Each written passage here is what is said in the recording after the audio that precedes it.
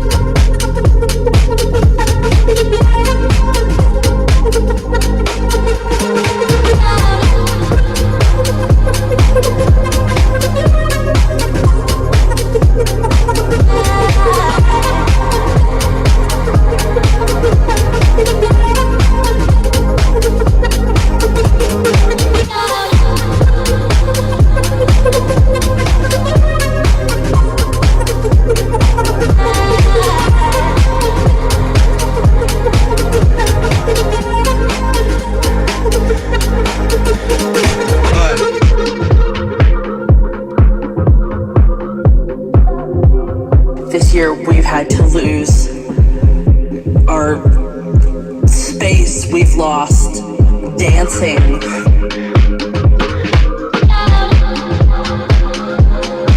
We've lost hugs with friends and people that we loved, all these things that we took for granted. We've lost dancing. We've lost dancing. If I can live through, we've lost dancing, this next 6 months, we've lost dancing, day by day.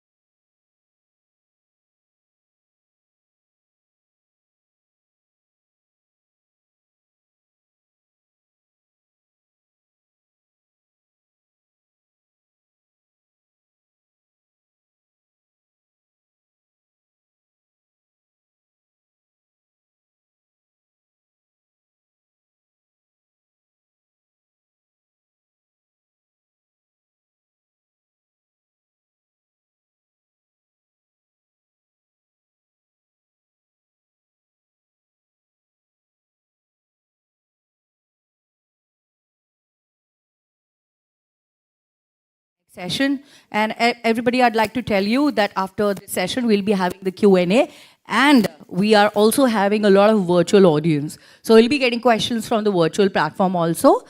And I think it's time for us to begin the session. Okay, everybody.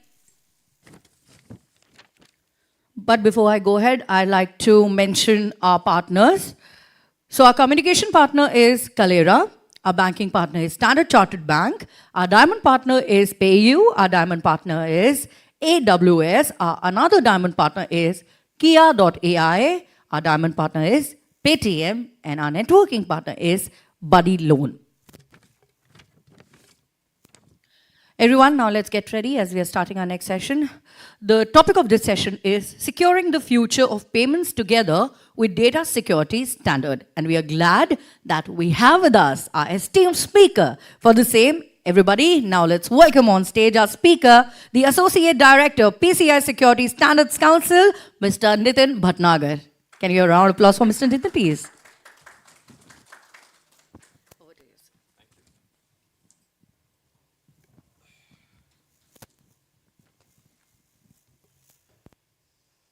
Very good morning. Good morning. Wow, that's great. So let me. I think I had a very brief introduction from you, Vyoma. So thank you very much for that. Let me start the session without the delay, and this is going to be a little more focused on the recent updates that the PCI Security Council has got brought in. With respect to the PCI DSS version 4.0, and also would like to share some new changes that have come in to the council in terms of your involvement with us. So let me start who we are. The PCI Security Standards Council, is a global forum, and I think that brings all the payment industry stakeholders together. And the participating payment brands that we have is the Visa, MasterCard, Amex, JCB, Discover, and recently added UnionPay.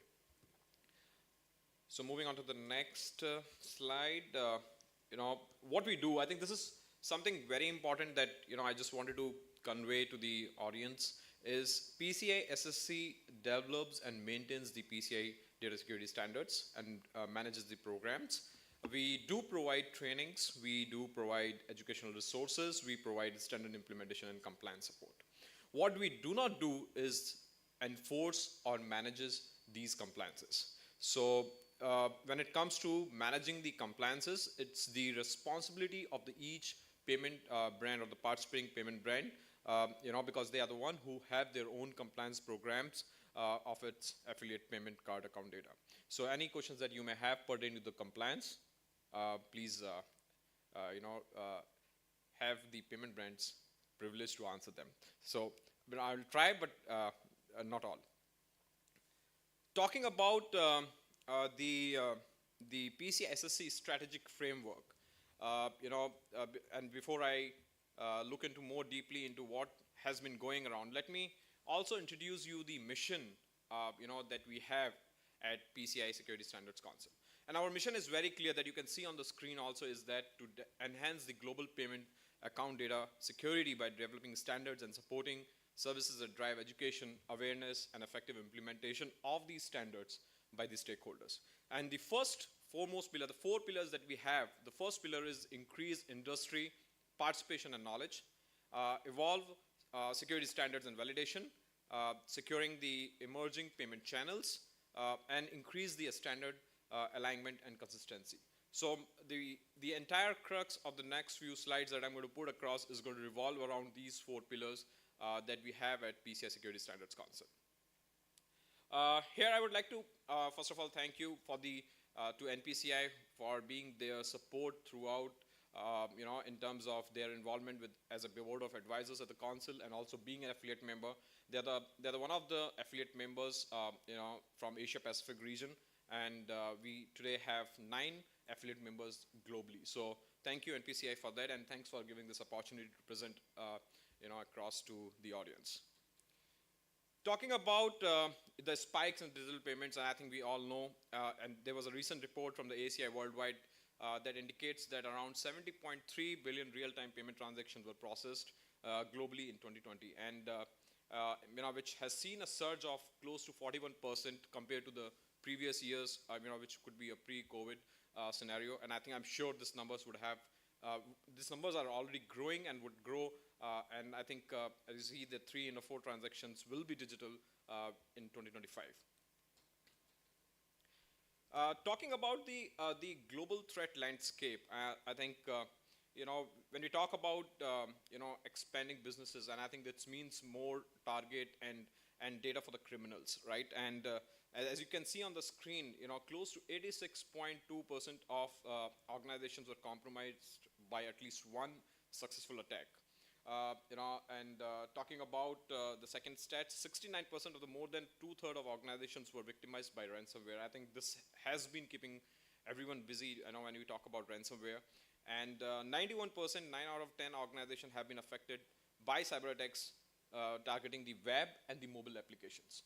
Now, the one stats which is not there on the screen is all about majority of the organizations are also lacking behind creating education and awareness and getting trained their resources on how to protect their infrastructure and how to protect their data from the external threats. So training is one of the areas that probably we all may need to look at, and enhancing the skills, and also the aspects pertaining how you can secure your payment infrastructure, how you can help in protecting the payment data, just not domestically, globally.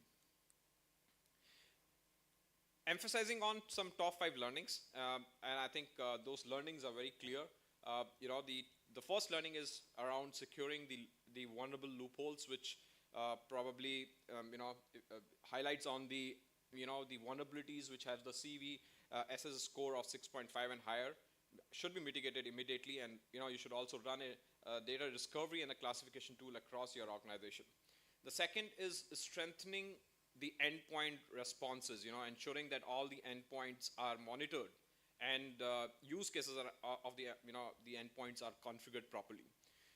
Deploying intelligent monitoring is the third learning that we can all talk about. Ensuring the monitoring activities covers the entire technology infrastructure, just not specifics, and deploy some machine learning based anomaly detection tools. Fourth is on setting up the diligent access management, probably performing periodic reviews on your applications, do the audits properly. I think that's more important. Having access management is critical. Executing a proper incident response plan is more important, in terms of understanding if something goes wrong, what are the next steps that you need to take, and having this incident response and forensics built within the organization, teams would help in securing your payment infrastructure. Talking about the PCI Security Standards Council, I think the screen that you see, we have 15 data security standards today, and all the actors that you see on the screen, starting from issuer to merchant, the vendor, vendors, or the solution providers, acquirer, processor, issuers, they have to adopt to these standards. Not necessarily all the standards are required to be adopted by the payment actors in the ecosystem, but definitely each actor has a role to play. For example, an issuer would have to look for PIN security as one of the standard, card protection physical, card protection logical. Talking about the token service provider, TSPs, when you come to the merchants and the solution providers and the vendor, there's a bouquet of standards that you have to look at, which is starting from PIN, transaction security, payment application data security standard, which definitely is going to is retired now, and probably we also stopped accepting new application on PADSS. It's getting migrated to PCI SSL, which is Software Security Framework. Point-to-point encryption, PCI 3DS, PCI CPOC, SPOC, and the list goes on. Now, when I talk about these standards, again, the compliance to these standards are being enforced by the payment participating payment brands. So in case you have any concerns or queries pertaining to the compliance program to the standards, you may have to reach out to your respective payment brands or payment network. Sure. Sure. Moving on to the next slide, and here I'm going to talk more about the PCI-DSS version 4.0 and the updates on the mobile payment on cards standard. So here, before I get into the changes, just wanted to highlight, which is self-explanatory, we have gone through three major RFCs, requests for comment from the global industry. The first RFC has seen current comments on around 3,000 comments from 153 companies. We had RFC 2, which has seen 1,800 comments from 124 companies. We have 1,300 comments from 87 companies in RFC 3. Now, overall, we have received close to 6,000 plus feedback from 200 plus unique companies. So this is the upgradation to the standard version 4.0 has been possible because of this massive feedback that we have received globally from the global companies across, and that helped us evolve and make the PCI-DSS version 4.0 more robust. The four goals that we have taken as one of the consideration is ensuring the standard continues to meet the security need of the payment industry. Adding flexibility is one of the key goals that we have taken into consideration, and promoting security as a continuous process as well as the another goal that we have taken as one of the benchmark, and enhancing validation methods and procedures which I'm going to talk about. So now the validation methods have got evolved. Initially, it was just a defined approach, what we give you as a standard, but now we also have come up with the customized approach, which I'm going to talk in my next few slides. So the evolution has happened to the PCI-DSS version 4.0, and which requires the industry to get educated, understand, aware on how the implementation to the version PCI-DSS version 4.0 would help them in protecting the payment data. So as you see on my screen, the 12 requirements, these 12 requirements ideally remain the same, but also what we have done, we have evolved on the requirements. Requirement number 1, which talks about install and maintain network security control. So we updated here the firewall technology terminology. This firewall terminology has been evolved here, and we are now talking about network security controls. The requirement number 2, when we talked about defaults, now we have evolved that to apply secure configuration to all system components. So just not the default passwords or the usernames that you need to take care of. Protect account data. So we are talking about protect stored account data. So the evolution on when we are talking about the card data, it has evolved to the account data now. It's just not the card data. Protecting the cardholder data with a strong cryptography during transmission over open public networks. Requirement number 5 now has also evolved from protect all systems and networks from malicious softwares. Requirement number 6, specifically we have included software as we are moving from PADSS to PCI SSF, which is your software security framework. So the standard requirements are also evolving when it comes to PCI DSS standard, and the software is one of the key areas that is going to be considered in protecting the payment data. Requirement number 7, restrict access to the system components and cardholder data by business need to know. 9 and 8 and 9 remains the same. Identify users, authenticate users to system components. Restrict physical access to cardholder data.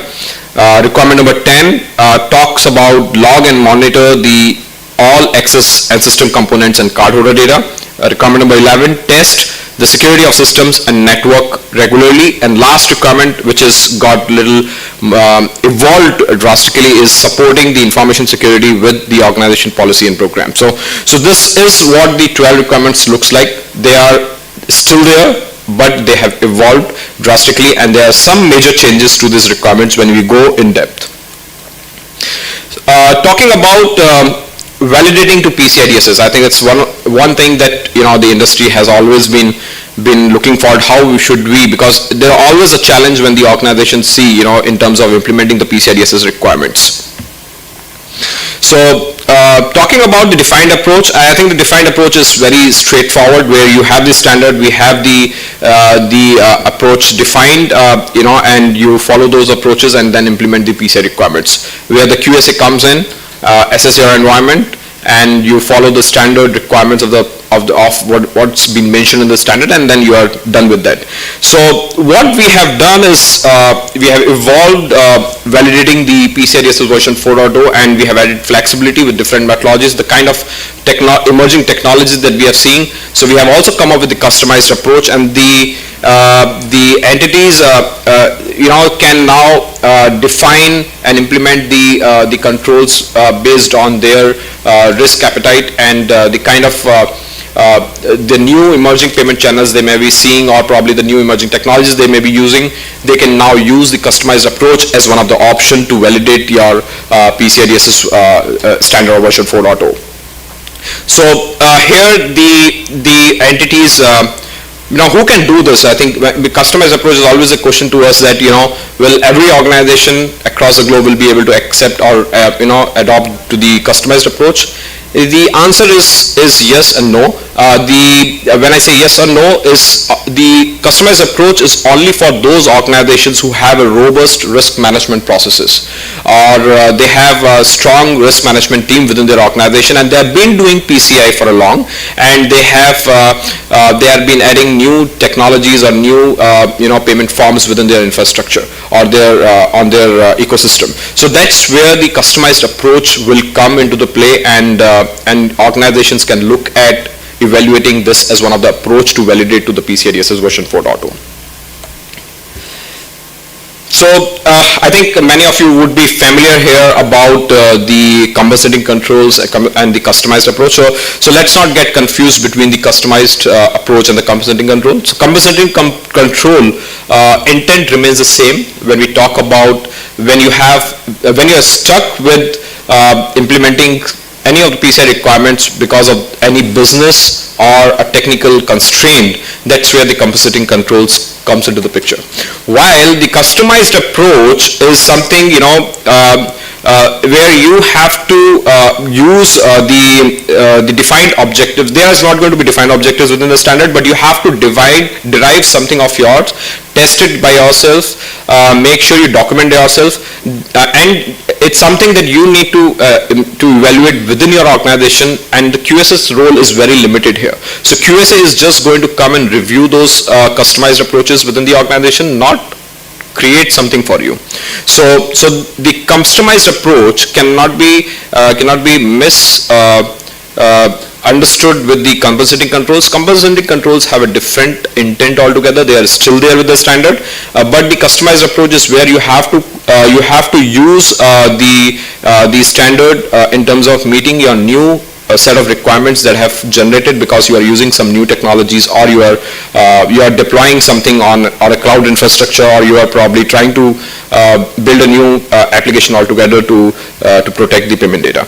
Now, the compensating controls are not an option with the customized approach. The entity is expected to implement an effective customized control without needing to also implement an alternate compensating control. So that's the difference between a compensating control and a customized approach.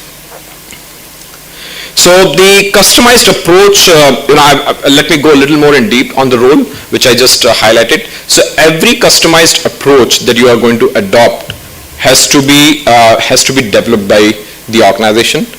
You have to test all those requirements, whether you are meeting those or not. You have to do a targeted risk analysis within that particular approach that you are going to use to implement that particular requirement. The QSA role is here to come and validate whether you are going in a right direction or not.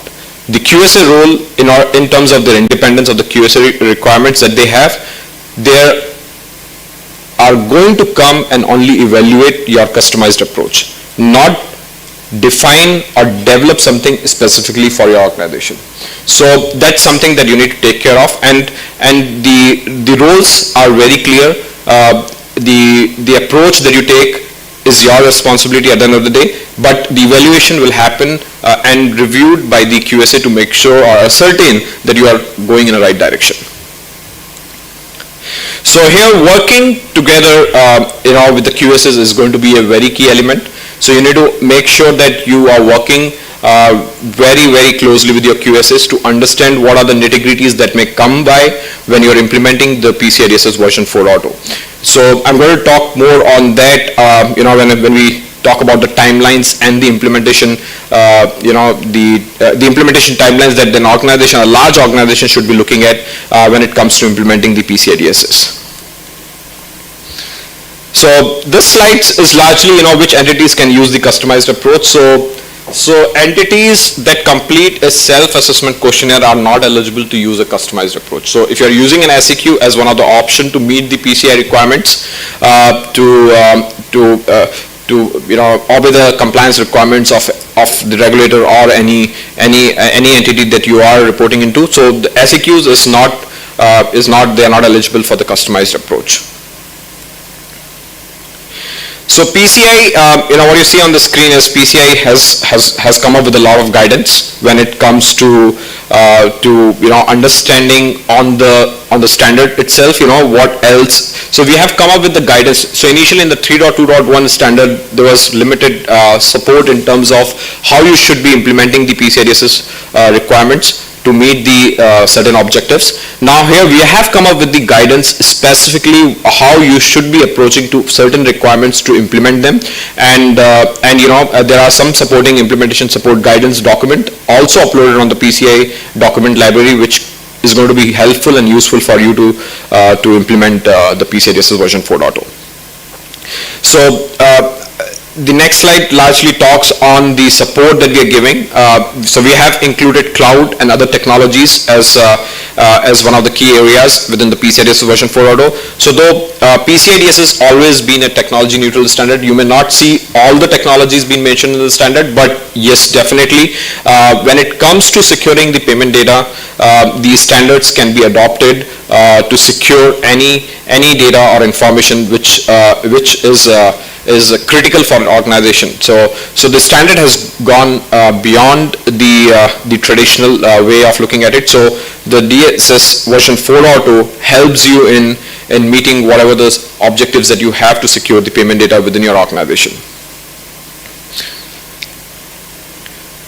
Talking about implementing the PCI DSS version 4.0, so the timelines are very straightforward. We are in the last quarter of 2022, so the official documents are all released. The training is announced, so the training is happening as we talk on the transition training. So we have not announced any new QSA trainings at this point. This is a transition training from version 3.2.1 to version 4.0. So the existing QSAs are being getting trained, existing ISAs are getting trained to get a quick hands-on on the implementation of PCI DSS version 4.0. Coming on to the quarter 2023, the training goes on, and the quarter 1, which is 31st March 2024, the PCI DSS version 3.2.1 retires. Now there are implementation for the future dated requirements. There are future dated requirements that are being taken into consideration. So you have time until 31st March 2025, for the future date requirements that will become effective. Still then, when I talk about the future dated requirements or the new requirements, you can still use the old requirements to meet when you're going for version 3.2.1 or 4.0, but they become effective from 31st March 2025. Until then, it's in a transition. You can start implementing, you can start executing the implementation for these new future dated requirements, so that when they become effective, you do not face any challenge. So what is your implementation timeline? Let me put it this way: how many organizations here, how many people sitting here are going through the PCI compliance? Yeah, I see a few hands. So ideally, I'm assuming that you are all large corporates or large organizations, right? So we have a 2 years of transition timeline, which we are already 6 months we have crossed. So I'm going to talk about the very old age principle that we all have heard about is the Plan, Do, Check Act. So this is where we are. Where we are sitting today is planning stage, right? So planning is where you understand what the standard brought in, what the standard is talking about. reading through the standard, understanding the standard requirements, what is the new challenge that it can bring to your organization while implementing PCI DSS version 4.0. Then you have do, where you are going to create some working groups within your organization to understand these challenges and how this is going to impact you in the long run. So plan, get your team equipped to understand what the standard is all about. Create working groups, create some sessions, get external assessors, bring into your organization to understand how this is going to compass in terms of the implementation. Check with your QSA how the implementation is going to happen, what further improvements or the addition of the tools and technologies that you need to take into consideration, and then act accordingly in 2024 to get your PCI DSS version 4.0 implemented. So you have to go in a very planned manner. 2 years, if you think it's 2 years, probably we think those are, it's not long at all. It's just a matter of time. When we release the standard on 31st March this year, we are already in September. So you can assume 6 months have already passed by. And it's very important, and that's where I would like to emphasize on, if you are executing and if you're planning to adhere to the timelines when the PCI DSS version 3.2.1 retires and you are transitioning from 3.2.1 to version 4.0 in a seamless manner, you may have to adopt to an approach which is plan, do, check, and act, and make sure that you are not non-compliant to any of the regulatory requirements. So talking about what we have been working on recently, we have been working on the new standard on the mobile payments. So the mobile payments on COTS is going to be released as we talk, in December this year. So we already have PCI CPOC, PCI SPOC for the contactless payments and for the PIN acceptance. So this standard is largely is going to focus on, it's going to be amalgamation of both the PCI CPOC and SPOC, and you will see a PCI MPOC as one of the standard which is going to help in securing your mobile payments. And this standard is still working, and thanks to all the industry stakeholders from India who have been giving their inputs and feedback, and thanks to NPCI again being part of it. And we will see this new standard coming in December 2022. As I move towards my submission of the slides, and getting involved is critical in order to influence these standards. And when I talk about influencing the standards, and I think India has been on a growing path. When I took up this role in 2018 with PCI, we just had one participating organization who was involved with the council. Today we have around 25 participating organizations who are involved with the council, including the NPCI as one of our affiliate member and who sits on the board of advisors as well. So that's important. In order to influence the standards, there is an industry participation which is required, because we, without the support from the industry, without the feedback that we get from the industry, it's very difficult for us to evolve and make these standards more robust. So in that league, I think we have the community meetings and the industry programs that keeps coming up. So we just last week sum up with the North American community meeting. We are coming up with the Europe community meeting in Italy in October, and then in November there's going to be an Asia Pacific forum which is going to happen. Dates are yet to be announced for that. So what we have introduced this year is a new participation organization program. So now they are going to be, initially it has used to be only 2 levels. So basically not 2 levels, it's only one, which is participating organization, which was restricted. But now we have announced a new participating organization program, which we have 3 levels, which is to principal, associate, and individual. So initially the individuals were not having access to the PCI SSC resources. Now we have opened to the associates, to the individuals, and to the principal. So where you can, the principals can, add more inputs, more collaboration, and more interaction on both technical and strategic levels. Talking about the associates, it generates more opportunities to interact, more influence to the standards, and more occasion to get involved. Then when we talk about the individual member benefits, I think it's all about more community expertise at the table, more access to the resources, more collaboration opportunities. which means that it gives more seats at the table. So currently we have only 30 seats across the board of advisors. Now this number of seats will get increased to 56, which is massive in number. So, and that's where the kind of involvement that we are looking from the global payment industry to support us in influencing the payment standards. Now the BOA will now get option to vote to the new standards for publication and major revision to the standards. Initially, it's the PCI Security Standard Council who are deciding on what standards that we need to develop with the support from the participating payment brands. But now this is going to get changed. Now the new standards publications would decide on what the board of advisors inputs says. So it's all now been back to the industry. If India as a country wants a new specific standard to be worked out for the global perspective, definitely the answer is yes. And I think that's where the more involvement and the opportunities will open the door for the Indian payment industry to help us in developing these standards to secure the payment ecosystem. At the PCI Security Standard Council, we have a couple of trainings which can help you in enhancing your skills in terms of securing the payment data. So we have a PCIP, which is a Payment Card Industry Professional Certificate, and which is an individual qualification for implementing and maintaining the PCI DSS to secure your cardholder data. So this certificate remains with you. It remains with you for 3 years, and it helps you in overall archiving your growth within the organization, as well as helping organizations secure the payment data.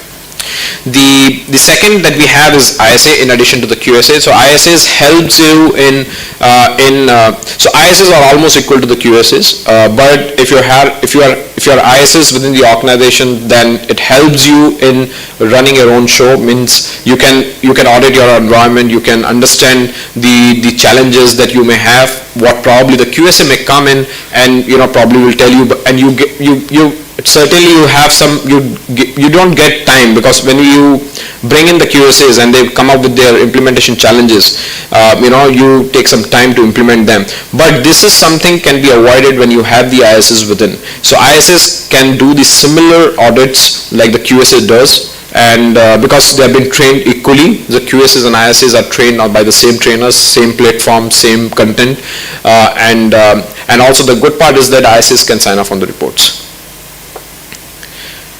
With that, probably I would request everyone to participate. If you're looking at joining council in some way, please do send us an email at participation@pcisecuritystandards.org, and we would be glad to help you. Thank you very much. Any questions, anybody? To ask any question if you have. Yeah? Any questions? Hi, Nitin. Yeah, hi. Hi, this is Sarat. Hi. So, very good presentation. So one thing that I'm thinking about is, when you see a cardholder data breach, from different organizations, as a council, are you actually going back and saying what was the gap, why this was happening, even though they are PCI compliant and all that? Yeah, see, it answered this question. I think, as I said, this is more towards the compliance, because it's the participating payment brands or the payment networks. They're the one who run the compliance programs. As I said, we develop the standards, right. We manage these standards. That's the role. Yeah. But we have a program called Payment Forensic Investigator, which is PFI, right? Payment Forensic Investigator role is to get involved in these payment data breaches that happen and submit the reports to the payment networks. But what we get is an appendix which talks about certain requirements which were not met. Now, based on that inputs that we receive, we take those feedbacks into consideration and we try to see how we can evolve these standards, and we float the RFCs to the industry, where the industry people come in and they contribute to the feedback. Now, initially it was a lot of restricted, but as I said, this is is open to the public, which is now an individual even can join PCI Security Standard Council today and provide those inputs and feedback, in addition to the associate and the principal members that we will have. Now, having said that, if I have to talk about the basics, and the top three learnings have been why these data breaches happens are the three reasons. One, if you have a very you don't have a strong password. The second is your insecure remote access, and third is largely when you are not updating your systems with the latest patches. And these are the three basics. There's no rocket science to why a data breach happens, but these are the three basic things. If an organization is able to take care of, then we can avoid those breaches. And I think one important thing that we have taken into consideration in the standard PCI version 4.0 is involving the multi-factor authentication requirement. So this has evolved drastically from what you have been seeing in the version 3.2.1.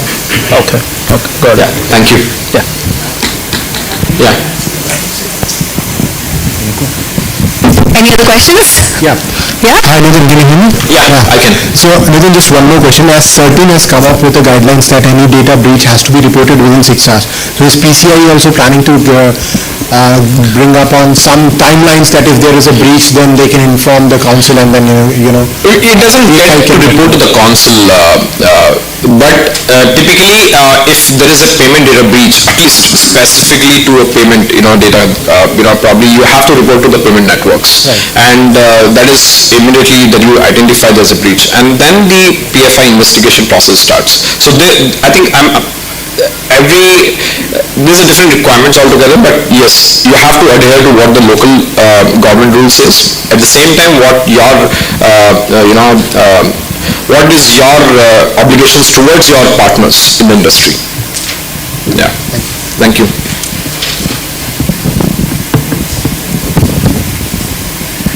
Okay, you mentioned about ISA just now, right? So is it like building our internal talent to do the ISA, or is it similar like what we're doing for the QSA?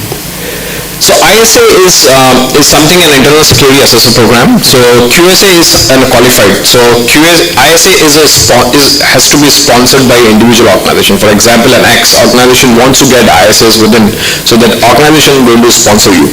So QSA can do work for many.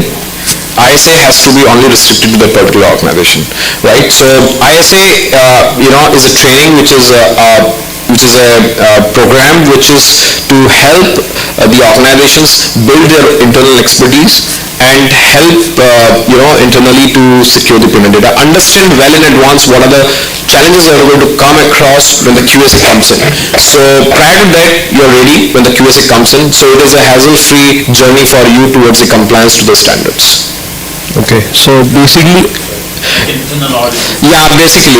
But the ISA feature is also that you can sign off on the reports also. That also gives you flexibility. Yeah. okay. Anybody else? Any questions? Sure. Thank you. Thank you very much. Thank you. Thank you very much, Mr. Nitin, for this insightful presentation. And everybody, let's not forget, safety is everything. Safety first. And now it's time for us to move on to the next presentation. But before we move on to that, I'd like to mention our partners in here. So everybody, country partner is UKFCO. Our country partner is Kingdom of Netherlands, and Credit Score partner, Paisa Bazaar. Conversational Commerce partner, Carix. P2P lending partner, Fairsense. VIP Lounge partner, Cred. InsurTech partner, Cover Genius. Yes, so thank you for making it a very interactive session. And now we are moving to the next one. The next session is on distributed digital public infrastructure. And to present this one, I'd like to invite on stage the head India Blockchain National Payments, Mr. National Payments Corporation of India, Mr. Sudeep Chaudhary. Everybody welcome on stage, Mr. Sudeep Chaudhary.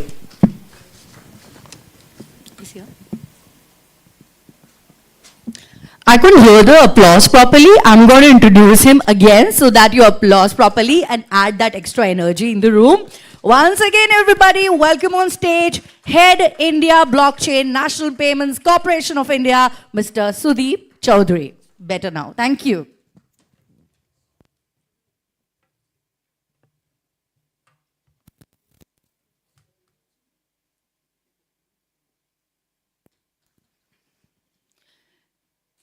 And everybody, after every session, we'll take questions. So please ask your questions, okay? We would want to make it as more interactive as possible. Yeah.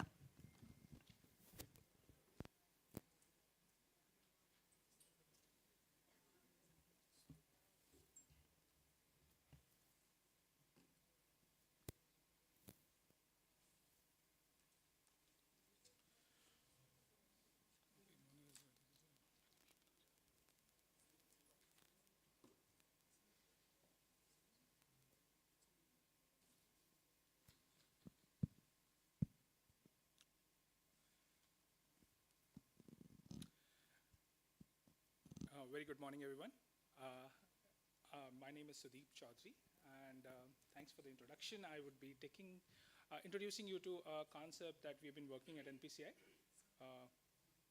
Yep, am I audible? It's a small room, so it's fine, I think.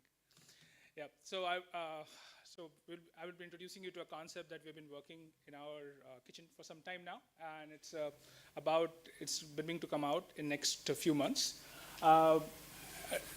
This concept is called distributed digital public infrastructure.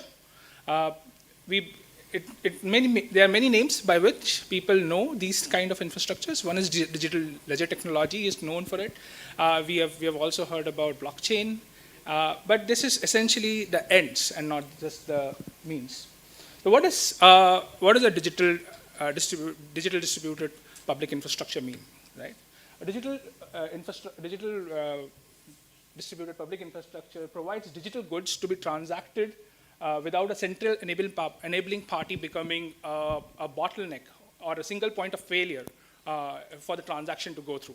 So currently, all our infrastructures, as we see across the board, are having certain degree of dependency on two things, right? One of the biggest dependency that we see is like for what the business that we are into. It's a little bit counterintuitive, but NPCI essentially enables payments across the board for all financial institutions in the country, right? But it also, because of its nature of its job, becomes a single point of failure, because if NPCI infrastructure comes down, it can actually reach to outage, right? And we see not that many of it. We have a lot of processes in place, but we are trying to solve if it is possible to not have this situation at all. Not possible, because the infrastructure is not dependent centrally only on NPCI. And that's the essence of what a digital distributed public infrastructure is. A digital distributed public infrastructure removes the single point of failure from the system, right? Now, the transactions that we do in this kind of digital distributed public infrastructures are essentially having two parts to it, right? One is the digital assets. We are seeing upcoming splurge of digital assets in the market. The Web3 is a very good example, and we are seeing that happening at scale in the market. So one is the asset aspect of it, which changes hand and has to be and might better be stored on this distributed infrastructure. And other is the currency or a store of value token, right? The store of value token allows us to actually move to transact this digital asset over this infrastructure, right? In a classical system, if you are following blockchain and crypto, you would be listening to the store of values, new store of values called cryptocurrencies coming in. But we are looking at, can we actually create an infrastructure which allows INR to act as a store of value for a digital distributed public infrastructure? Right? So that's the second basic aim of this particular infrastructure, right? With the advent of blockchain, we have seen certain things that have been proven without a doubt, right? We have seen that we can clearly see that on a digital level, we are moving through a phase of decentralization, right?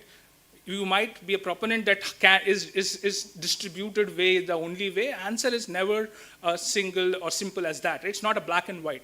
But what we can clearly see is that we have reached to the Moore's law threshold, where it is more expensive to centralize an infrastructure than decentralizing infrastructure. Hence, there is a gradual movement toward decentralization. It doesn't mean that everything needs to be decentralized. It's a journey, but essence is that we basically are in a phase of decentralization of digital infrastructure.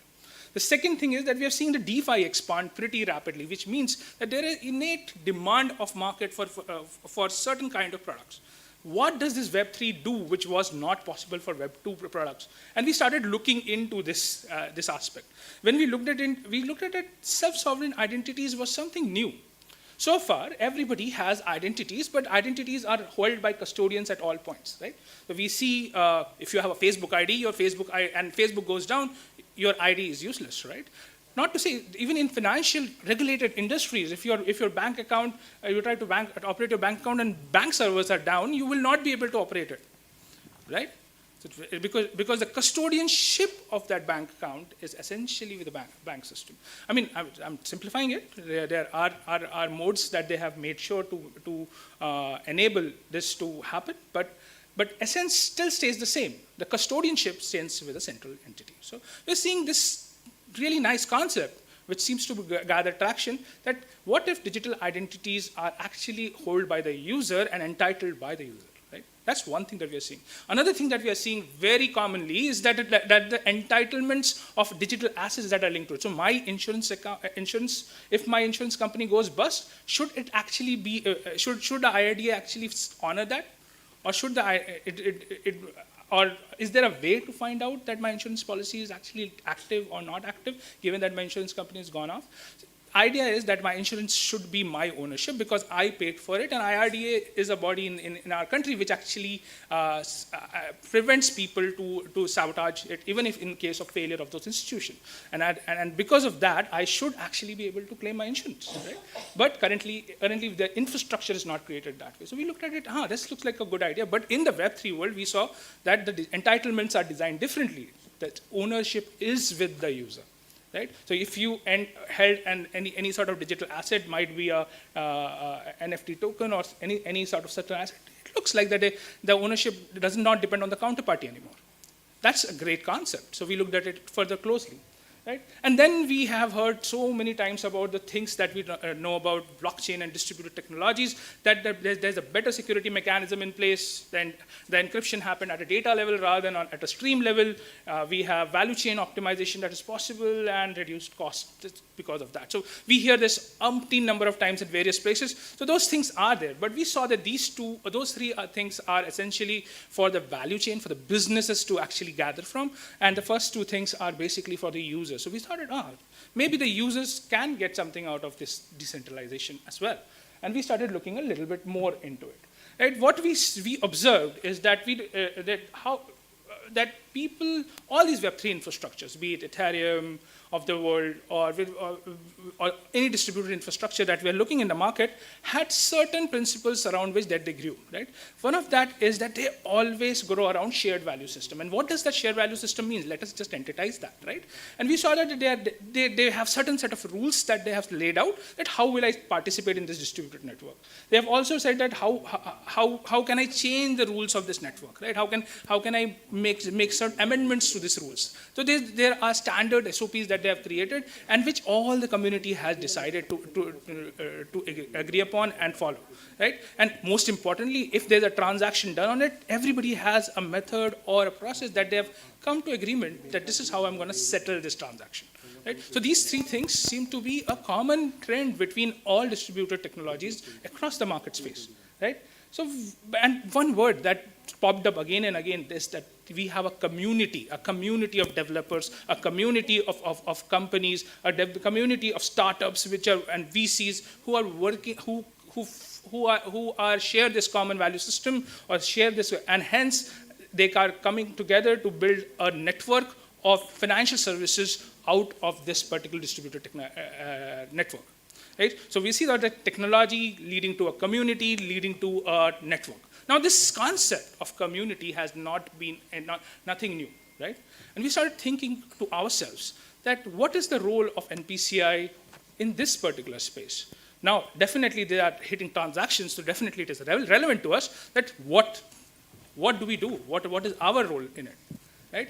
And we decided that, hey, you know what, this community thing, that's something that we have been doing for a while.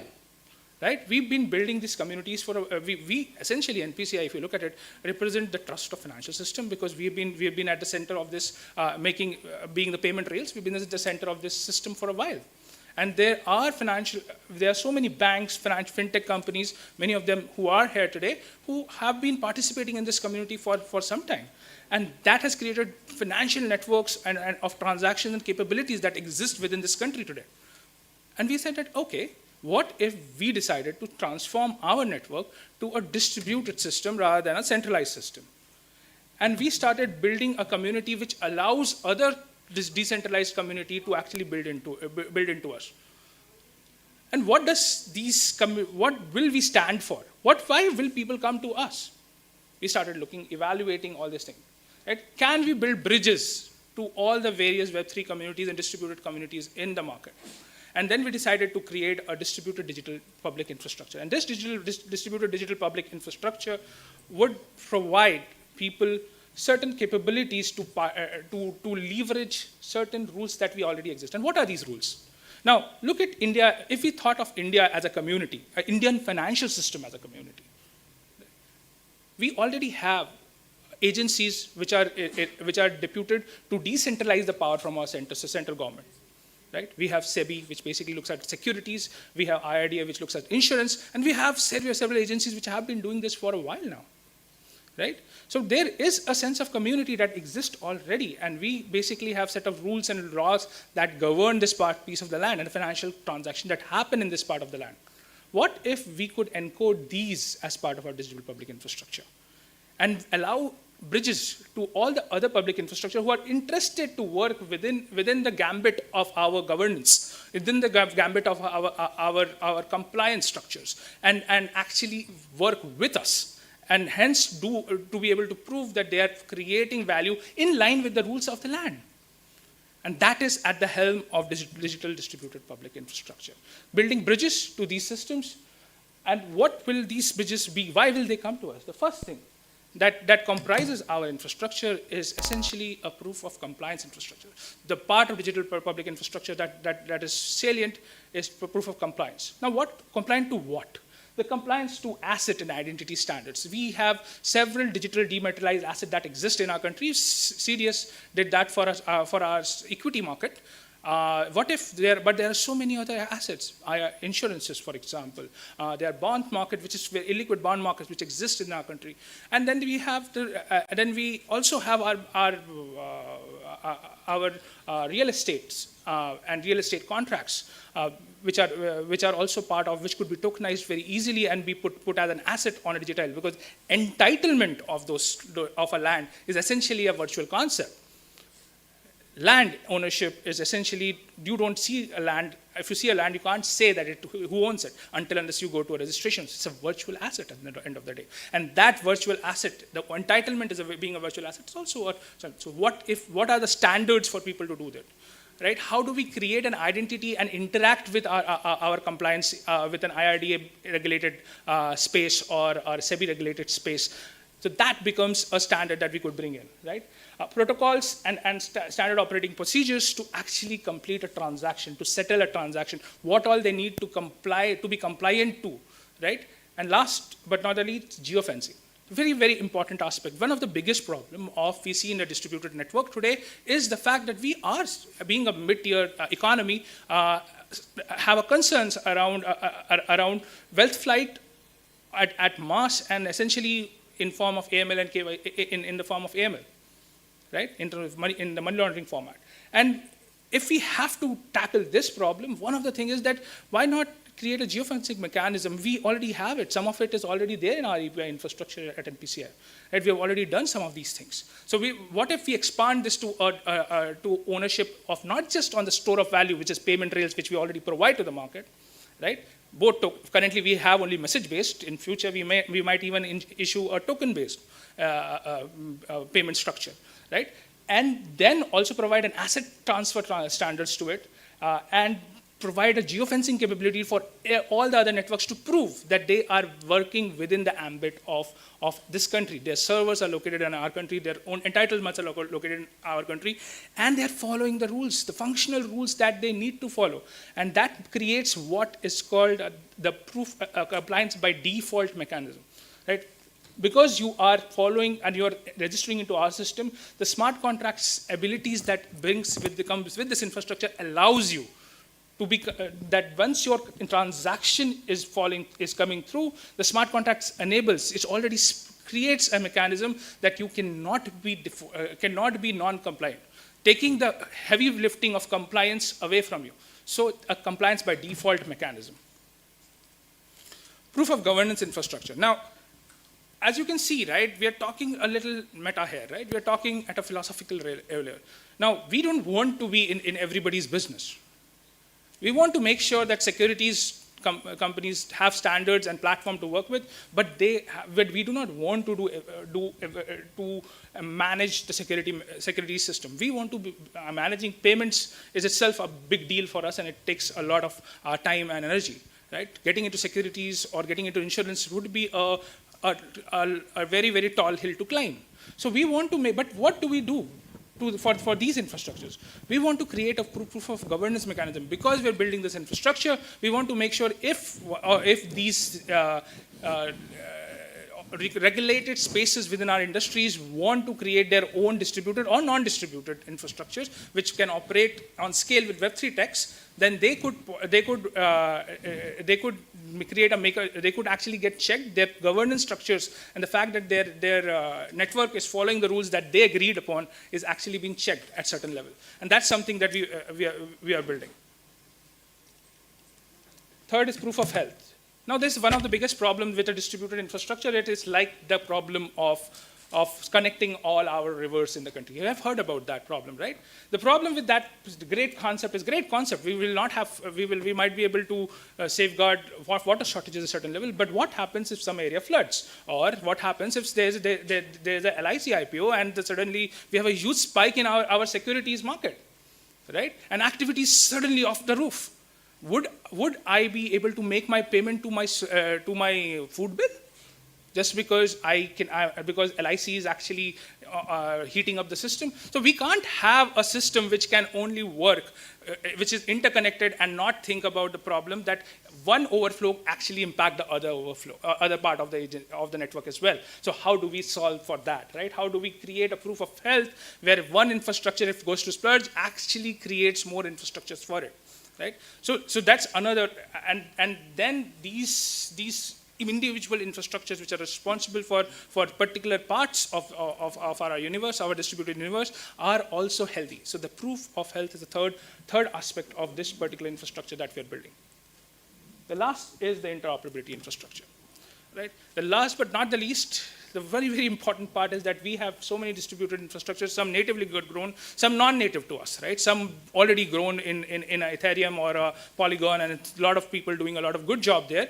Then how do I create an infrastructure so that they could A, be compliant? We have already looked at it at the proof of compliance level. B, they are healthy, that they are actually maintaining good level of services, but C, are also able to operate with other ends of our system, right? That is an interoperability infrastructure that we are building as part of our distributed public infrastructure, right? The interoperability allows us to do few things, right? In a compliant fashion, we are able to look at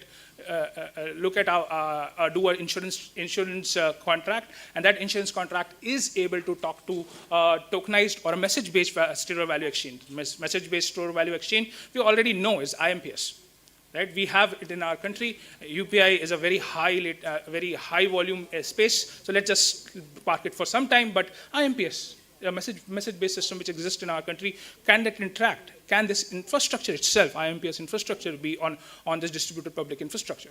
The answer is yes, it can be, and that's what we are working towards. So, to summarize, distributed public infrastructure would so why are we doing this? One of the very basic agendas that we have understood is distributed public infrastructure brings out removes a lot of compliance cost from the system, removes a lot of reconciliation cost from the system. So while we might not decentralize all the control mechanism, it makes sense to actually decentralize the infrastructure to reduce the overall cost. And that means, because we are essentially a Section 8 company and our job is financial inclusion, right? To create the space, the cost space, where we can actually take our services further down the pyramid to the next 200 million that we're aiming, right? The next Eventual adoption of user-held identities would make identity theft at scale very difficult. Now that's something that is given. Because identity theft has been a constant part of our centralized lives right now. Every year we get some degree of identity, and we're trying to create vaults. We're trying to create mechanisms to actually reduce it. But it's a fight in which constantly, whenever there's a loss, there's a huge loss. Right? And what we are changing with this particular infrastructure, if it's a user-held infrastructure, yes, you still can actually go and steal a theft, right? You can do social engineering and steal somebody's identity. Those things cannot be solved. But even if you did steal an identity at scale, you were a master hacker and went and cracked an SSL, you could hack a stream. But then this is the same amount of effort that you took to actually handle an entire SSL. You will take to handle the throughput that you will get with one transaction from one person. And that is reducing the throughput of a hacker by a huge margin, making it extremely uneconomical for them to invest into hacking. Current DeFi infrastructure, this entire infrastructure also leads us maybe to a paradigm where we can actually look at the current Web3 to prove their legitimacy. Right? Currently, it sits in not illegal category within our country. It could actually start proving its legitimacy, that it follows the rule of the land. Today, there is no way for them to prove it as well. While there are fears on a centralized side, there are inabilities for them to prove that they are doing right business. Not everybody is trying to do money laundering, right? Most of them are actually legit business. And this infrastructure could provide them a pathway to prove their legitimacy. This public infrastructure provides base to create a legal framework for Web3 to exist and thrive within the country. Understand this, right? Until unless you prove a technology, until unless you scale a technology, you cannot have a rules around it. So this infrastructure, if scales, and hopefully we will be able to do that by end of this year, we will be able to prove that by end of this year. We could actually give the pathway for people to create do's and don'ts, and hence a legal framework in which a Web3 industry could thrive. The last but not least, the last passing thought I want to leave you with is that at NPCI we deal with a scale of unprecedented level. We have high throughput systems with low latencies. We maintain throughput of 7,000, 8,000 TPS. We maintain latency of less than 200 milliseconds, right? Even if we go a little further, and even if we are able to distribute system and still maintain a latency of 1 to 2 seconds, and able to create a distributed infrastructure which is 1,000th of a cost, we create an infrastructure that is not just for India, which is about 16% of the world's population. It's also for humanity. So essentially, this infrastructure, why it's a good idea, is this infrastructure that we are building is a good idea because it creates not only capable of penetrating for next 200 million in India, it creates the capability of penetrating financial services to a lot of parts of the world which have no idea of how to get access to financial instruments. Thank you.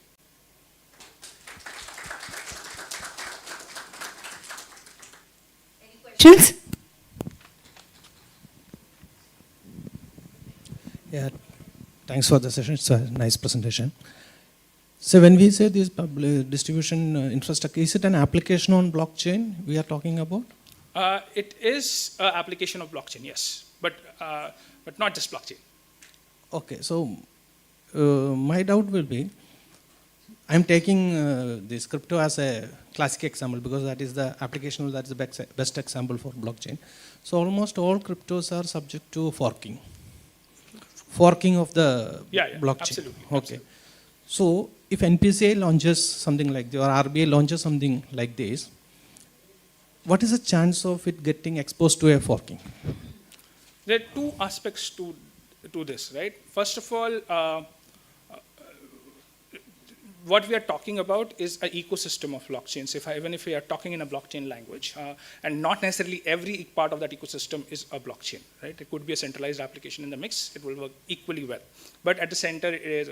So forking is possible, obviously possible, but forking is managed well also and managed badly also. So you can actually look at the good examples of forking, where it was not because of somebody stole or there was a big problem with the protocol, and hence we had to steal it, we had to change it, and hence we could, hence the fork got created. But we got some really seamless forks as well.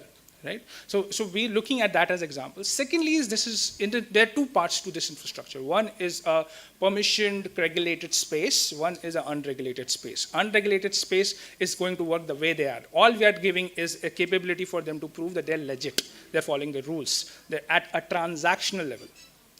Right? And hence the forking and the life goes on the way it is for the unregulated. For the regulated space, it's a permission layer where basically not one stakeholder and the agency basically decides upon it. But any system which is designed in a permission system, if you look into background, you will never hear anything about forking. Why? Because essentially backward integration is inbuilt into these systems. So forking is a problem when you have a permissionless infrastructure that will remain. But the legitimacy of their decision making and their alignment to the rules and regulations and compliances that they need to adhere to would be facilitated. It's an enablement infrastructure. It's not a fact-finding infrastructure. It's an enablement. If you follow this, if you integrate it, wrap our tokens, our smart contracts into your APIs, you would be compliant by default. So that's for them. But the forking stays same way for the unregulated space. Regulated space is anyways a permission infrastructure. So essentially forking is not a concept because you have backward integration by default. Thanks. Yeah. Any other question? Yeah. Mic here, please.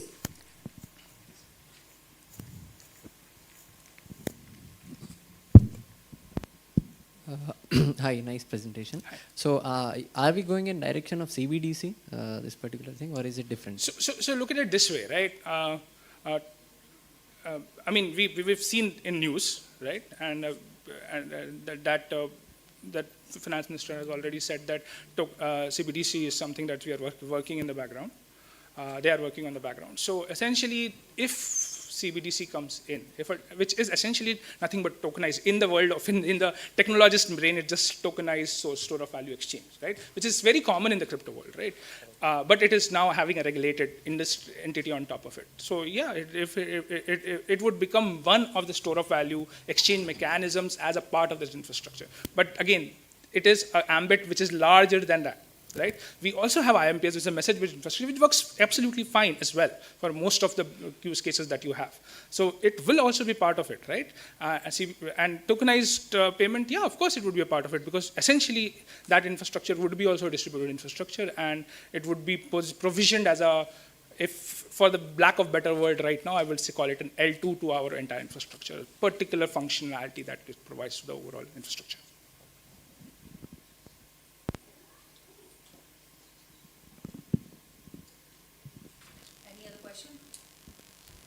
Are there?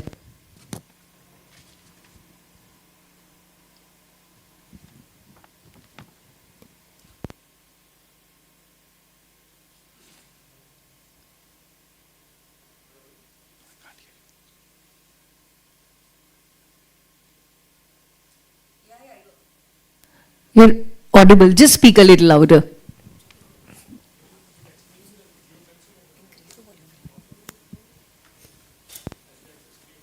I really can't hear you. Could you be a little louder?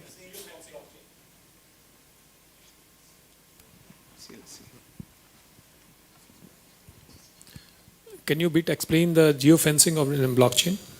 Okay, geofencing, I never said geofencing of the blockchain. I said the geofencing has to be enabled. So the transaction has to be, can be geofenced either by direct tagging of the transaction or from the source of origin of the transaction, right? So I never said blockchain needs to be geotagged. I only said that geotagging has to be enabled for the transaction. The mechanism, as I said, blockchain is a subset of all the technologies that are part of this particular tech. Right? And some of it, by the way, you do a Google Pay is active in US and India. Have you tried doing it in both countries? It behaves very differently. It's a geotagged. So essentially wallet systems could easily be geotagged, and it's been something that's been there for a while. It's not something new. So geotagging of wallet system is very easy, fairly easy to do. Geotagging of transaction is fairly easy to do. from if we take point of origin of the transaction as a source of that data. Geotagging of blockchain is not a necessity to be able to find out that if the particular transaction has happened within the ambit of Indian infrastructure, Indian legal system, or outside legal system. So, but blockchain by default, this is a compliant infrastructure which would also be hosted out of onshores. So it will never be hosted offshore. At least the compliance infrastructure that we're building. So that way we know, because it's a permission. It's not a permissionless infrastructure. It's a permission infrastructure. Thank you. Any other question, or shall we move ahead? I think we're done with the question. Thank you very, very much. Everybody, round of applause for our presenter, please. Mr. Sudeep Chaudhary.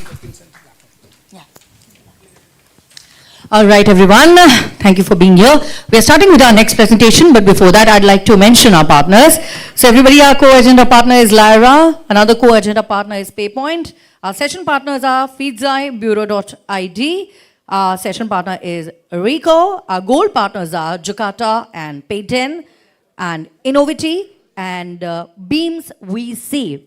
And I think we are good to start with our next presentation. I'd like to tell you our next presentation is another important one, which is on cybercrime, fintech, and online financial frauds.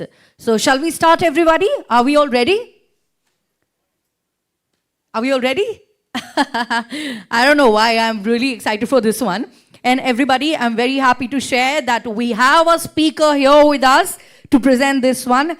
Let us all together, with a round of applause, welcome on stage the joining in person, DS14C CIS Division, Ministry of Home Affairs, Government of India, Shri Deepak Virmani.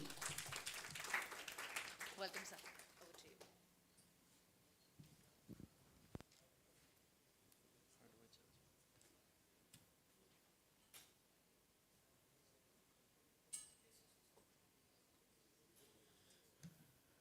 Good afternoon and thank you. The welcome was as if there's a film star contest, and special thanks for that. I represent Ministry of Home Affairs. There's a special scheme of cybercrime prevention called as Indian Cybercrime Coordination Center. So at the outset, I would just like to request you to kindly raise your hands as to who has heard about this scheme, I4C. Anyone? Okay, except for the person who is interacting with me quite often, Hardik. So this brings in more authenticity for my presence to be here. So I4C primarily is a body which tries to caution the various stakeholders in the financial sector to pause and then to proceed. This is what we are here for. We are a part of Ministry of Home Affairs, and we are into the prevention of cybercrime holistically. Next.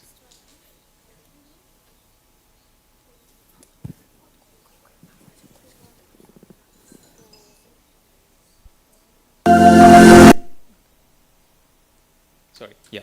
So we have 7 verticals, and this, as I mentioned, I4C basically is a specialized scheme for the prevention of cybercrime across the country. So we have 7 verticals. The foremost is in relation to the threats, the threat analytical unit. So any kind of threat which we receive, which we conceive in the country, we pass it on and we share with multiple stakeholders across the country on the real-time basis. We also have the prominent vertical called as National Cybercrime Reporting Center, that is called Reporting Portal, NCRB. So I would like you to kindly remember this portal, cybercrime.gov.in. This is the only portal in the country which takes care of all the reporting of cybercrime by the citizens. So we propagate this portal is in case of any financial crime or any cybercrime which happens to a citizen. The citizen can log on this portal and register the complaint. We also have around 14,000 plus police stations connected with this on the portal. And any cybercrime complaint, after it is registered on the portal, it reaches to the concerned police station on the real-time basis, so that the police can take the cognizance on these complaints. We are also into the cybercrime coordination. So we coordinate with multiple stakeholders and various state police authorities for the prevention of cybercrime under the joint cybercrime investigation team. Another portal is regarding the forensic laboratory. We have a high-end state-of-art forensic lab called as NCFL at Dwarka, Delhi. So anyone who is around in Delhi, we welcome all the delegates present here to see this lab. It's a state-of-art lab with multiple kinds of forensic tools which are available, and these tools we provide to all the police authorities for proper investigation. We also have a training center called as NCTC, wherein we train all the police authorities across the country. More than 25,000 police personnel have been registered, and around 8,000 plus certifications have been done through the online training modules which are available on the portal. We also have an ecosystem management where we try to interact with multiple stakeholders, one of them being NPCI, majority of the banks, all the UPI service providers, etc., to have an ecosystem for prevention of cybercrime. And we also are into the R&D work in relation to development of the indigenous tools for the cybercrime prevention.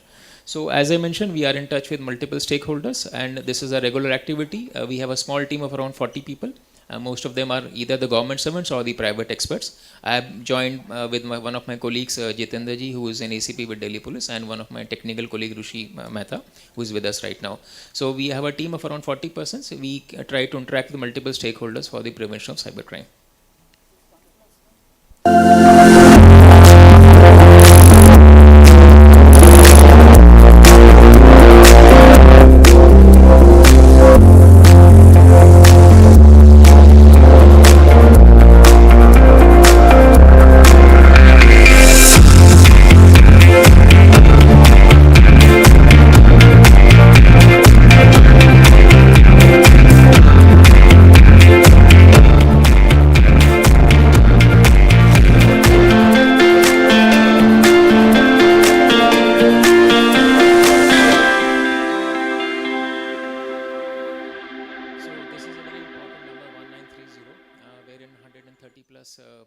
UPI, e-wallet service companies, the banks, the Fintech companies, the e-commerce companies are integrated with the system.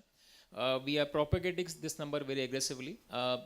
Whenever there is a financial fraud which happens through the online system, or maybe if we click a wrong SMS and then the money is siphoned off, we always tell the citizens that you report to this helpline number 1930. This 1930 helpline number is active in all the states and union territories. In some of the states, it operates from 9 to 6 p.m. in the evening, and in some other states, it's operating on 24/7 basis. So since all the various stakeholders are integrated with the system, we are trying to operate this number on 24/7 basis across the country. And we always tell the citizens that in case of any financial fraud, don't go to the bank, don't go to the UPI service providers, come to us. Since we have this number with us, what happens is that on the real-time basis, once the complaint comes to the call center, normally operated by the police functionaries, the basic details are captured as to how the fraud took place, whether you received some kind of SMS or some kind of clicking message, etc. And with the basic details, a token is generated, and this token passes on to the concerned bank from where the money has flown. So if the money moves from one bank to another bank to third bank to fourth bank to UPI, and finally it's siphoned off through, let's say, an ATM, we try to keep the flow of the money so that we can stop the money. In case we receive the complaints in, let's say, 5 to 10 minutes of the money being siphoned off, we are able to save the money also. So this has been a success. We started off with this project last year, somewhere in July, post second wave of COVID. And then we kept on integrating multiple states in this in the phased manner, and now all these states are integrated. So we are trying to increase the canvas. We are trying to increase all the service providers on this platform so that we try to stop the flow of money which is siphoned off by the fraudsters. And we do such kind of publicity at various social media platforms. We are available at all the social media platforms through such graphics and videos which we keep on uploading on day-to-day basis. So just a small statistics, cybercrime, since we analyze the complaints at the national level, we have as of now around 13.5 lakh complaints which have been registered since August 2019. So that's a huge number, and the complaints are increasing day by day. Last year we took a random date of 31st of January 2021. The number of complaints we registered were around 450 per day across the country. So this jumped to around 2,000 in this year's January 2022, and by this trend we feel that number of complaints will increase phenomenal to around 4,000 per day. which is a huge number for the police functionary to man it and to investigate. So what we feel at the punchline is that the prevention is the way ahead, and that's why we are here to caution that we move fast in terms of the transactions, but we should have some kind of a caution so that we think twice before we launch any service in the public sector. And nowadays, we are also aware that the average screen time is increased phenomenally, especially during the COVID waves. So lots of people, especially children, senior citizens also, they are part of now the internet or the global space. And perhaps sometimes we feel that earlier days, whenever we used to have some kind of crime, let's say a dacoity or similar crime, the money used to be siphoned off from the so-called मालदार people, बड़े-बड़े लोगों से पैसा लेके जाते थे.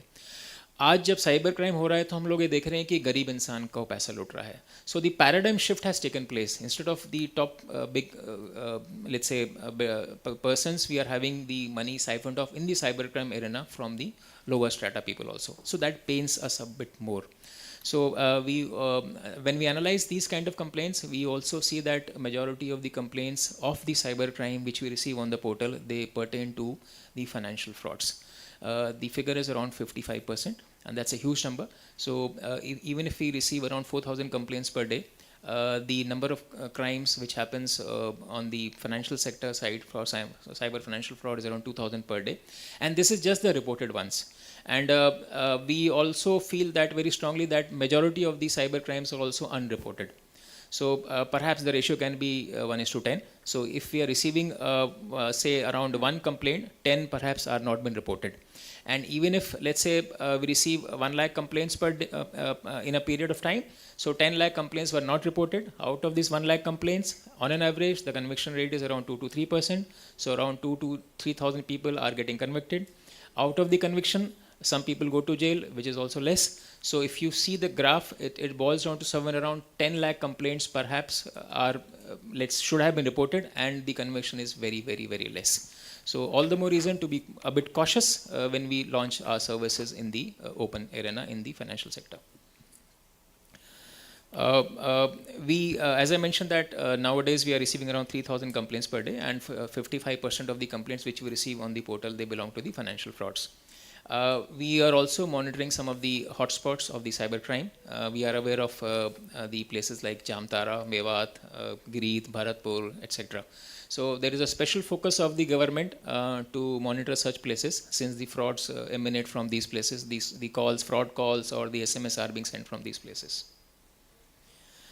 This is a common phenomena. We keep on seeing it on day-to-day basis. Today also there was a news article which says that around 300 Indian citizens, they were taken to Myanmar for the cybercrime. This is the front page news of the Times of India, a Delhi edition.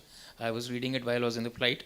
And such kind of news we keep on hearing. On the left-hand side, we see that the hotel IP was hacked and a decent amount of money was stolen from the government portal. We have also seen cyber attacks on NHAI. So be it the private sector or be it the government sector, the number of cyber attacks are increasing day by day. This is what Certain says.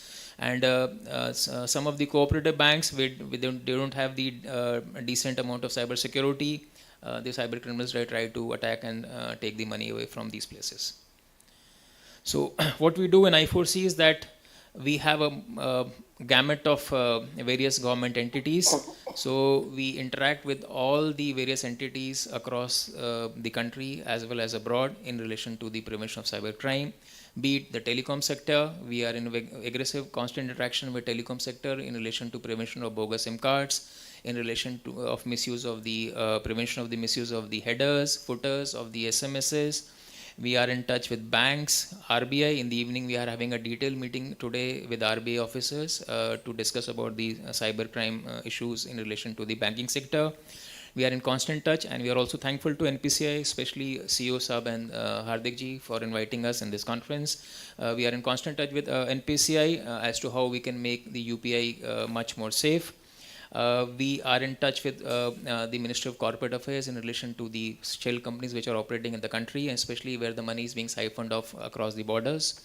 We are in touch with MIT and CCC to see the metadata, the cloud service providers, the social media service providers, and also some of the stakeholders in relation to the academia.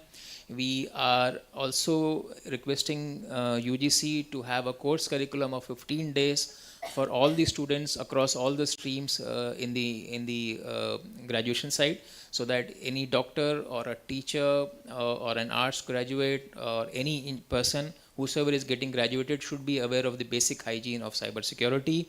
We are also in touch with the NCERT and CBSE.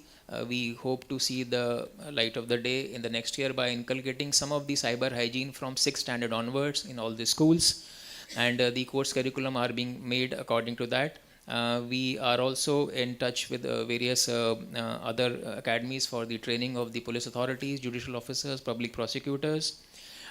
We are also in touch with the in relation to the malwares which are coming. There's a repository which has been made, so we keep on monitoring such kind of malwares which come to us. We are also trying to have such kind of repository for ransomwares also, which is a major threat for the private sector. A ransomware attack, we all will admit in this closed room at least that ransomware attacks have increased quite a lot, and all the private sectors also have to be nearly geared up.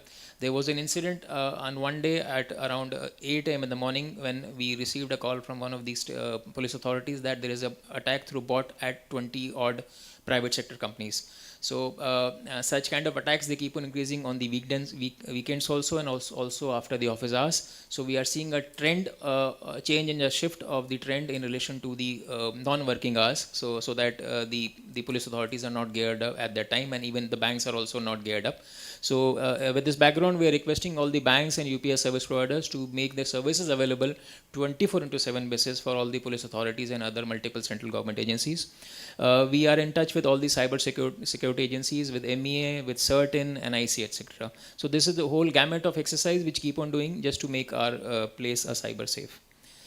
As I mentioned that there is a laboratory, high-end state-of-the-art laboratory for the forensic tools available in Delhi, and we provide all kinds of forensic services also through cloud to the state police authorities, so that they can have an investigation at their level by through a dongle, and then they can run the tool available at their respective places. So the tools which help for investigation, it relate to crypto.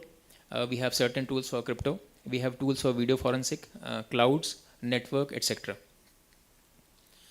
Another landmark of I4C is the reporting portal which I mentioned. So as I stated that these kind of complaints we try to analyze at the central level, and this gives us the trend as to where the cyber crime is proceeding and what kind of arena is there in the cyber crime, so that we can take all the precautionary measures in relation to this.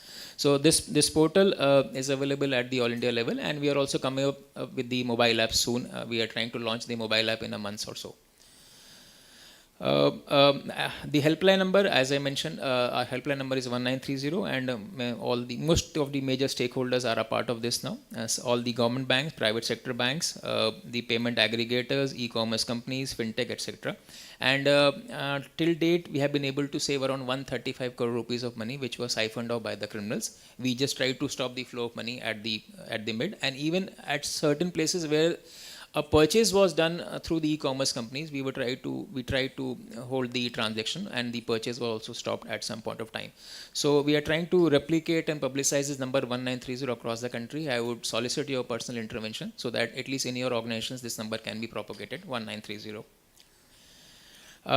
We are also, as I mentioned, into the massive cybercrime awareness. We have a social media handle called as @cyberdost, and we are available at all the social media platforms. So there are large number of videos, 100 plus videos available at various social media platforms.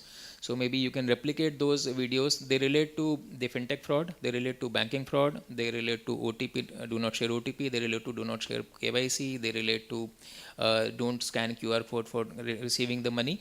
So all kinds of good short videos are available with us on various social media platforms, and these have been made by the specialized agency called as MyGov, which is doing the publicity for the government of India. So good videos and good graphics are available. I would request all of you, in case you would like to have the bouquet of all such videos and graphics, please let us know. I will be more than happy to share. the open files also, so that you can modify a bit as per your banking sector or the fintech sector. You can add your logos, etc., and you can publicize these videos also. The whole aim is to propagate the prevention of cybercrime through such videos and graphics. So I'll just come to the cybercrime trends at this stage. I think every one of us must have received some kind of SMS which says that your electricity will be disconnected tomorrow because of non-payment of bill. Anyone who has not received such kind of SMS, or more or less have received? So what we see and analyze that the fraudsters, they follow the trend. So let's say, for example, we are having a meeting in this room for prevent cybercrime. Parallelly, there must be some kind of meeting going on in Mewat and Chamtara area also. So they try to be ahead of us, and that keeps us on our toes to be ahead of them at least, if possible. So this electricity fraud was happening. We tried to control it. They switched over to some other fraud, and the modus operandi, they keeps on changing. They are also launching lots of phishing websites. We keep on taking them down, and these phishing websites are being launched from outside India. Some of the bulk SMSs are also coming from outside India. So we try to nab these things, but as I mentioned that it takes time, a long time for us to nab the criminal from these places, and hence we feel, again I am reiterating that there needs to be more caution and prevention rather than we nab the criminals later on. So we saw the utility bills utilizing the credit cards. Then we have also seen some of the crimes relating to ghost loans. I have been given a loan where I did not apply. So this was seen in some of the banks. I'll not mention the names of the banks here. Then we are also seeing a majority of cyber crimes relating to the virtual accounts of merchants. A virtual account is opened in the payment aggregator, on the payment aggregator platform, and this is nothing but the virtual account of perhaps a mule virtual account or perhaps of a fraudster. So if the payment aggregator shuts the account, the virtual account of the same merchant is open in the second payment aggregator or the second fintech company. So this kind of fraud is happening quite a lot, and we are actually worried on this, and we have been requesting the fintech companies and the payment aggregators to keep a tab on this. Then after the penny drop, that is 1 rupee transaction, so as to verify the authenticity of the transaction and the genuineness of the person, we are seeing that lots of APIs are being used illegally for the business. And then we were also saw that some of the APIs which were allowed by some of the government entities were willy-nilly, intentionally or unintentionally being misused by the cyber fraudsters. By let's say this was primarily seen in the cases of the part-time jobs which flourished during the COVID wave, and the instant loan app. So some of the APIs were misused of the merchants by the fraudsters. And we are also seeing that lots of mule accounts are also there in the private banks and government banks also. So there's a cause of worry for us, and we request all the banks and the entities present, financial entities present here, that they need to build up some kind of an AI-based tool or some kind of a technical tool to see the trend of such mule accounts and as to how we can nab these mule accounts. So there is a specific trend which happens in the mule accounts. A docile account, I have an account, bank account, I was operating it 4-5 years back, it's defunct, it's docile. Suddenly there's a huge transaction which starts in this bank account, and the frequency, the velocity is very high.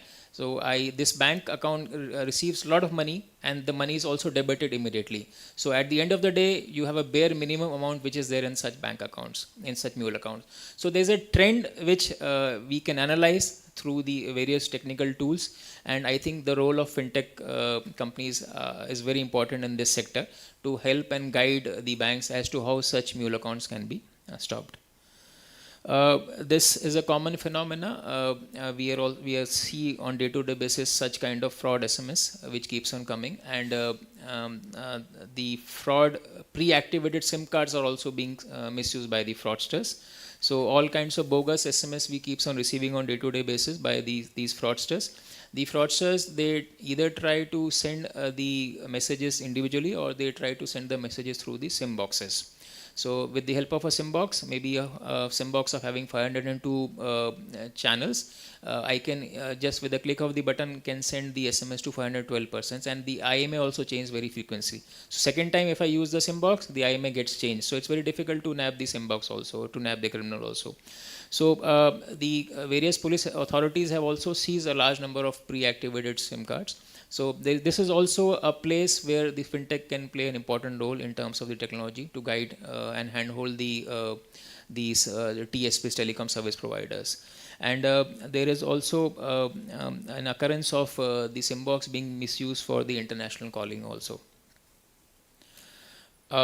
We have also seen the misuse of the genuine technology by the fraudsters. The primary one was in relation to the important bank of the country, State Bank of India, by hosting their phishing website on the temporary hosting platforms. So there are certain platforms, we all are aware, which try to host the website for 30 minutes or 1 hour or 3 hours or 1 day or 2 days, and then this hosting website goes off. We are also seeing the crimes in relation to the remote access apps which are available. These apps are actually the good ones to help the citizen in relation to any kind of issues in their laptops or desktops. But these apps like AnyDesk or TeamViewer, they are being installed in, on the citizen's mobile to take the details of the OTP or the PIN directly, and then the money is siphoned off. OTP forwarders are also being downloaded through the mobile malwares. And payment aggregators are also being misused for money laundering, etc. So this is just a thought from our side. This is just a thought for discussion and suggestion. I solicit your intervention here at multiple places. One is I would request the dignitaries present here to innovate with the appropriate cyber security and cyber fraud management system, management mechanism in your entities also, as well as to handhold other entities in this regard. One of the options which I mentioned in relation to point number 1 is basically the mule accounts. So we are yet to get a confirmed technology which helps us identifying the mule accounts. So this can be an initiative from your side, so that we are able to get some solutions at various places in relation to the banking sector. Second point, I would request the August gathering present here to kindly educate in the country in relation to the financial literacy. All of us know a bit more than the people who are not very tech savvy. They can easily procure this smart card, or they can easily open the bank account, but they don't know the checks and balances. And unfortunately, we also don't tell them the checks and balances available for them. And this also happens in relation to the misuse of the social media platforms also. So any kind of photograph, my personal photographs, I upload without knowing the details of the privacy setting on the social media platforms, and then suddenly there is a fraud which happens to me, or some kind of cyber crime which happens to me. So I would request the companies present here to kindly carry out the publicity at their own level. We have been requesting banks and UPI service providers. Nowadays you are seeing some kind of advertisements coming through social media platforms also. So many banks, SBI, Punjab National Bank, HDFC, ICICI, they are carrying out major publicity campaign across the country. So the more we will be able to teach and propagate the cyber hygiene in the country, the more trust will be built on the citizens on various initiatives which you take from here. We also request that some kind of initiatives may also be taken by your companies present here in schools and colleges in your near vicinity. And many of the private sector companies have started this kind of publicity campaign for cyber hygiene in schools and colleges by interacting through state police authorities or through the Directorate of Education. API, we are trying to caution in point number 3 on the slide that API should be carefully handed over to the merchants. So we have seen some kind of misuse of the APIs and some kind of money being siphoned off at the foreign country. We also request the dignitaries present here to develop some of the innovative solutions to counter such frauds. The international figure is around 0.8% of the GDP is the cyber financial fraud which happens. We don't have the study right now, but perhaps according to my personal experience, I feel that this figure may be more in India. So 0.8%, or if we just extrapolate a bit more, it's around 1%, which the international world says that is the percent of the GDP of the financial fraud which happens, which primarily means कि अगर मैं 100 रुपए दिन में कमाता हूँ 1 रुपया मेरा चोरी हो जाता है. right? So just multiply with the GDP. So this is the volume of the crime which is happening. So we need to be a bit cautious, pause, and then you can upload some of the new initiatives which you are doing in your sector. Last on this slide is I would request all of you to kindly spread the publicity through CyberDose, and I will end my presentation with a small video of the cyber hygiene.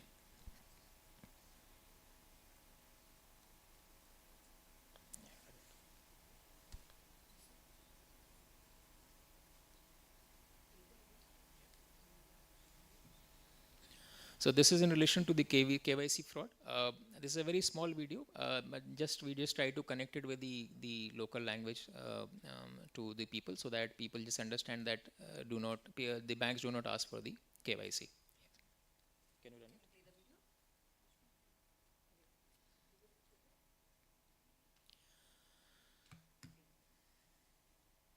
So till this is played, thank you very much for the patient hearing. I'm very happy to see that now the chairs are more or less full. So now once you go back, you will remember the empty chairs also, and as those who are present here about I4C, and be in touch with us in case you feel any kind of issues or any kind of inputs you will require in relation to the financial frauds. We are based in Delhi. We are based in the MHA, Ministry of Home Affairs, and our office is at Connaught Place. So anytime, more than welcome, and we'll be more than happy to handhold and guide you in relation to the prevention of cybercrime.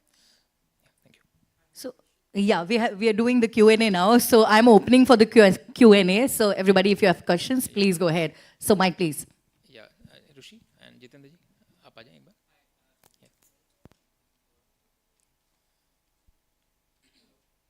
Yeah, okay. Without mic is fine. Okay, I'm a journalist working with BQ Prime. We have interacted with a lot of people who come and complain about cyber crime come to us. One of the first steps they do is that call up a bank customer care. And at that point in time, the bank customer care does not point them to 1930. Yeah. They point to go to the branch and do it. Why can't we create an awareness where the first call itself, you're pointed to 1930, that saves time and maybe the money for them as well. Yeah. Thank you. I think we are the common platform.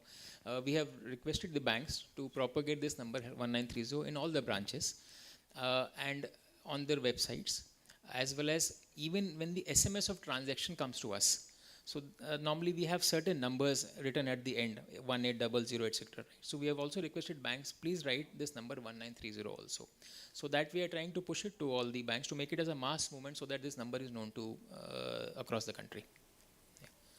And in fact, since you are from the media side, I will request you also to maybe start the exercise of having some kind of scroller in your newspaper every day for cyber financial fraud. Dial 1930. Some kind of scroller at the last page, or maybe at the first page, at the top maybe, or at the bottom.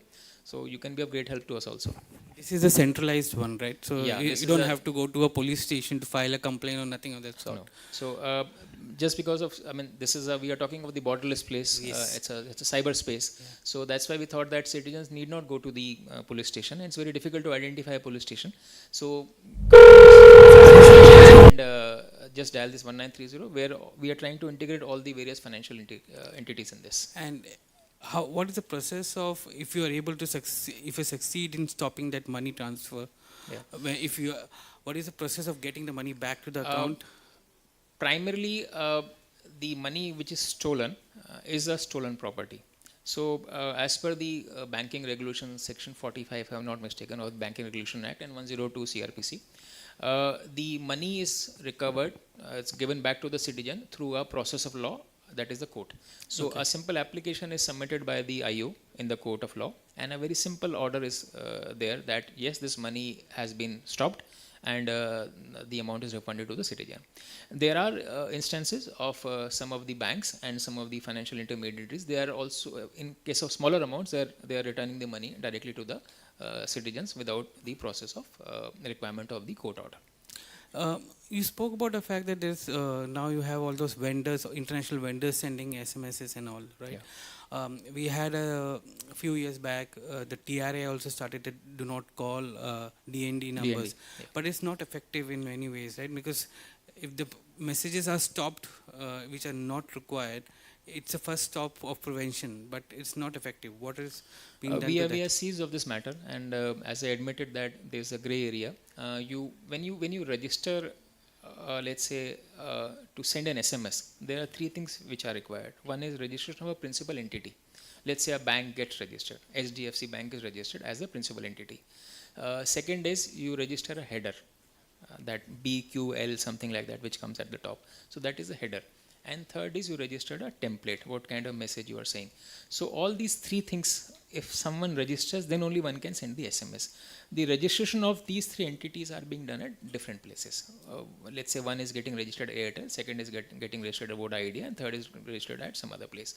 So we are trying to have a common system with the help of TRI, so that the registration process is smoothened out.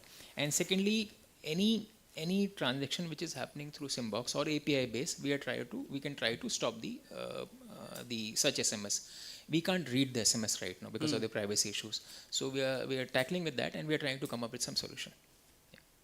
And you mentioned some places already you have identified where maximum number of Mewal, Jamtara. I think it's known to all. Yeah, but what has been done to to curb that? A bit of aggressive policing, number one. Number two, involvement of central agencies. Number three, we also feel that what is happening is that these people who are siphoning off the money, they are primarily youngsters. They belong to age of around 15-16 years to around 20 or 30 years. And they are mostly the school dropouts. So maybe some kind of inculcation of the schooling habit, less number of dropouts, more skill development centers. So we are trying, with the help of states and UTs, we are trying to have a comprehensive plan to upgrade the area so that people are weaned away from joining this class. Most of the places, if you go, I have personally visited a majority of the places, they are basically some kind of a village. It's very difficult to identify between who is a fraudster guy and who is a non-fraudster guy. They are simple village people actually, but being misused by a lot of criminal activities. So telecom operators are not able to identify, because if so huge volume of SMS. We are trying to. We have. You must have seen, heard lots of news articles regarding pre-activated SIM cards have been blocked out. They've caught pre-activated SIM cards. Many of the cyber criminals have been caught. So it's basically rat and mouse.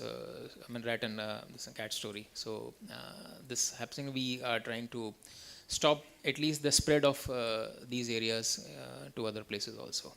Yeah, Thank you. We need cooperation of all of you, all these stakeholders, so that we work together as a team for prevention of crime. Thank you very much. Thank you. Thank you. Please.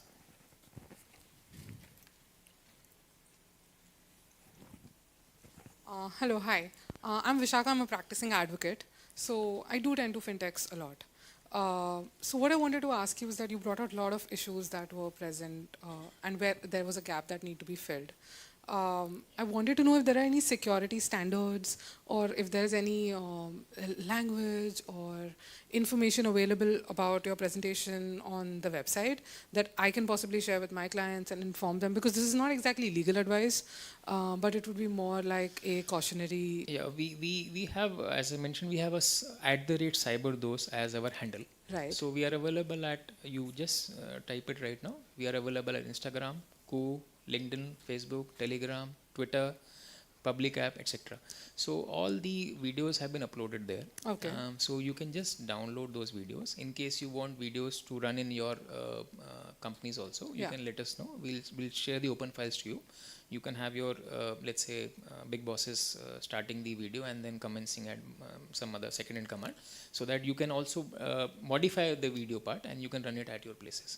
Okay, but there's no literature per se about this. We have certain literature available at the National Cybercrime Reporting Portal in relation to the prevention of social media platforms, in relation to prevention of, let's say, matrimonial fraud or don't share OTP, etc. So all these kind of literature is also available. But people don't read literature nowadays in such a manner. It's always better to be in touch with the people through their more language interactive. only. So make it more graphical, more interactive, more kind of sensitization, so that people they get connected with it.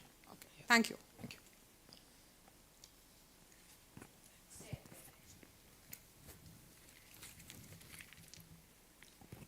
Hello, sir. I used to handle payments for Khata Book earlier, and right now I've started my own fintech company. One of the things I've always wondered regarding, cybercrime and all is why is there not a national repository of, let's say, fraudsters, their mobile numbers and their account numbers, right? It would just make our job so much easier because if, let's say, we can just verify a mobile number using an API. Has this guy been flagged in some sort of blacklist by some other platform? And then we can also prevent that guy from using our own services, right? So just wanted to know if there is any initiative which is being taken in this direction. Yeah, one is cyber safe. Cyber safe. It's run again by MHA. So there is a negative list of which is called as a suspect repository of the mobile numbers. So let's say I type my mobile number as an individual.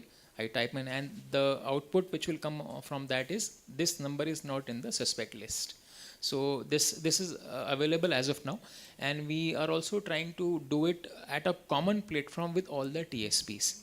As of now, what is happening, as you are all are aware, that the TSP data is not centralized. Airtel telephone numbers and Voda Idea telephone numbers and Geo telephone numbers are disjoint. They are separate. So we are trying to make it in a common database so that any kind of suspect repository we keep on doing it. So we are trying for the mobile numbers. We are trying for the links, the malicious links. We are in touch with RBI for the bank accounts also. So internally, RBI has a mandate and they do it for all the banks whenever they receive a complaint at their places.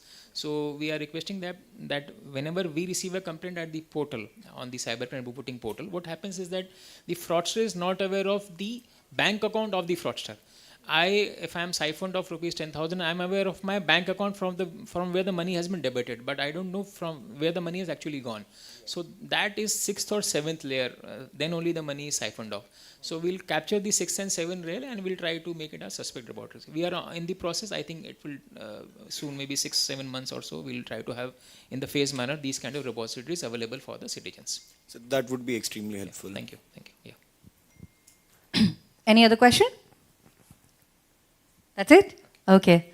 All right. Thank you very much, sir, for this highly informative and insightful presentation. And sir, just one more question if I want to ask, because we have the virtual audience also. It's a very basic question. So you have been talking about the cyber security, everything. So just basic, 3 points for the cyber hygiene that we all should keep. And I am sure we all are from the industry, but people like me and the virtual audience, who are the students and everybody, what we all should keep in mind to save ourselves from the frauds. Do not share OTP, we keep on saying. Banks do not ask for KYC at all. And for QR code, if I receive the QR code, if I click it, my money will go, the money will not come if I click the QR code. So some of the cyber tips we keep on propagating. So thank you very much, especially to NPCI and other organizers and all the delegates present here for inviting us. Thank you very much. Thank you. Thank you very much, Sri Deepak Vermani ji, for being here with us. Thank you very, very much. And everybody, now after this, so we'll be having a next session sharp at 1:30.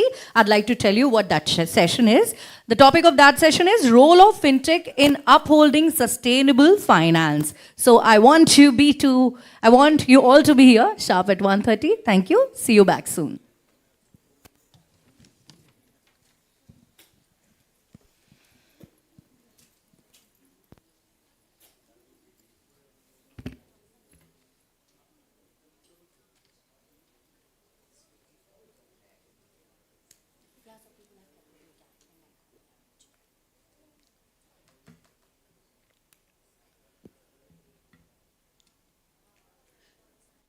So what?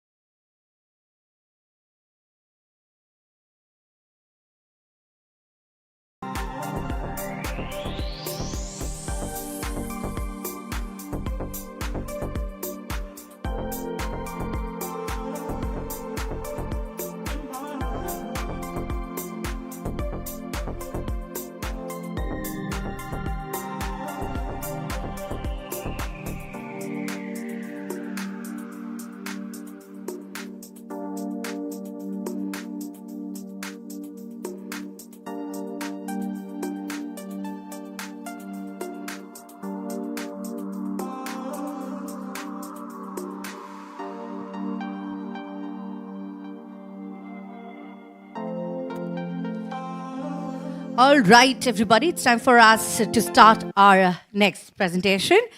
And our next presentation is on role of fintech in upholding sustainable finance. And before I go ahead, I'd like to mention all our partners. So here, our partners are co-agenda partners, Lyra and Paypoint. Our session partners, Feedzai, Bureau.id, Rico. Our gold partners, Jakarta, Payten, Innovity, Beams VC. And now, to take the session ahead, I'd like to give it over to Shubham, and Shubham will tell us all about the next session and also invite the speaker. Over to you, Shubham.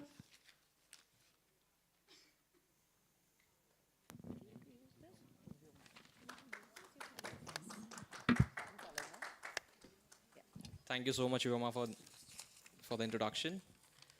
Good afternoon, ladies and gentlemen, and very warm welcome to the masterclass, Role of Fintech in Upholding Sustainable Finance.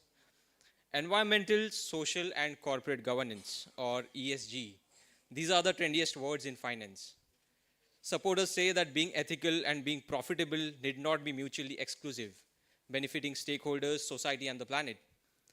But critics argue that these products are not that different from other investments and complain that it can be hard to measure whether the company is actually doing the right thing.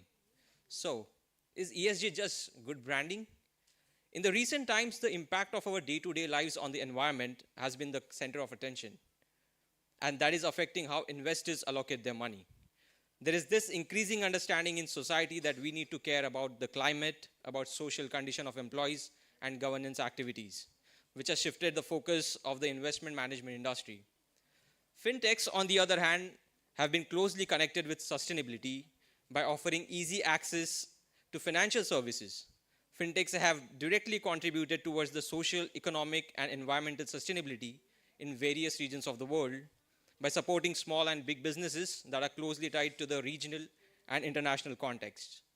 While unbridled technologies expansions and unchecked industrial development may have proved to be unsustainable in the long run, fintechs, on the other hand, offer a powerful foundation for sustainable finance towards urgent social, economic, and environmental goals. Without taking much of your time, I'd like to call upon stage Ms. Smita Hari, who has an extensive experience in ESG and climate strategy. Ms. Smita represents here Octus ESG, which is a global expert advisory firm facilitating global sustainable development and climate change transition. Ms. Smita's expertise lies in product structuring, financial analysis, and research across financial services, clean energy, and livelihood sectors. With a big round of applause, everyone, please welcome on stage Ms. Smita Hari.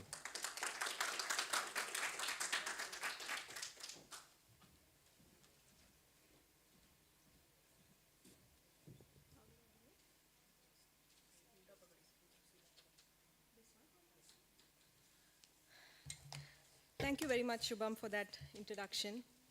And good afternoon, everybody. I know it's in the middle of lunch, so thanks, everybody, for joining. So before we jump into today's topic, of sustainable finance and fintechs, let me take a minute to introduce what Octus ESG does. So Octus is a global advisory firm in the areas of sustainable finance, ESG, and climate strategy. And we work across markets in Asia, Africa, and Latin America. And we look at both the opportunities as well as the risk side of sustainable finance and climate. So when I say opportunities, it is designing innovative financial structures and mechanisms, sustainable finance frameworks for bond issuances and such like. And on the risks, we look at climate risks, ESG risks, how they can be integrated into business models, climate-related reporting, and things like that. We also do a lot of, thought leadership, research reports, articles kind of work. And one of the research activities we did was for Springer. And it was around, the role of financial institutions in using financial technologies for, achieving sustainable development goals. And what was interesting to note is, the similarity between sustainability and digitalization, so to say. So both have grown at an increasing pace. Everybody seems to be talking about sustainability and digitalization. So it only makes sense, therefore, to kind of use digital solutions to achieve sustainable development goals, I would say. So the concept of sustainability has, gotten increasing attention both at national, international levels. And this is more so because climate change has become a very real thing. So in the next 50 years, it is estimated that there will be significant economic loss because of climate change. India alone is estimated to, face about $35 trillion loss if climate change is not, looked at with a keen eye. And financial resources are central to this transition. And therefore, sustainable finance needs to be done, looked at more creatively, more innovatively, and also make it more, risk-proof, so to say, or at least less riskier than what it is today. So, before we, get into the fintech aspect, I thought I'll just spend a couple of slides on sustainable finance. So, as you can see on the slide, there are various terminologies associated with sustainable finance. So different definitions by different organizations. So you can see that the European Union, so Europe is where most of the action is when it comes to sustainable finance, has defined it as using ESG in investment decision making. Within sustainable finance, there is green finance, and within that, there's climate finance. So even for these terms, it's not uniform. There are different definitions, methodologies, terminologies, and mostly, because there's no universal definition, organizations have started using this according to their motivations. So there is a proliferation of heterogeneous terminologies for the term. But despite this confusion and chaos because of different terminologies, which could lead to greenwashing, you can see that there has been a tremendous growth in sustainable finance flows. So sustainable debt issuances crossed the $1 trillion mark in 2021. Green issuances, which is basically green bond, green debt, these kind of things, that had crossed about $500 billion. And the non-green part, which is more to do with social aspects, was about $600 billion. Recently, because of the war in Ukraine, most of the finance has been directed towards that from developed nations. But nevertheless, Q2 has been better than Q1, about $400 billion in H1 of 2022 towards sustainability. So the underlying fact is, because there is so much of flow, sustainable capital needs to be made more secure going forward. Now, while sustainable issuances are increasing, especially over the past 2 years, more so with COVID coming into play, this is far from sufficient, from addressing what is actually needed. So IMF's World Economic Outlook says that over 50% of population is within these LICs and LMICs, but actually only about 15% of investments go into these countries. And there is tremendous need which is needed, tremendous need which is there in these countries to achieve the SDGs. Energy transition alone is over $2 trillion, that's what is estimated. And when we talk of climate finance, for climate resilience, climate adaptation, so to say, it's very, very fractional, to what is required. So CPI had put out a report, and it says that $630 billion is what is actually there, as against close to $4 trillion. So you see, there is a huge gap, and this story is not very different in India also. About 1/4 of, or less than that, is what is needed is actually there in the markets. And another problem which emerging markets like India face is the high transaction cost. So essentially, existing financing mechanisms which are there are not sufficient, even in terms of scale, as well as in terms of the quality of investments to meet the sustainable development goals. So what are the challenges which are there, which are being faced because of, to scale sustainable finance? Firstly, like I told you, there are multiple terminologies. But one step ahead, it's not just the multiple definitions, but also multiple methods of, defining these things, multiple processes which are involved. And because of this, countries have brought about something called taxonomies, sustainable finance taxonomy. So European Union has it, China has it, the ASEAN region has it.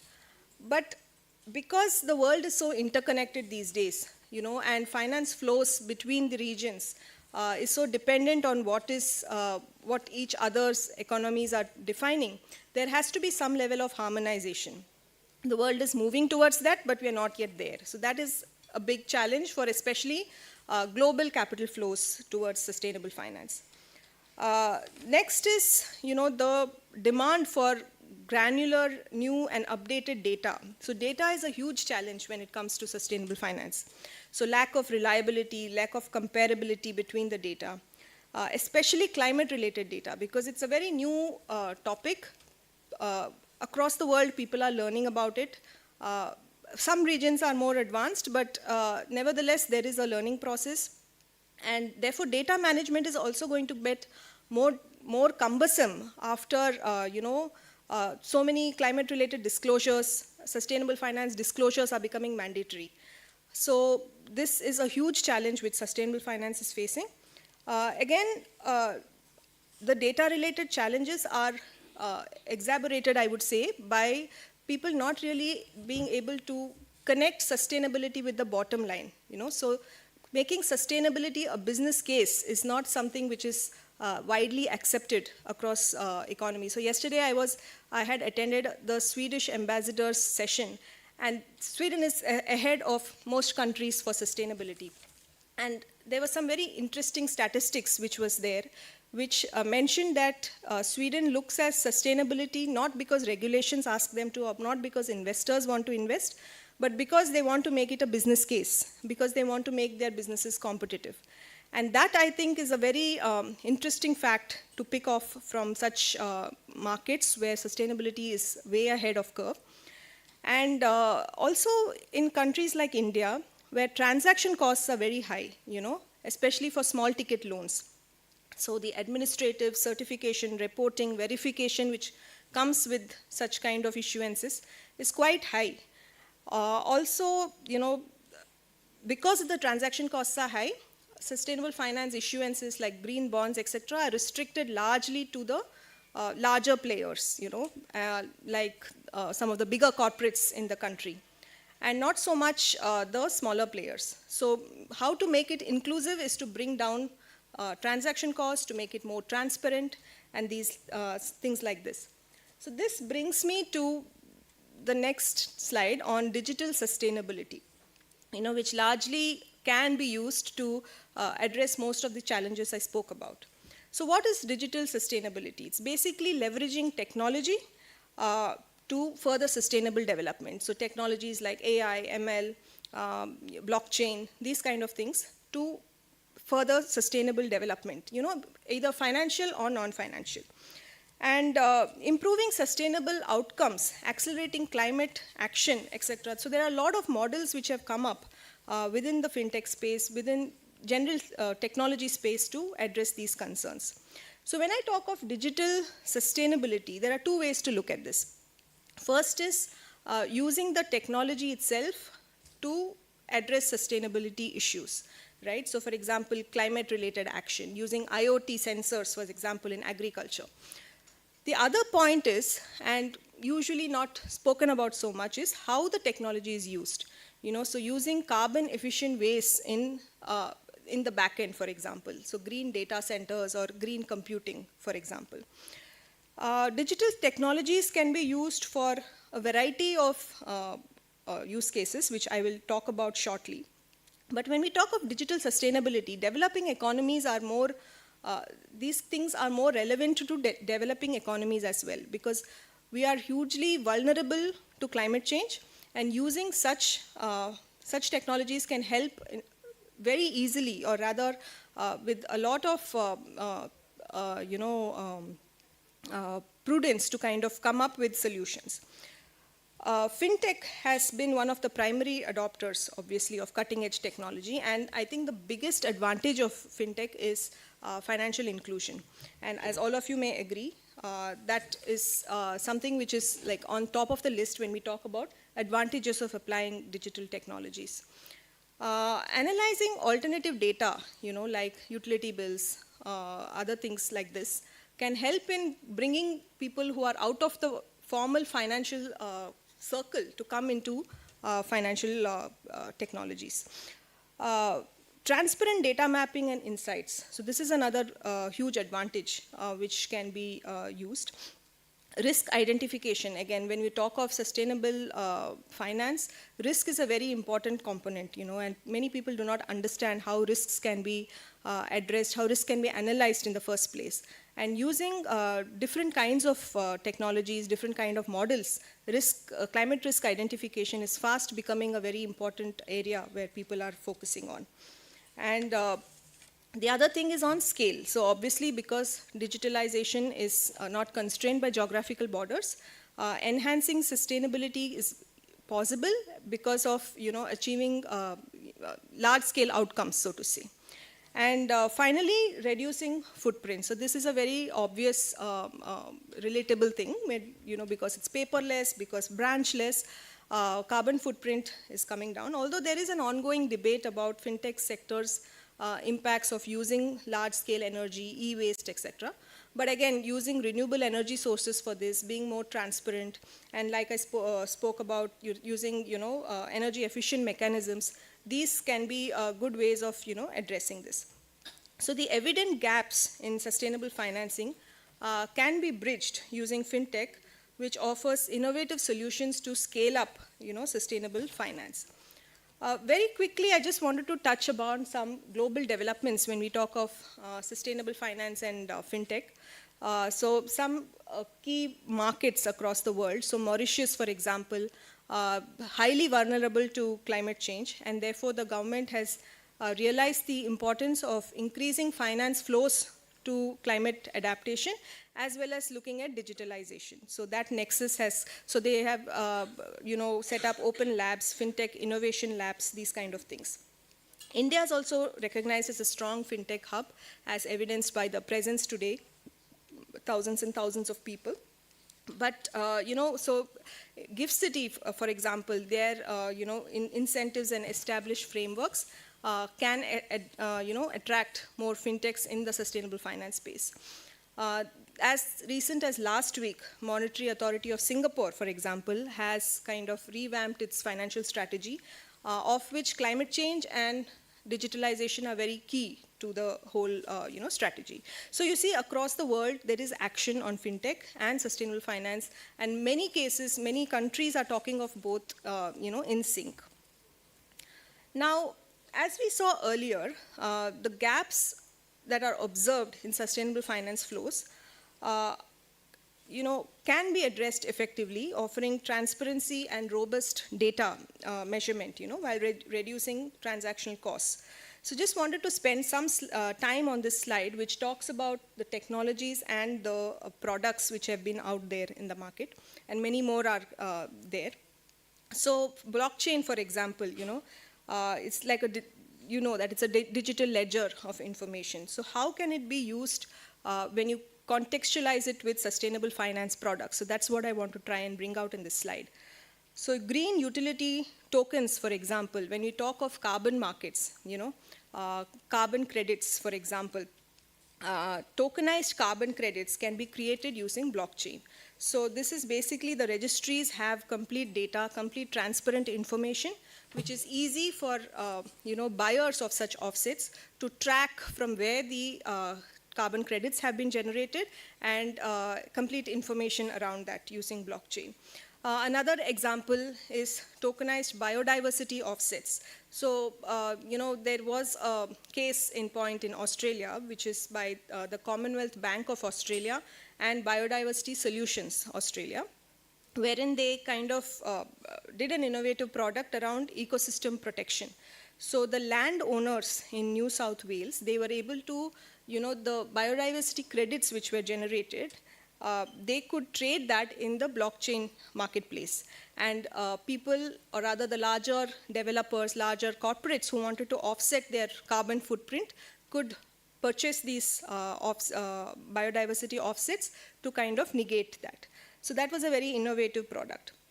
Next, when we talk of APIs, so as you know, there are bridges between different programs. So mostly, we can relate this to digital payment solutions when we talk of a sustainable finance in context. So for example, there is a fintech called Doconomy, where the carbon, so when you transact on that app, the app throws up what would be your carbon footprint, carbon emissions at transaction level.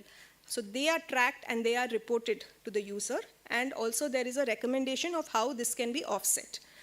So more from a consumer behavior standpoint. Another example is digital crowdfunding platforms, where a large number of individuals can actually contribute to raising funds.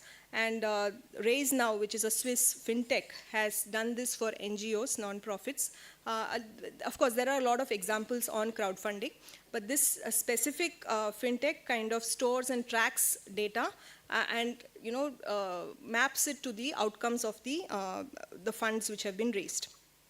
Next, on artificial intelligence, so AI and ML, data being the cornerstone of fintech applications, AI, ML, almost every fintech uses it.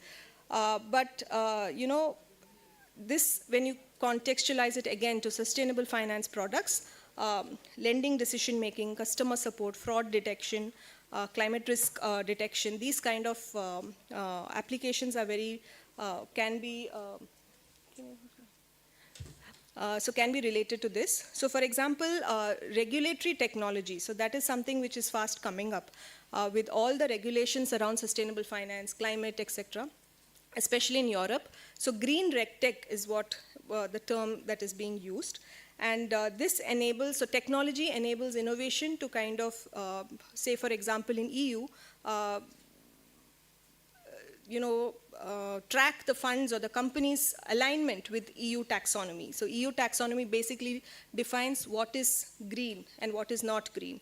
So the activities which is being done by the companies can be tracked to align with the EU taxonomy. So Greenomy is a Belgium-based fintech firm which does something of what I just told, so aligning it with the taxonomy. So soon when India also comes up with these regulations, India has already come up with the BRSR, and the RBI has put out the climate risks paper. So increasingly banks will need to kind of start using such fintech applications to track their performance in alignment with the regulatory scene which is happening in the country. Green investment solutions are another kind of financial product where investments are done in green sectors with little or no human intervention.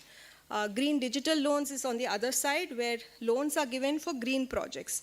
And there are many fintech apps which kind of facilitate such loans. For example, there is a fintech called HEMA, which is in the green mortgage space. So tying up with a bank for a loan, for a green mortgage loan, so basically smart buildings and green housing, etc. So the app actually tracks how the performance is on the green side and reports to the bank which gives the loan. And the bank in turn, aligns that with the EU taxonomy or whichever taxonomy it is under. So this particular firm was in EU and therefore EU taxonomy. And finally, IoT or Internet of Things. So this is like, interconnected devices over the wireless. And again here, insurance is a fast growing space, insurtech so to say, and very relevant when we talk of climate risks, insurance, because insurance is a very relevant sector, hard hit by climate impacts across the world. And so Flood Flash, for example, is a fintech which does a parametric insurance product along with Munich Re, which is the reinsurer. So they have created a platform which looks at algorithm-based models to pay out catastrophic flood claims within 48 hours or within 24 hours. I'm not sure of the number. So within a very quick time, as soon as the loss is incurred. So these are some of the products I wanted to touch upon. And the next couple of slides, I just wanted to look at two critical aspects of fintech and sustainability. One was how sustainable finance flows can be scaled using fintech, and the other one is on the climate, how climate impacts can be alleviated using fintech. So first on the sustainable finance flows, how they can be or rather how fintech is helping in scaling such finance flows. So like I mentioned earlier, data has been one of the biggest challenges when it comes to sustainable finance. And bond issuances, for example, sustainable bond issuances, especially sustainable linked bonds. So what are sustainable linked bonds? Basically, the coupon of the bond is linked to achieving the sustainable outcome. And therefore, it becomes very important for the issuer to measure these sustainable outcomes reliably so that the investor can accordingly can track it. And this is where, from an issuer's perspective, fintech solutions are very helpful in aligning to taxonomies as well as in kind of measuring these impacts which are out there. And from an investor's perspective, because they invest across different companies, comparing the data, comparing how different investments, and when there is a large data pool which is there, digital solutions can help in effectively doing this. Next is around, risk mapping. So again, like I told you, allocating green capital based on, transparent systems, based on proofs, is very important, and it's very, fintech is a very important solution to this challenge which is there. Small ticket loans typically have high transaction costs, and therefore banks do not touch it. So looking at fintech solutions is one way of increasing finance flows, which we are seeing. It's booming across many markets. So this is like a very straightforward benefit which we are seeing.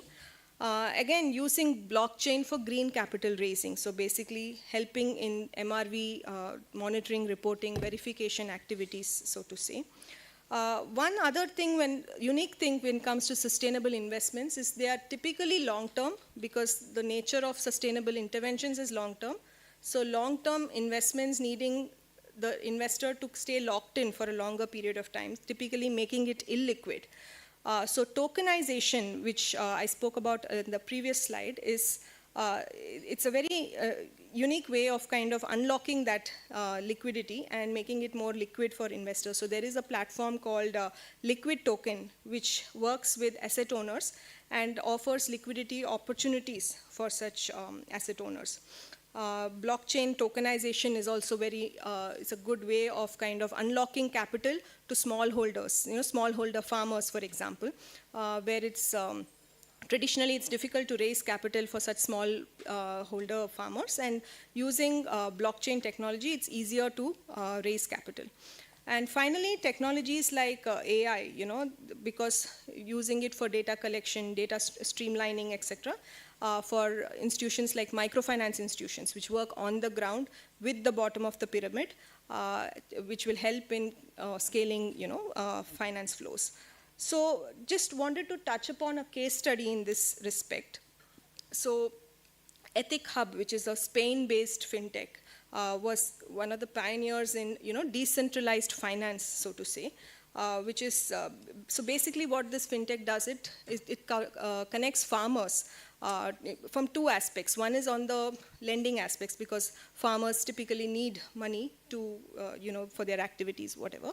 So from a lending perspective, from a financial perspective, as well as from market linkages perspective. So there are two things which this app does. And so it works typically on a crowd lending, P2P kind of a platform. Connecting, so you can invest either through cryptocurrencies or through a bank account which is linked to the app.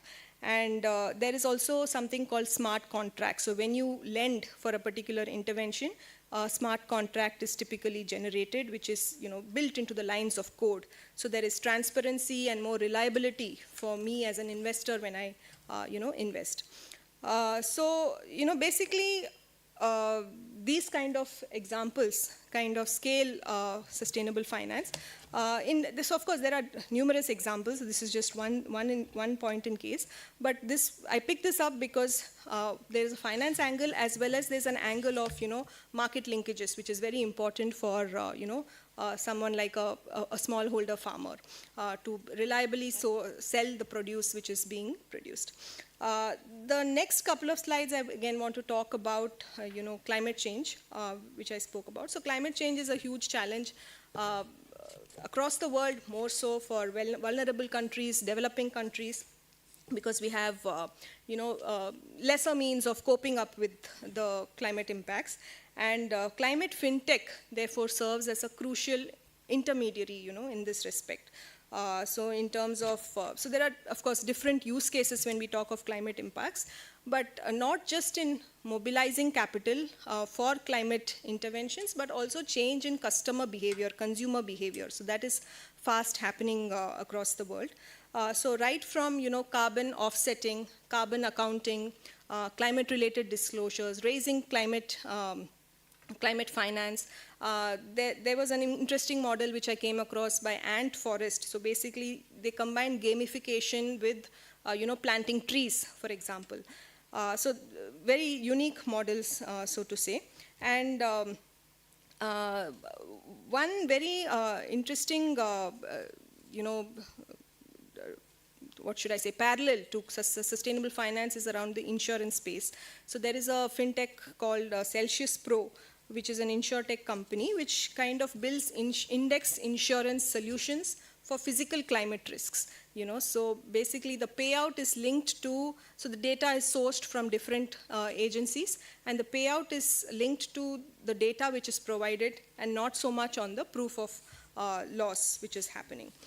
So transitioning to a low carbon economy basically requires transparent mapping of risks and opportunities, and fintech can help in achieving this.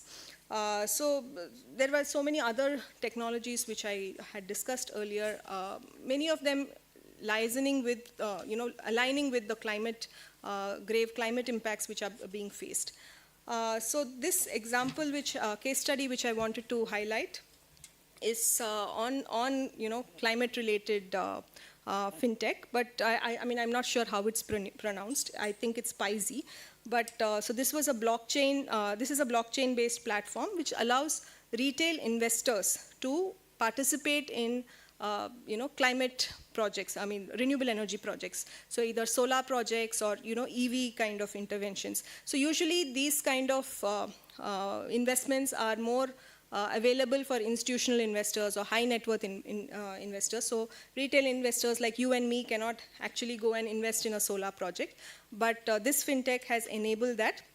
So again, it is so as low as 50,000 you can put in, and you can get a fractional share of the project. So each project is housed inside a SPV, a special purpose vehicle, which in turn, it's like an LLP, and that enters into a PPA with a client, for off-taking the renewable energy which is produced. So it is very much like a traditional renewable energy project, but instead of having institutional investors, retail investors can also be a part of it. And there is a fixed monthly return you get into your wallet, which is maintained with the fintech, which can be a return for the investments you make.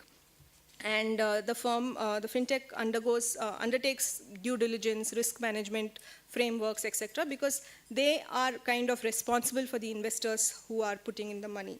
And another angle to this is, so they basically let you know how much of carbon offsets are there. So from a personal carbon footprint perspective, you can know how much of offset you are investing in, which the firm actually gives out in the app. So this was a very unique model I wanted to. So this basically addresses the climate mitigation part, in terms of using renewable energy to address climate impact. So finally, my last slide is basically around the opportunities and the way forward. So given the increasing pace, in which sustainability as well as digitalization dialogues are happening across the world, I think it's very important to look at the opportunities which this nexus presents actually. So one key finding which we had found was a lot of it depends on how much the consumer is actually aware. So there are a lot of payment apps, for example, which report to the consumer what is the carbon footprint, for example, because of a purchase. So designing products around individual customer experiences, customer needs is going to be very important.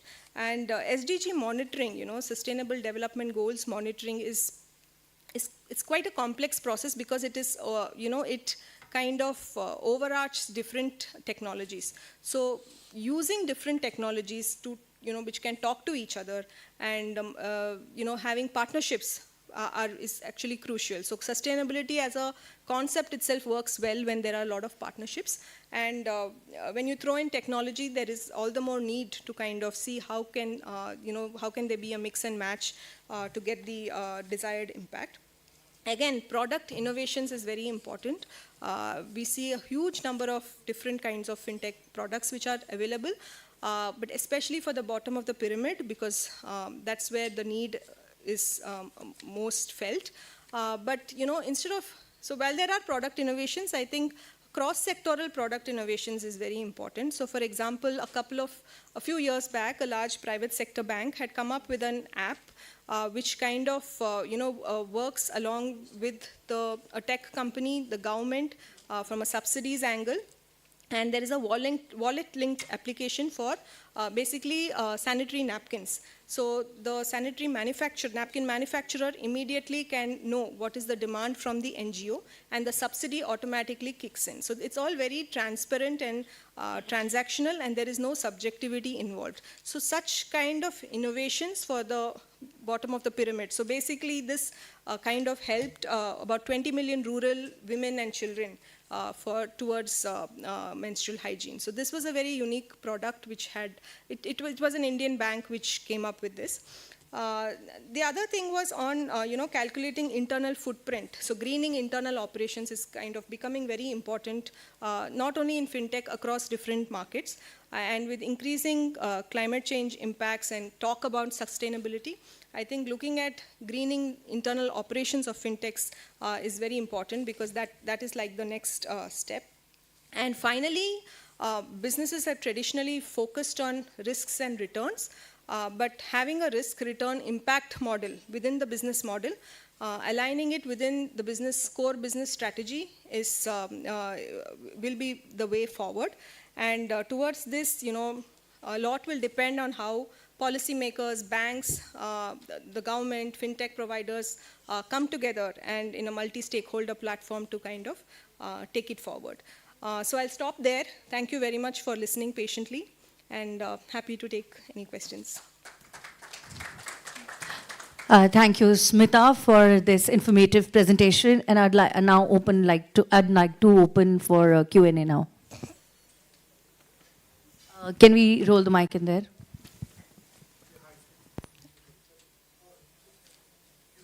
Yeah. Thanks, that was quite informative. Just one question. There was a mention of green digital payments. I want to understand a bit more. Is it more towards like digitizing cash and therefore obviously, the footprint reduces? Is that the green aspect of it, or is there more to green digital payments, or just monitoring, for example, the impact or the offset, right? Is there more to it, or that's completely? So there are different models. So what I was trying to say is models where, so for example, if you make a payment or if you make a purchase, for example, how much of your what is the carbon footprint of your transaction? So there are apps which track that and report back to the user. And also there are some cases where offsets are suggested, recommendations around what can be done to offset that carbon footprint. So maybe you can, do XYZ kind of thing. So yeah, that's it. Can you hear me? Yeah, I can. So on the SKU level data, right, which is needed to assess and analyze that how much carbon footprint or the contribution is done based on the purchases which are made. Mm-hmm. For example, travel or food or any specific purchases made by a specific user. So that app, how can they get the access to the SKU level data? So I think, I don't know how it's actually working, because I'm also an external party. But from what I understood, I think, so there was one example where the app had tied up with this was, I think, in the UK or the US, I'm not sure, with an offline store.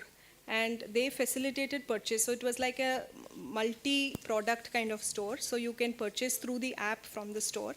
And the store will give that information to the app, to kind of, so there are different models, but this was one, yeah. Yeah, so I think what you're telling is more complex at different levels, because If it is across different portals, then aggregating that data will be a challenge.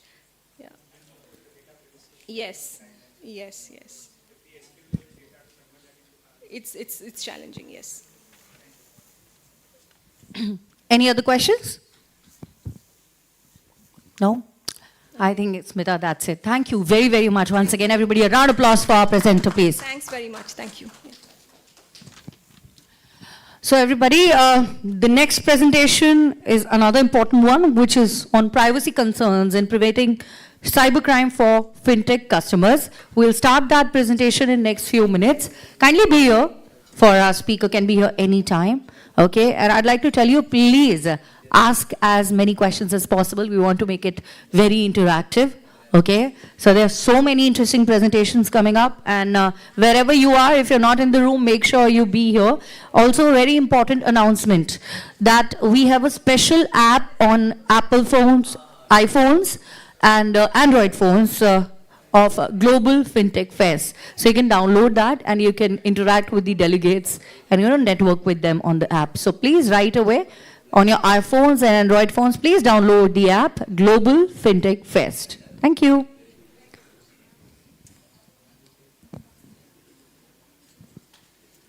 The next we'll begin the next presentation in 5-6 minutes, okay?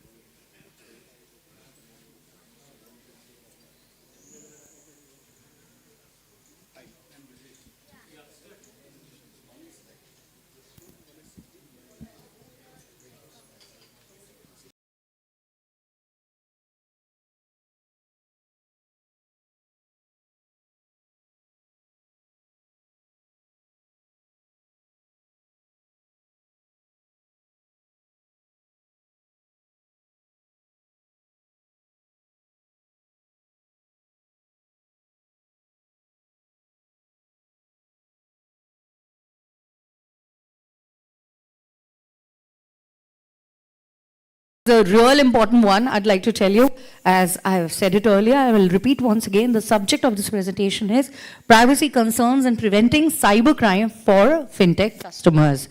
And I'm very happy to share this with you that this presentation will be presented by the Additional Director General of Police, Maharashtra, Shri Brijesh Singh. So everybody, he is here with us. I would like you all to give a round of applause and welcome in on the dais, Shri Brijesh Singh. Over to you, sir. You can use the hands. We do have a caller mic, yes. And as you already know, we'll have questions after this presentation, so please take down all the questions that you have. Yeah, let's make it an interactive one.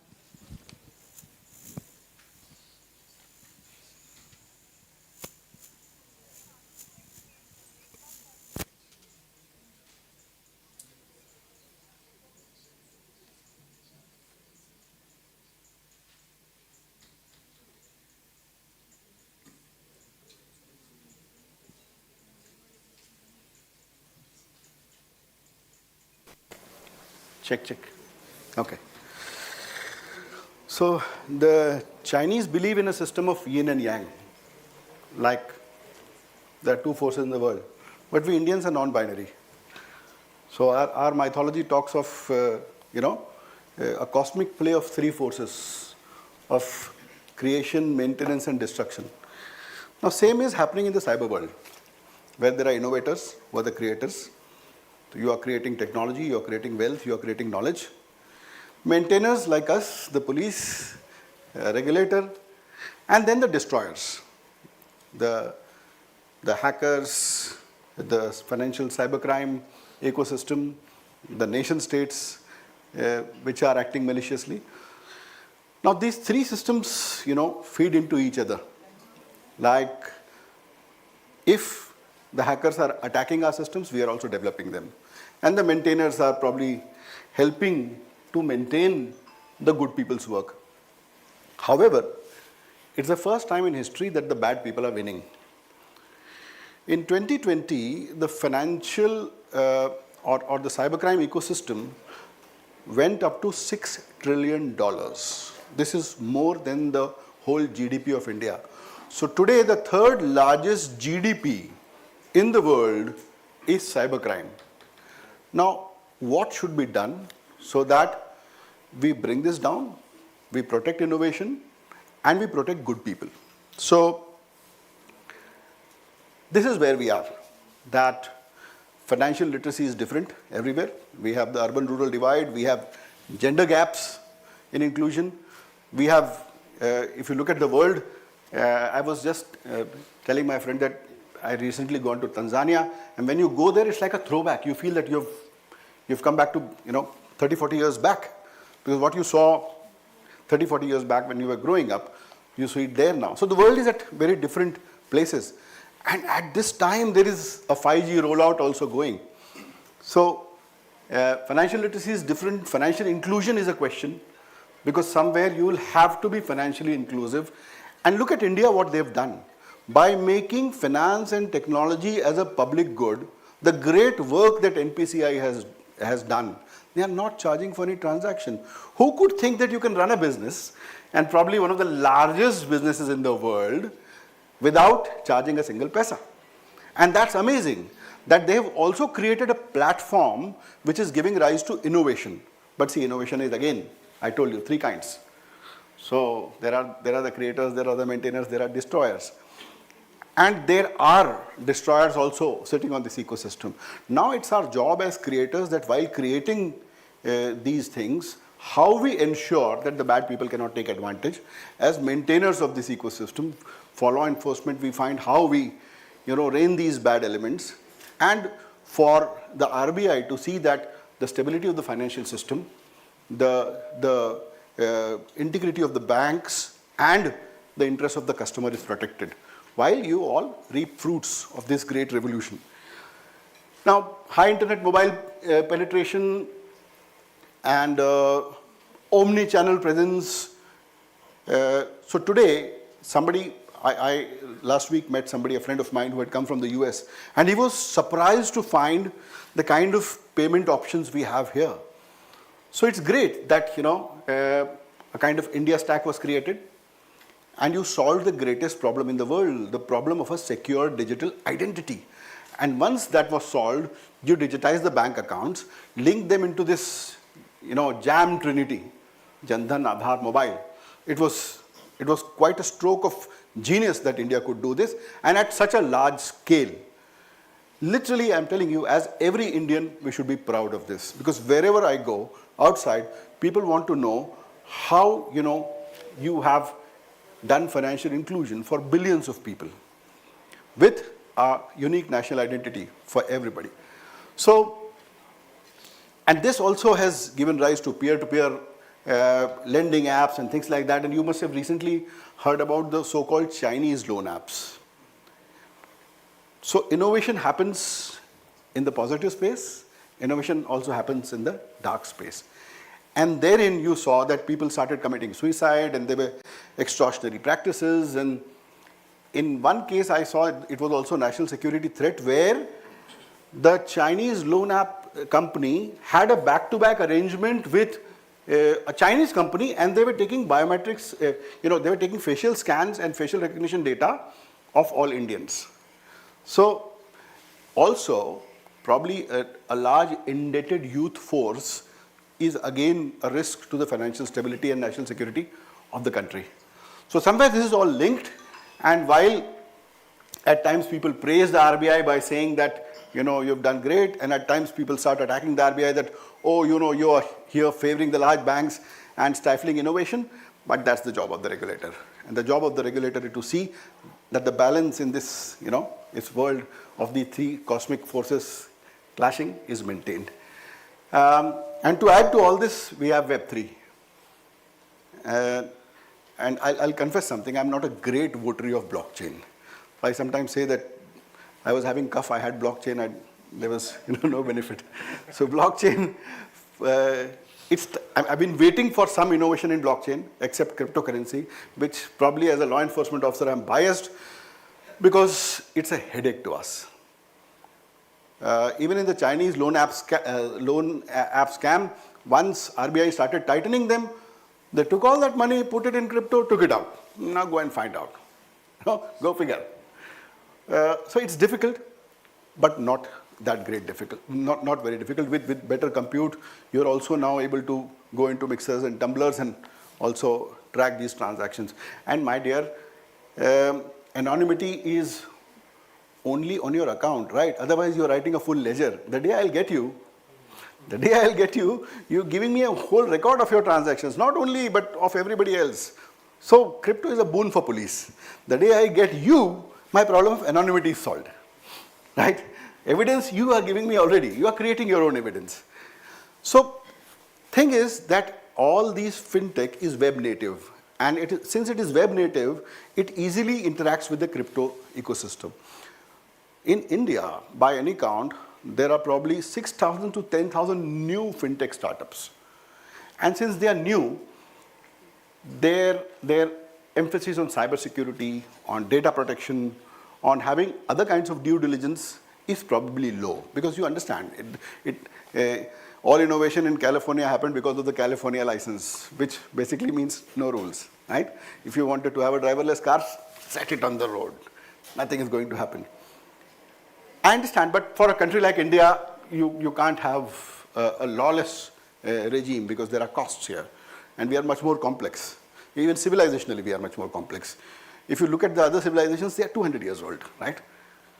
Even Varanasi here is a city which has been continuously livable for 5,000 years. So civilizationally, we are complex, we are different. We have grown differently. So they are kids. We must have been conquered in the midst, but it happens, right? So you have to understand that our complexities are very different. Now, what are the issues? So there are norms and standards. During the pandemic, there were some ransomware attacks and some people started asking me, should we pay? By the time the Russian war had started, I said, if you pay, you also check the risk of paying to a Russian entity which is sanctioned, right? So you never know.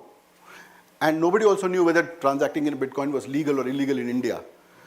So what I'm saying is that there are norms and standards, right from counter-terrorism to anti-money laundering to customer due diligence, which in the rush of innovation, one may forget. But it needs to be, there has to be a sanity in this space. Then also, you want minimum friction in customer onboarding.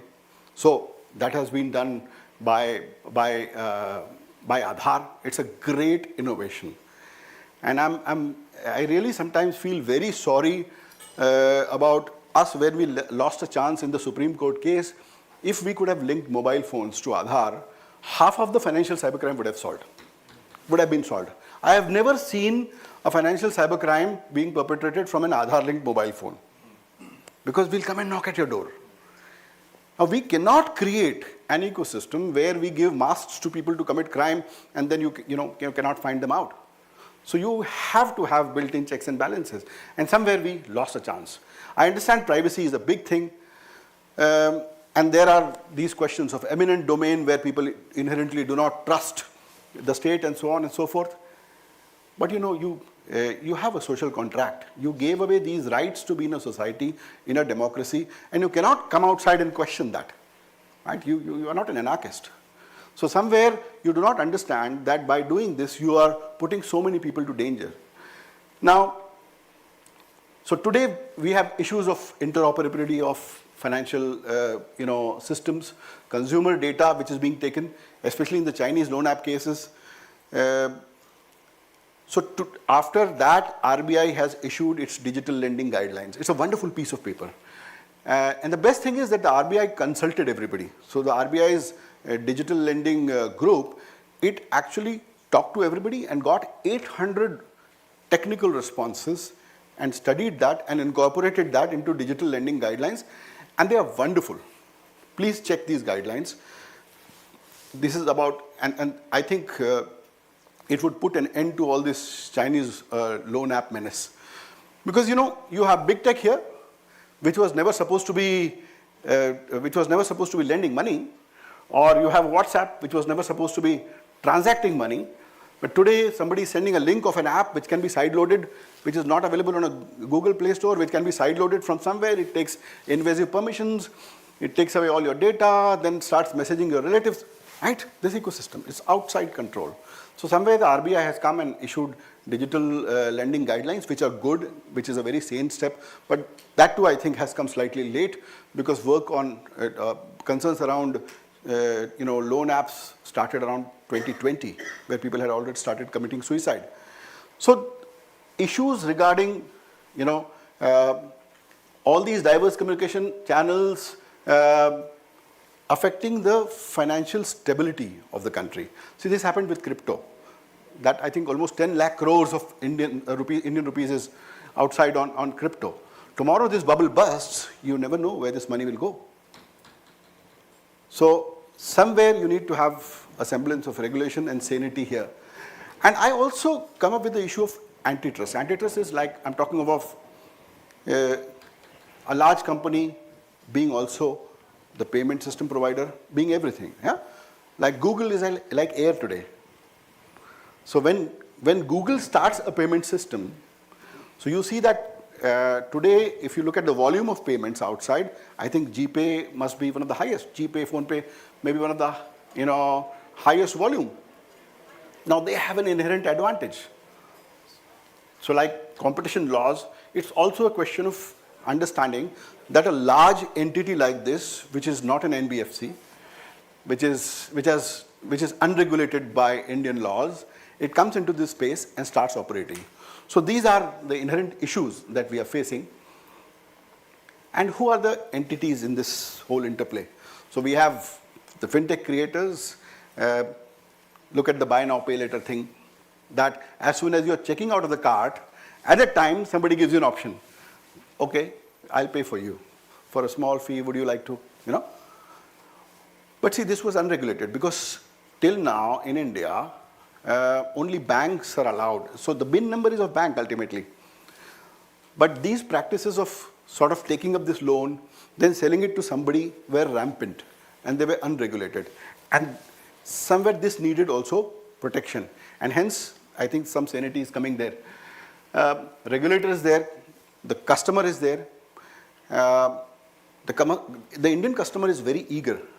So once I was implementing a large government project of police called Crime and Criminal Tracking Network System, CCTNS, way back in like 2015. And my other officers started saying, where is the training manual? And, we haven't been trained on this and we don't want to use this, it is complex. I said, fair enough. How do you use WhatsApp? There's no training manual for WhatsApp. You all use end-to-end encryption, you form groups, form broadcasts, right? You do everything. They say, what about typing? Everybody is typing. Everybody is typing. So you don't need any training. Anything is user-friendly, you can start using it. It's not so difficult. So the customer today is at a state, and somehow Indians that way, I think we are very smart people.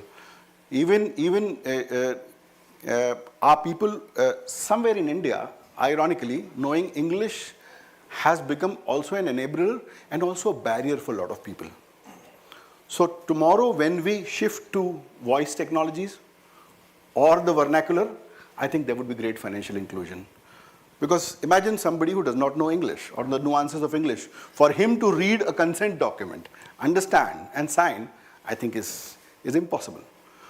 But if you have voice-based systems, which I think are about to come, then, or interaction-based system, this would be very, very easy. So then you have law enforcement. We are the lost child here because none of our ways are working here. Because how we used to work, we knew who the criminals were. We used to maintain a record of them. We used to keep some surveillance on them.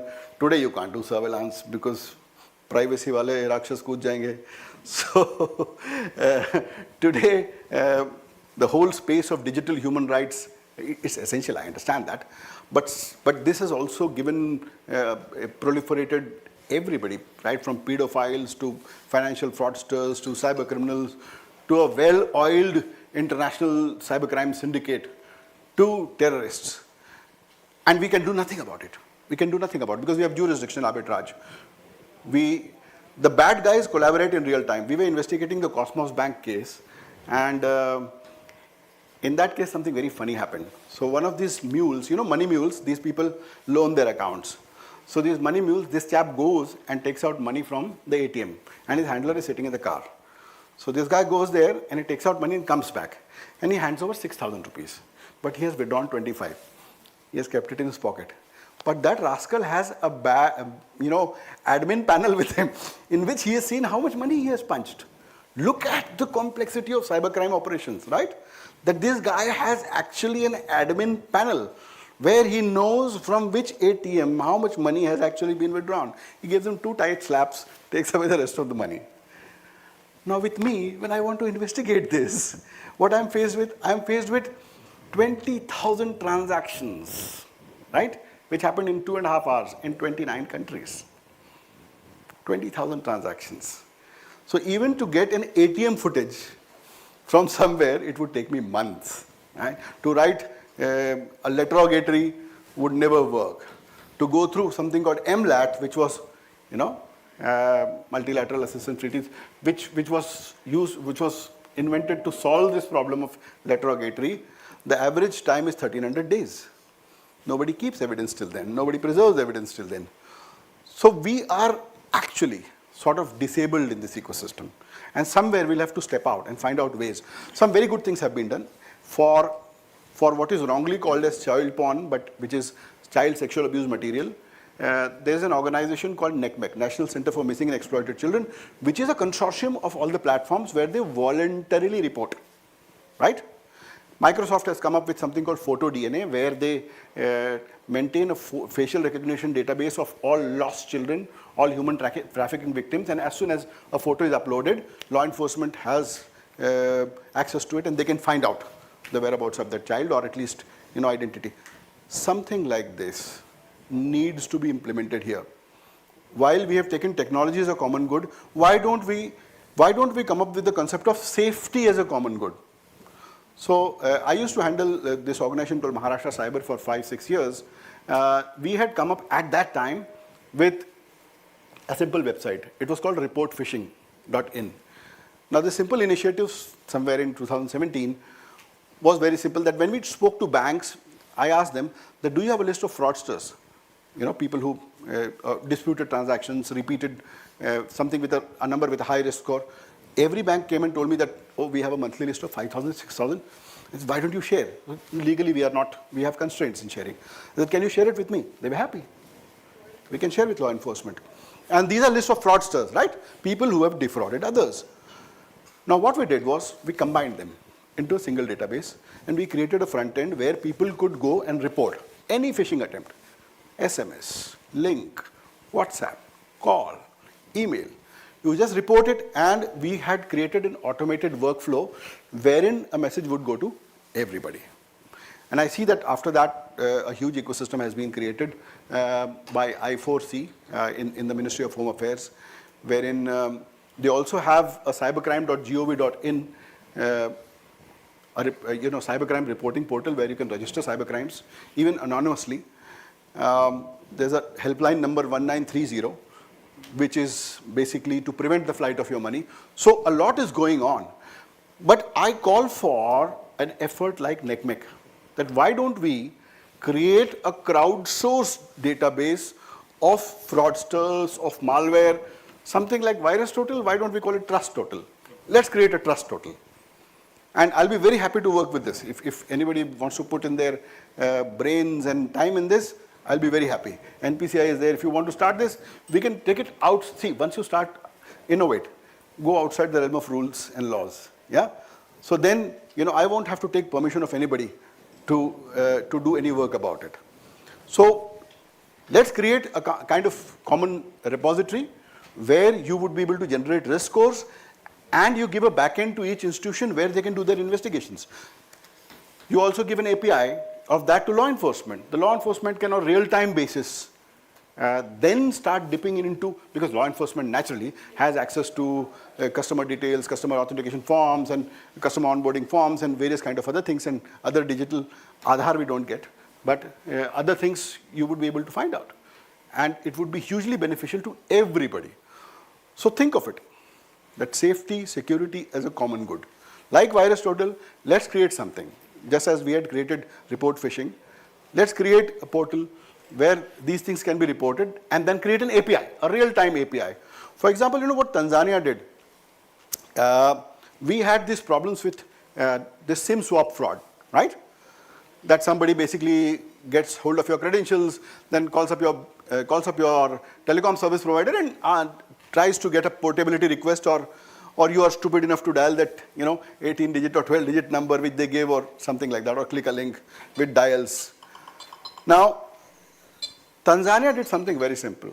They created a real-time API before transaction which just used to check with your validated number if there is a portability request or an account change request.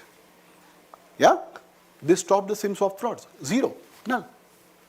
Why can't we do it? How much money does it take to implement this? It's very simple. And there is no regulatory issue here. It's a no-brainer. And you see the number of people you'll be able to save this. And see, SIM swap frauds are more dangerous than phishing attacks because it is a complete account takeover, along with multi-factor authentication. Yeah? So this can be stopped with these simple steps. What I want to say is that in this ecosystem, there is enough space for good innovation for security. Somewhere, for safety and security, innovation is not happening. And I feel that is a place where, like RBI is stepping up with regulation, law enforcement and innovators should come together and form something like this. Now, the cyber criminal ecosystem is huge. It's very modular. If you want an exploit, you can just simply ask somebody. You can get an hourly rate for something. You can get, so cybercrime as a service, SaaS, PaaS, CAS, cybercrime as a service. No, this is a real thing. Cybercrime as a service is available today. And on darknet markets, there are credentials and testimonials. And people who would vouchsafe by somebody saying that, okay, this guy does not fleece. He runs a DDoS for $40. Yes, he can give you 1 Tbps DDoS for $40 an hour. Good value for money. So, similarly, you'll be amazed to know that all of the financial cybercrime in the world is run only by 3 or 4 gangs. You must have heard of these names. One of them is so-called Lazarus Group, which is thought to be North Korean government supported. One is Fin7, one is something called Cobalt. These are just 3-4 groups which are running all the financial malware, fake apps, and the ecosystem which is required to run this. So they run VPNs, VPSs, right? And imagine the level they've gone to. Their malware is so smart that apart from creating transparent overlays over your mobile screen, it can also do man-in-the-browser attack, and it can impersonate user behavior. It can copy your session and also use this session to log in with your cookies. So this is the level of sophistication. They do process tunneling, they do process injection, they do fileless malware. So imagine the kind of sophistication that is happening on the dark side. And on the positive side, while we are innovating, we are building a house, You don't expect anybody to run a bulldozer through your ATM machine. You would have seen those videos where people just ram the ATM machine. The ATM machine, Bala would have never thought that somebody is going to ram his ATM with, a Jeep. But then you'll have to come up with protections. And somewhere we would need to innovate. International bodies are there, right from FATF to big tech. And I have this serious grouse against big tech. Big tech should have a duty to care, right? And big tech doesn't accept its duty to care. You have upwards of hundreds of millions of customers in my country. You don't want to obey my laws, and you want to go by Section 230C of the Communications Decency Act of the USA, which gives you safe harbor. That's it, and you want to earn money.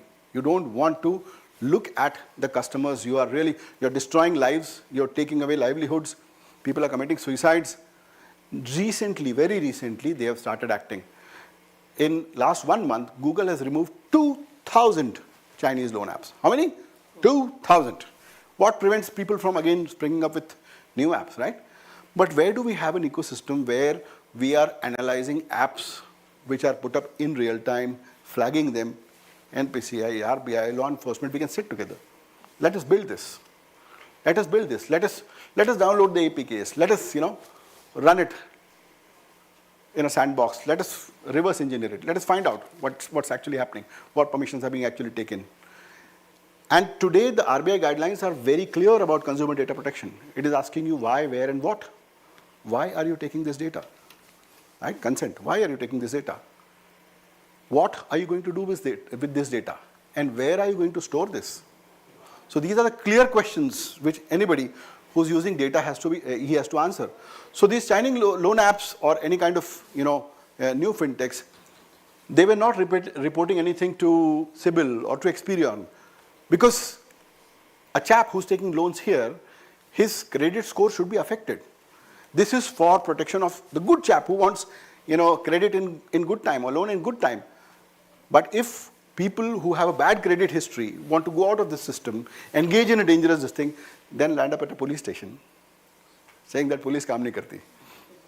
So you can't allow everything to collapse and come to something which is under-resourced and not so ready and not so equipped to deal with it as ex post facto.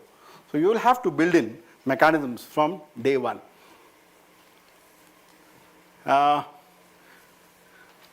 Data breaches, that is the source. That is the source of evil, where data breaches are being used to stuff credentials, to impersonate people. There are advanced persistent threat groups which are, at times nation state supported, or at times which are well-resourced, organized cybercrime syndicates, which have everything, right from monetization channels to money mules to, it's like a proper corporate operation, where operations being handled by somebody, flow of money is being handled by somebody, bug fixing is handled by somebody.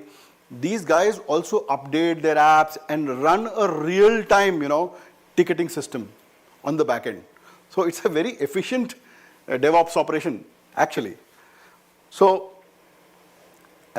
social engineering, again, it starts with breaches.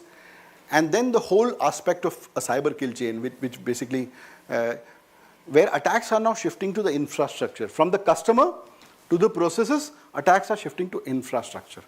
And infrastructural attacks are, I think, the most serious ones. See, 30, 40 years back, all critical infrastructure was probably within a barbed wire or protected by guns. Today, all critical infrastructure is digital. It's out there. It's out there. So, how does one protect this digital critical infrastructure? For example, crypto.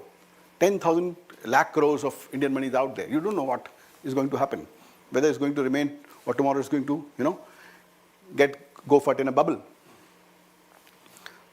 So somewhere this will need to be addressed. Now, there's a huge infrastructure, and somewhere when things are not reported, things are not investigated, then this criminal infrastructure is not brought down. And it is very essential. Like, you should read about operations called EMMA, European Money Mule Apprehension or something like that. This is a money mule operation which has been conducted twice or thrice in most of the European countries. And there are wonderful operations where they found out people who basically loan their accounts willingly or unwillingly. So in India, when we were investigating the Cosmos Bank case, we found that unknown to us, there was this huge network of money mules. There are people who are unsuspecting, who are shown to be businesses, and then they can get current accounts, right? So then you can maintain the velocity of withdrawing money.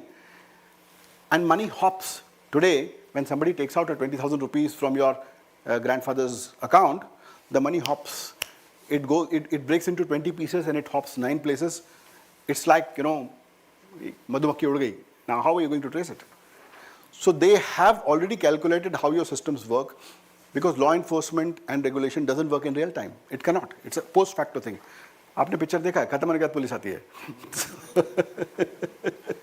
Change that, man.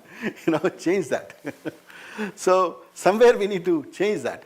And there is a huge botnet system wherein infected computers are used. They are used as proxies, they are used for turning processes, they are used as fake DNSs. So this whole system is running, and we can do precious little about it, because there are privacy jurisdictions where you can host something and they will not give you any idea. See, after the GDPR is a great thing. It is protective of data, of the consumer. But with GDPR, today, if I want whois information, you come up with something, you tell me that, okay, this is a phishing attempt at your bank, and it's hosted on some Scandinavian server. I want whois information, redacted. It's redacted because of privacy concerns. Privacy is for the good man, right? Not for the bad man. So the great maxim of common law says that I am the king of my house, and even the king of England cannot enter it without my permission. Okay? Fair and good. But the day you commit a crime, I have the right to breach that door open, bust it, right? Handcuff you and take you out. Not in the digital space. This is not happening in the digital space. I don't even know where you live. So how do I find out? So criminals have gotten a free run today, that they are committing crimes, they are using anti-forensics, they are even killing processes. So wherever we found that if at all large corporate breaches were discovered, all the traces had been removed because the chap was living on the system. It's called living off the land. He was laterally creating processes, he was laterally creating accounts, and he was removing all traces, wiping off the logs. Even while exfiltrating data, it was using system processes. It was obfuscating, it was encrypting it. Base 64 encryption. Data is going out. Even the DLLs were being loaded, they were being loaded encrypted. How do you tackle this? Because you don't know how to handle this. This is like COVID, right? Look at the kind of confusion the world had. But somewhere, you have to get hold of it. And to top all that, then this whole system of cryptocurrencies, where you can take any money from any kind of enterprise and without any checks, send it anywhere in the world. Then you have, facilities of mixers and tumblers, which are going to mix your money in some way, which is till this time very, very difficult to realize. And this is the dynamics, that there are technologies which have developed. So anti-fraud technologies have been developed. Real-time detection technologies have been developed. For example, you would get a call that now your bank understands that you are here, and within a minute you're not going to get into Vietnam. So if your next transaction starts happening from Vietnam, they understand that you are not a shapeshifter and you have not suddenly developed superpowers. And so good banks can do this, but MSMEs, new fintechs, they may not have a real-time transaction monitoring mechanism or an identity monitoring mechanism through the transaction. Once all that happens, then post facto we do forensics. There are advances in forensics where we have actually been able to pick up malware from memory dumps also. Way back, I'm talking of old cases where we picked up binaries from memory dumps. Now imagine this is your police, which you think is very stupid. you think we are all pandus, we are not. We can pick up binaries from the memory, your memory also. So, but so-called anti-forensics is also developing. And anti-forensics has developed very well today. That it's very, very difficult to find traces. They are obfuscating it, they are encrypting it, they are removing it, and they are maintaining persistence. Organized cybercrime is a huge, huge challenge, and I talked about jurisdictional arbitrage, in the sense that if I want a simple information from Facebook about an account which is spreading child sexual abuse material or porn, I find it very, very difficult, because it hides under privacy. What kind of privacy is this? Just because you have a home, it doesn't allow you to manufacture explosives and exploit children or fleece old people of their pension. It doesn't allow. It's time that when we are talking of digital rights, we should also reclaim the digital rights of the victims. Somewhere in our concern for rights, we are forgetting the rights of the victim. And going dark is a problem which law enforcement is facing everywhere. So things are encrypted. Even if you get, in the San Bernardino case, the FBI found there was a shooter who went and shot people. He shot and he and his wife died, and iPhone was recovered, right? And Apple refused to open the phone. They said privacy. Now it's up to you, gentlemen and ladies, to decide if we want privacy like this. Ironically, then you would see, then there would be innovation here also. So there's a company called Celebrite, Israelis. They came up, they said, give it, we'll open it. With all the technology of Apple, they opened the phone and gave it. Yeah, but see, this always does not work. So there was a case called Playpen, where a child sexual abuse material or child porn racket was being run on the dark web. Now the FBI did something very smart. It developed an exploit for the Tor browser, right? And then it sent on the Playpen. And on the Playpen, it infected all of those pedophiles. And then they had a massive operation, they did a crackdown, they caught up everybody, they got evidence, they went to court. The court says, fruits of poisonous tree. Your initial method of access was illegal.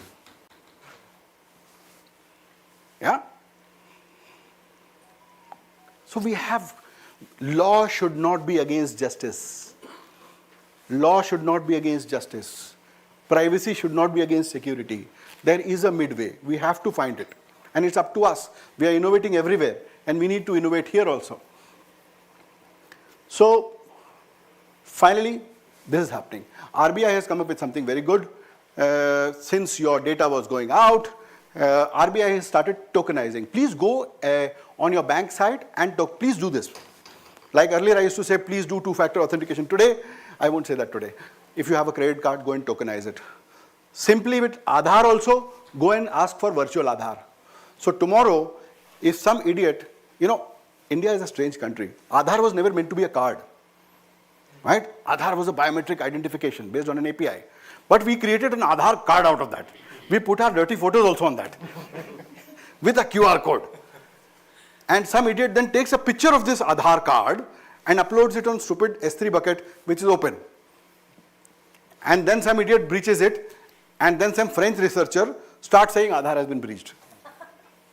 So my dear sir, Aadhaar has never been breached. The basic infrastructure of Aadhaar has never been breached. It's a great thing. Take pride in that. But these things, which are so-called pictures of, stupid documents called Aadhaar cards, which were never meant to be there in the first place, they have been out.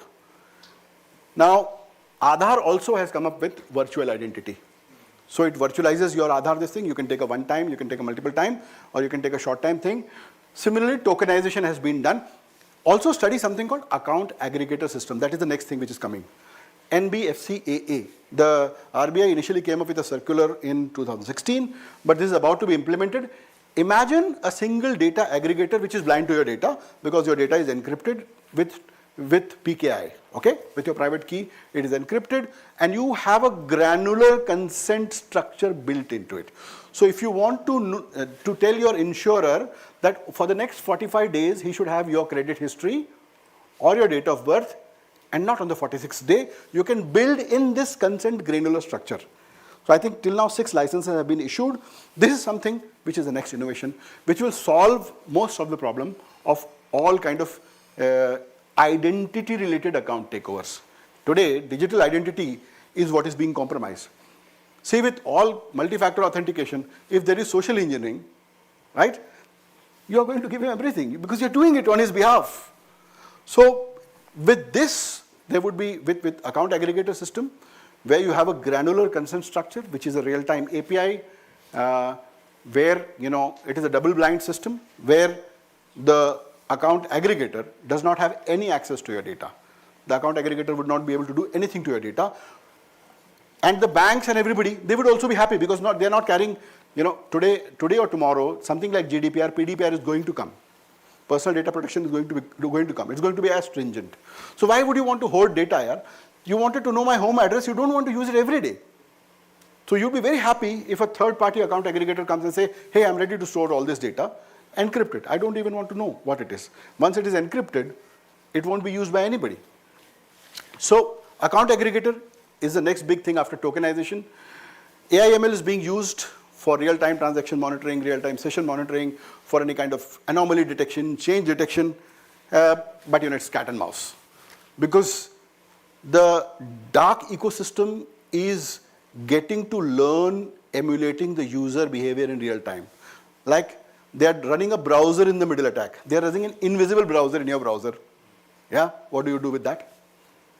Or they are hijacking your session or copying your entire session with the cookies. You know, this is sold. These kind of sessions and accounts are sold on the dark web for money. So that ecosystem is also fast developing. We need to, like all cybersecurity, implement a zero trust kind of architecture. How much time I have? How much? Okay, sir. I think we can manage. No, I don't want to be unprofessional. So, behavioral profiling. Way back, somebody was asking me to, I mentor some startups, so somebody was asking me to, evaluate something. Now, this guy was taking 200 parameters from your phone, right? 200 parameters from your phone. Okay, do one experiment. I'll give you a safe site. Go to deviceinfo.me. It's a safe site. I'm not phishing you. Deviceinfo.me. Just by logging into something, look the kind of information that you're giving. It is telling your location, your operating system, the size of your screen, whether it's a touch screen or not, your browser, whether the phone is in your hand or on your table. Deviceinfo.me, right? This is the kind of information which can be obtained just by logging in. You're not even logging in. Yeah? You're visiting a site. So somebody had created, so people have created these kind of profiling systems which create a fingerprint of you. For example, Mr. Brijesh Singh puts on his password, which is a long passphrase, with a particular, so it would learn for a month, where it would know that with what microsecond delay I use for putting my password. If you put that password, it would understand that it is not me. So this is the kind of technology which is evolving. But see, all this is costly. This is very costly. And somewhere this innovation would also have to be funded. And somewhere there is no incentive for this, right? There is no incentive for something like this. So we will have to, like I told you, technology is common good, safety as a common good has to be created. And for this, we will need to fund this. Entity resolution is happening. Real-time entity resolution is happening today. Technologies are available. And I think we should create a common bed of this kind of authentication, which all fintechs would be able to use. The way NPCI has created a common, payment system, somewhere you should have, apart from Aadhaar, the utility of Aadhaar. You'll have to create a bed of, like an India stack, where you can use this authentication in real time to resolve entities. And finally, transaction monitoring. As I've told you, real-time transaction monitoring for everything, for AML, for anti-terrorism, for due diligence.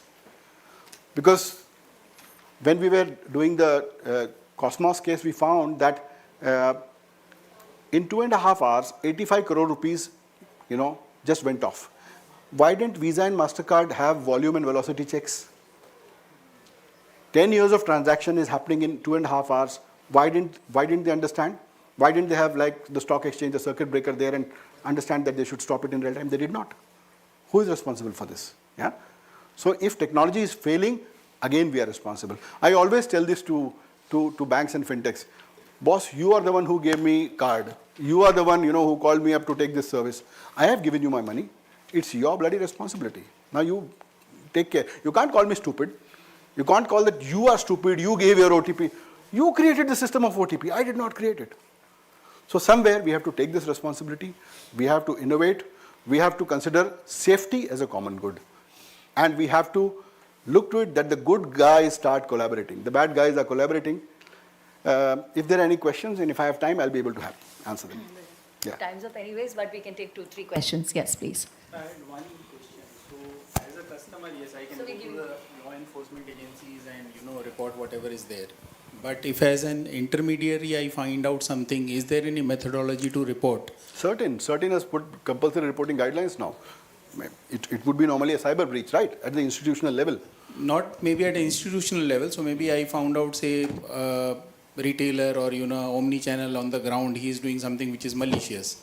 It is not me who's impacted, some other customer is impacted. So I'm not aware of the regulatory framework here, but probably the RBI guidelines would be very clear about this. RBI guidelines are clear if you are a regulated entity. If they are non-regulated entities like people into DMT, AEPS payments and all that stuff, and if somebody finds, something malicious happening, how do you report it? Matlab, can you go to cybercrime and say that, hey, I found out this? I think you should. So normally what happens in law enforcement is that we check if it is not our subject, we mark it at least to the concerned department. So we would do that. So any specific generic ID? Cybercrime.gov.in. We can go to that portal and report. If you want to report anonymously, you can do that. Even if it's a name we want to report, we can do that? Anonymously also. Cybercrime.gov.in. It's a national reporting portal. All kinds of cybercrime. Just go and report there. Thank you, sir. Even if it is not a cybercrime, go and report there. No, I am specifically talking of crimes. I know the back end, they do forward it too. Sure, thank you. Yeah. The question is a point you made about the banks taking your card, but then if money is gone from the banks, then whose responsibility it is? Is there a legal protection for a citizen, a senior citizen, that SMS phishing link that comes? Yes. So where there is no contributory negligence, there is an old RBI circular which limits the liability of the customer to 25,000 rupees. So there's an old RBI circular. But the problem is that sharing of OTP is considered as a contributory negligence. If it's a senior citizen, I know that. 65-year-old. I know that. That's what I was saying. That is the responsibility of the company which is creating this technology. Right? Come up with something better, man. When you know that old people are being, and you have the, so I know. So world over, it seems that last year, 39% of customers in the digital space, digital finance space, experienced an attempt of phishing, wishing, account takeover, or malicious transaction. 39%. So this is, I'm a law enforcement officer, but this is a big red flag for you guys. You should really look at it. Yeah. Last question. About financial transaction, is there any other bodies we can, because when it is come ground level, the police station we need to file something. Again, when we go there, then they will say banks, and then when we go there, then they will say some extra charge. Banking ombudsman. Bank? Banking ombudsman. Banking ombudsman. Report it to banking ombudsman. Even if you report to police for your account related settlement, please report it to banking ombudsman. Right? Thank you guys. Cyber छोड़ के 3 साल हो गया अभी रात को दो कि यार मेरा 10,000 रुपया निकल गया can you do something I used to handle the state man Thank you so much. Thank you very much, sir. This was indeed an eye-opener presentation for most of us. Thank you, sir, for sharing all those information. And I'm really surprised to know now when I think again, is technology a curse or a boon? I don't know yet. But any which ways, we are being monitored. So everybody be cautious, be careful, and safety first always. Thank you once again, sir, for being here with us. Thank you very much. And thank you to all of you. It was a full house, and I'm so happy to see so many of you. And please kindly be here as we are starting with our next presentation. So everybody, our next presentation is on fraud, the role of compliance in digital payments and emerging risks, what fintechs should watch out for. And this presentation is by the Chief Risk Officer, National Payments Corporation of India, Mr. Vishwanath Krishnamurthy. So everybody, I hope you all are ready for this one too. Oh, sir is very much here. Okay, everybody, sir is here. So let's welcome on stage. Here we have the Chief Risk Officer, National Payments Corporation of India, Mr. Vishwanath Krishnamurthy.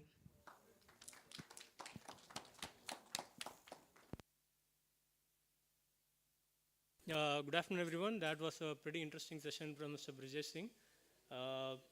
The post-lunch session, thankfully he made us all, kind of wake up after a good lunch. And the next session that we have is here on role of compliance in digital payments and emerging risk.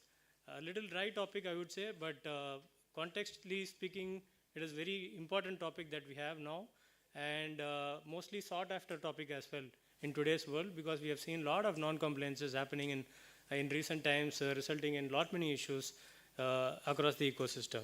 So without much ado, I'll talk a little bit about why compliance is required and what we need to do in order to be compliant as an ecosystem in a better manner, as well as also look at some of the emerging risks, in today's times.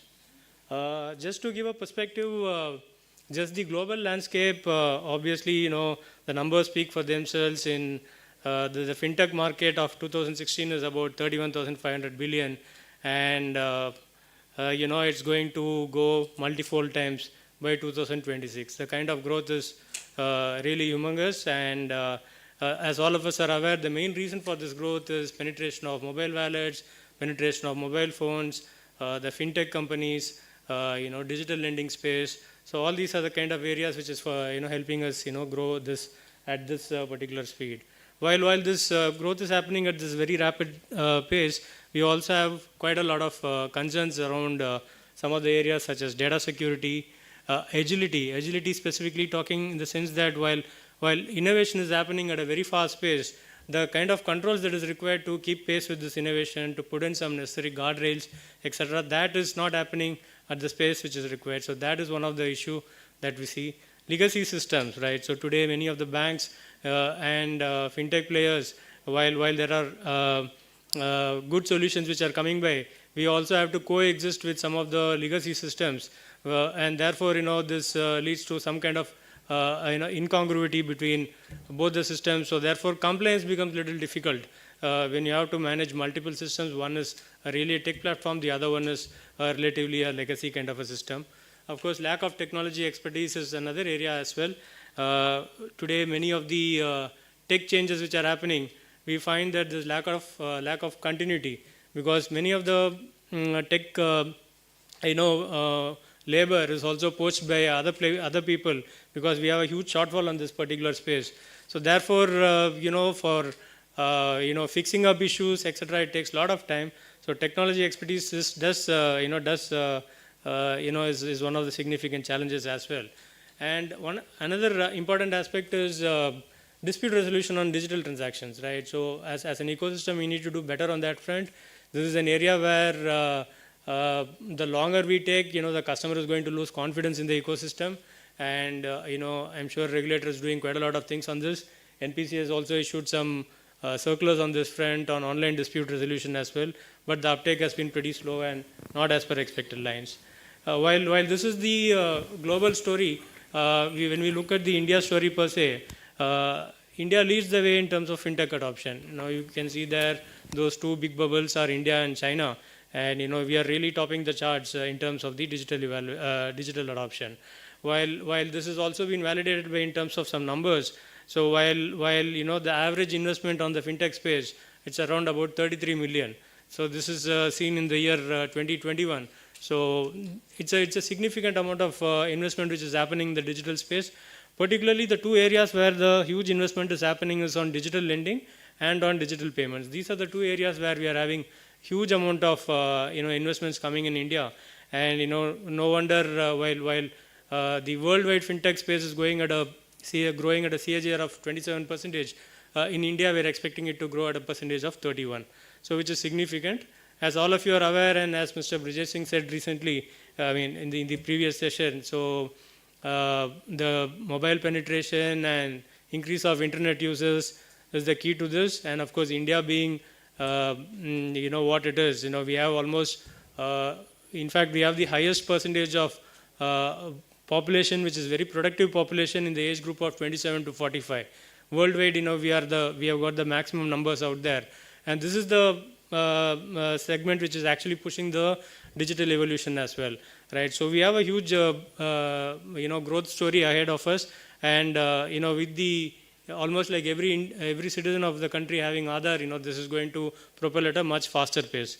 This is the kind of India scenario as such. So having said all this, let's coming back into digital payments. That is the area of our interest, and let's see as to how compliance plays a major role on that, right? So today, many of the regulated entities, I'm not sure if they have a board-approved compliance policy in place, right? While many big organizations do have a board-approved compliance policy, but some of the emerging fintechs, obviously the focus is more on innovation, and now they are coming into the financial space. There's probably a lack of a board-approved, compliance policy as well. And so some of the important aspects which they need to keep in mind is obviously look at things such as KML, KYC and AML and information security. Data localization has been another area which is of great focus by the regulators. Non-compliance to data localization has had major fallout in terms of some of the big names being stopped from doing fresh onboarding. So data privacy is again a concern. Outsourcing guidelines, recently RBI has come up with the revamped outsourcing guidelines as well. These are some of the areas where we have seen major amount of non-compliances happening. So when you look at compliance, some of the key aspects which we need to bear in mind is to have an integrated compliance framework. So today in most organizations, compliance acts in silos, right? So they don't work well with the business. So compliance is almost an afterthought. So we need to have an integrated compliance structure, and we also have to have an adaptive compliance structure. While the technology is changing the way the business is being done, I'm not sure enough investment is actually happening on the space of RegTech and financial compliance and those kind of things. The chief compliance officer in any organization should also be an advisor to the MD and CEO on any new processes, any new initiatives which come in, which probably is lacking in most cases. But that's an area where the fintech ecosystem has to beef up. I'm not sure if everyone has a dedicated compliance officer, so to say. So the role is more or less integrated into various other roles, and somebody also handles compliance as a part of his current KRS. But I think the pace at which we are growing, obviously when there is a little scale, there's a need to have a separate compliance vertical as well. Compliance also has to evolve from a reactive mode to a predictive mode. So I guess a lot of investments needs to happen on that front. So today, as I told earlier, it's always been an afterthought. We don't do anything to do predictive information, predictive analysis and predictive data to figure out areas of non-compliances. So that's an area where we all need to focus more on. And obviously it also needs to be digitally enabled. So that is kind of self-explanatory. Running short of time, so I'll move quickly on few aspects. So important aspect to bear in mind is balance the competitive nature of the business along with the compliance pressures. In today's time, any fintech which is able to successfully manage this is going to be really a game changer. Those are the fintechs which are going to really succeed on this front. We do have some operational indicators which are quite interesting to see. Almost 1/3 of the entities, the compliance aspect is outsourced. While activities pertaining to compliance might be outsourced, the responsibility of compliance cannot be outsourced. That still stays with the entity, and that is where today we are seeing a lot of issues. When we say that there is a non-compliance, they say that we have outsourced this particular activity. The activity is outsourced, the responsibility is not outsourced. That is something which people have to bear in mind. Almost like 70% of staff turnover is happening. That is one of the important cases, numbers to make a note of, and that is also happening in the field of compliance. So at NPCI as well, I really find it very difficult to get a good employee who's got a good knowledge and experience in terms of in the field of compliance. Believe me, it is really a difficult hiring decision. And eventually, when you do the hiring, you again you get a resource with whom you are only 60 to 70% satisfied, and quite a lot of training on the job happens. So this is an area where there's going to be a huge issue. It's continuing to be a cause of concern for almost all organizations. So there's a need to train and develop employees on that front. And in terms of compliance cost, there's going to be a huge cost of compliance which is expected. That is to go up. With the speed at which the digital business is going, a lot of regulations are coming around at a very vast pace, and therefore there's a need to beef up the cost of compliance, budget more for that segment, and also be wary that the cost is going to go up. Some of the key challenges, as I told you, regulatory changes are increasing at a very rapid pace on this front. Recently, we have got the digital lending guidelines as well. Much needed guideline, I would say. And there's always a gap between RBI's expectation and what the market is able to deliver in the financial space.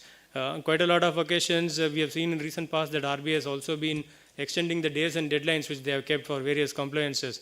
This is primarily because as an ecosystem we are probably not been ready to kind of meet up with some of those compliance requirements, because technology-wise, at times we are lacking, or we don't have enough support to kind of manage the entire at the ecosystem level. Last but not the least, one important aspect is about the multi-party model. So today's payment system, we have multiple stakeholders. So one of the question which in the previous session some gentlemen asked, so who's today responsible, right? That's the big question. Everyone feels that I'm not responsible, it is the job of somebody else. So effectively when an issue happens, or when there is a compliance issue in any organization which comes out, let us say the regulator puts a FT penalty, you try to figure out who is the person responsible, you will never get a straight answer. It will keep going round and round and round and round, and ultimately you will find that the person who's got the lowest designation and rank in the organization, the responsibility is fixed on him, or at times it is put on to some outsourced entity. That's the way this happens. This is not going to help us, in the long run. That is definitely something which we need to, change. Regulatory change management in terms of compliance culture, key aspects which we have already spoken. So I'll try to rush upon few things.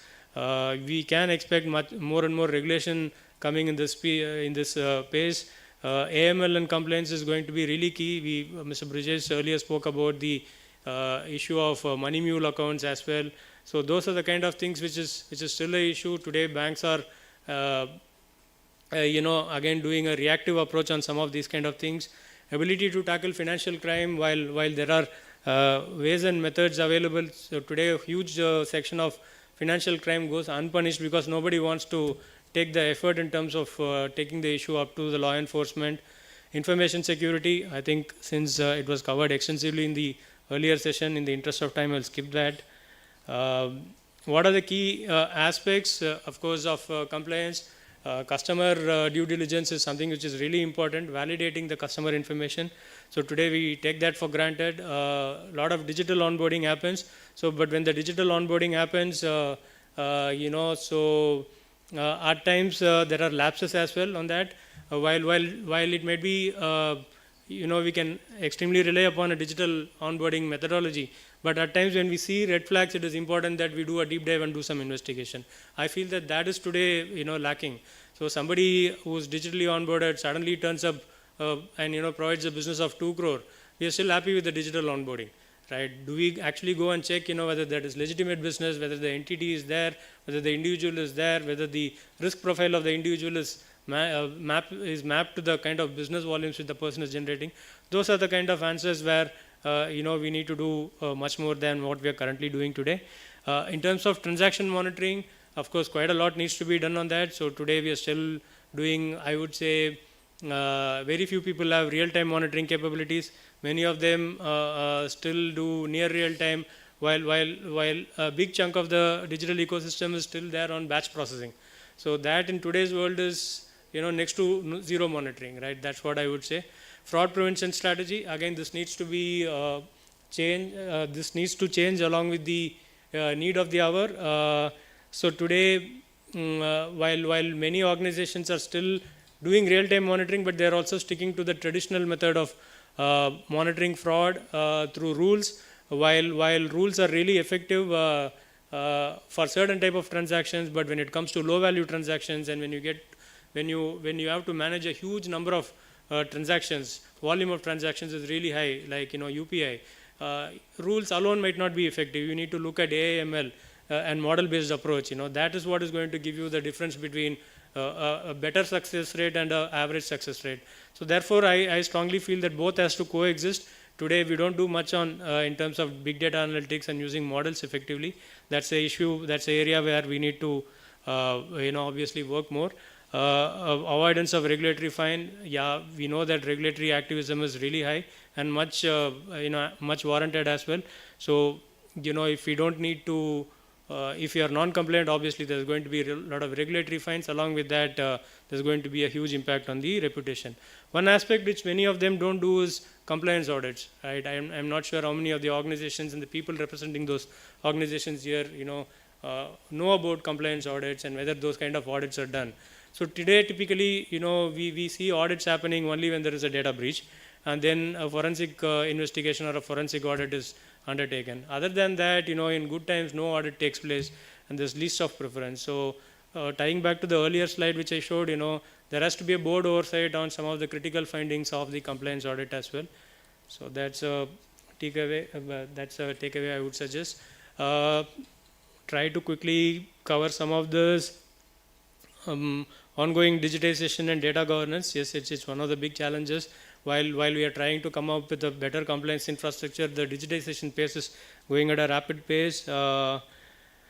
I think we have covered quite a few things in the sessions today. So revamp of IT infrastructure is an issue. So today, I think that issue has been further accentuated with the supply chain issues which we are having and the silicon chip crisis that we are having. So very difficult to get hardware and storage devices, etc. So the IT infrastructure is again going at a revamp of that is happening at a very slow pace.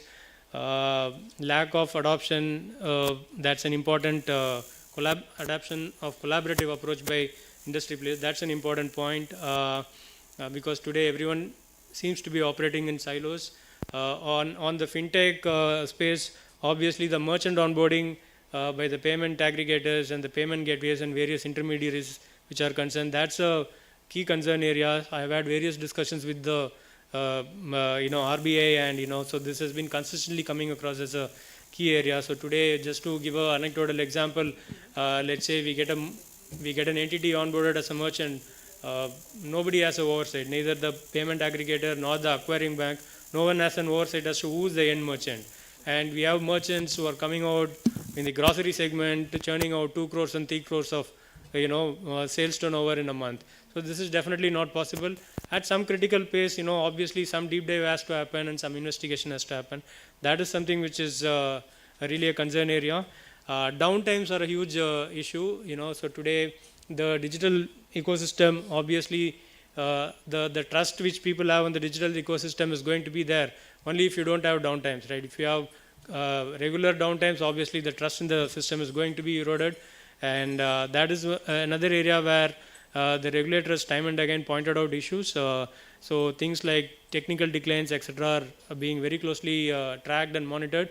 I'm not sure if the organizations internally track those numbers. We need to have some really aggressive numbers. So we have approval rates as in some organizations, in some fintech entities and some banks, as low as 50%, 60% on digital transactions. That is a huge cause of concern. So effectively, we are saying 50% of the transactions do not even go through, right? Because of various tech issues and transaction dropouts happen. That's a huge number. We need to get it in less than 5% at least to begin with. And those who are already there needs to try to improve it further. So in terms of emerging frauds, I would suggest that in the two-factor world, the traditional fraud types are of or history now. So things like skimming, phishing to some extent is there, and wishing to some extent is there. But otherwise, skimming and sim cloning are kind of part of history now. So we have got to more kind of advanced frauds where social engineering is the primary mode of doing fraud. Malware and data breaches continue to be there. SMS spoofing, which is going to be there because we have seen few cases of very advanced SMS spoofing where device binding is getting bypassed. That is a threat to the ecosystem. There's a need for telecom players to come together on that. Some work is actually happening on that front with the leading telcos and the TSPs on that front. We have seen a lot of misleading VPS coming up. We have issued various circulars from NPCI also, but typically, when VPS are created, there has to be some oversight on that. Otherwise, anybody can create a misleading VPA and gullible people will transfer money to that. ATM cash out attacks are still there. While in India, the ATM ecosystem, as all of you are aware, that we have declined fallback completely. We have declined MaxTribe completely. So it's completely only chip-on-chip transactions. So the only way the crooks can make out money is to clone the card here and use it as a fallback outside the country, right? So again, cross-border is something which we'll monitor. But otherwise, what we have seen is that therefore, since the ATM infrastructure has been largely protected, people are going out for cash out attacks. So that is another area where we need to be extremely watchful about. Fake apps, so we have spoken about a lot of fake Chinese apps which have come up, and there's a lot of action by Ministry of Home Affairs on that front. And recently, a meeting has been called for by the Honorable FM along with RBI, and some directions have been issued in this regard. So hopefully, things will get addressed on that front. Reverse phishing, I would like to just cover about this one particular aspect at least before we move on. Reverse phishing is an area which is where the customers are losing a lot of money, right? So like traditional phishing, where you get a phishing call, right? So here what happens is customers go and try to figure out what is the contact number of a financial institution on the Google, and more often than not the number which pops up is that of the fraudster, right? So when the customer calls on that number, he obviously thinks that he's speaking to the genuine entity, might be the bank, but effectively he is speaking to the fraudster. So because of the confidence of the customer, because he initiates this call, right? So he ends up sharing a lot of information. So few steps have been taken on this front, and maybe sooner or later we'll see that going live. One is just to see that we can get a blue tick mark on the contact numbers of all the fintechs, right, and all the financial institutions and banks, right. How it happens in Twitter, might be a verified mark or so. So that will come on top when you do a Google search. So that becomes really difficult. With some amount of customer awareness, obviously they'll figure out that these are the genuine numbers, and anything which doesn't have that verified mark is obviously a suspect number, right? So that is an area where we are working very closely with MHA and with DOT on some action can be seen on that front. Fake biometric is largely seen on Aadhaar-enabled payments, frauds relating to that. We have seen few cases of customer fingerprint being lifted from registrar office when you actually place your fingerprint for the property registration. From there, frauds are being done. So along with UADA, a circular has been issued to implement what is called as FIR and FMR. I think that will now ensure that liveliness of the finger is also checked when there is a biometric transaction which is actually happening. That will go a long way in preventing frauds. But again, these are few things where we need ecosystem requirement as well to comply with some of these guidelines, which requires technology adoption by the ecosystem as well. So that is another aspect which I would say that everyone has to come together and work closely. Otherwise, the solution becomes a little difficult. Otherwise, it will just be a brilliant solution on paper, but implementation will be a challenge. This will be my last slide. Just to reiterate the way forward, real-time monitoring is going to be the key, along with the AML, particularly when it comes to low-value transactions. Operational effectiveness and business continuity. So this is needed so that downtimes are prevented, and we also have oversight on the technical declines which happen, and focus on approval rates, cyber resilience and data governance. Enough has been spoken about this. Digital literacy, Mr. Deepak Virmani earlier spoke about getting literacy and cyber literacy as a part of the student curriculum, right? So from 6th standard onwards, that is definitely needed. We also need to ensure that the population in tier 3, tier 4 cities are digitally savvy, right? So enough and more awareness campaigns has to be done on that front. From an NPCI perspective, we do have UPI Chalega campaigns which is there in our website, and we have been promoting that quite actively. Last but not the least, investment in RegTech is an area which definitely requires a lot of commitment from the senior management of various fintechs and banks, because unless we don't do this investment in RegTech, we are going to be really doing pretty badly on the compliance, on the compliance front. It's always going to be a catch-up, whereas we need to be ahead of the game. So we need to be technologically,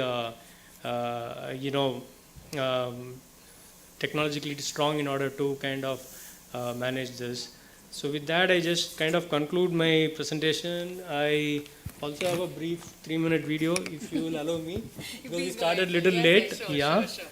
I think do we have a video? Can play the video. Yes, we can play. Yeah. And meanwhile, if you have any questions, we are just having time for two questions. We can ask that.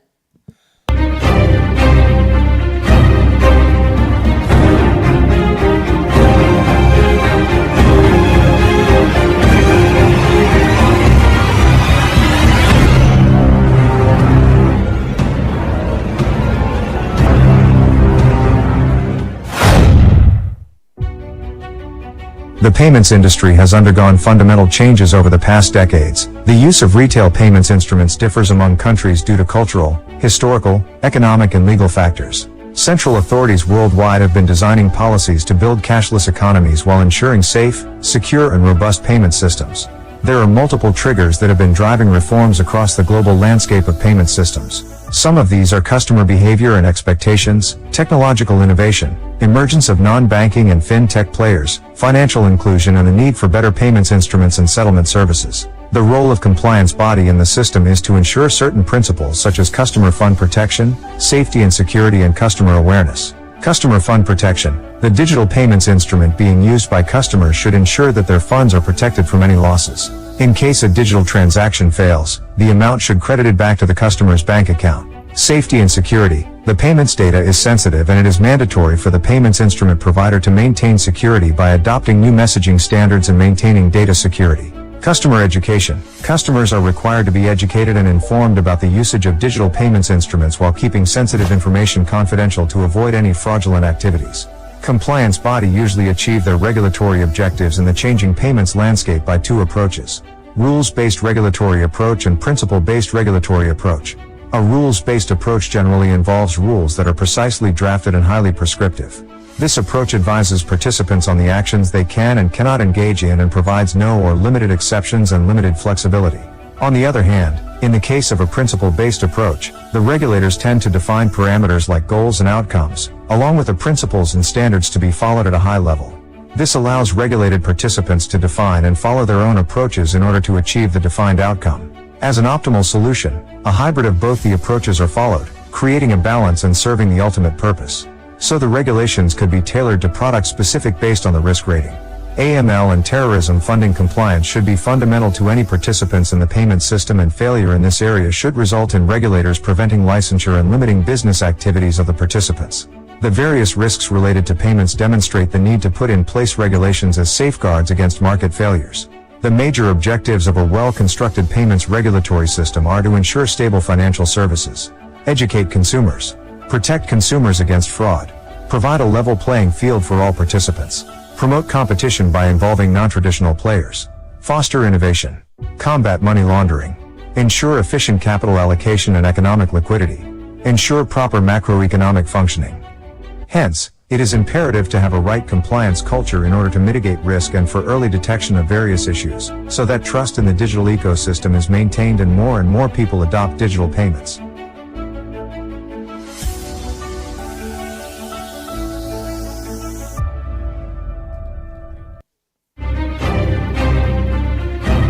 Any questions?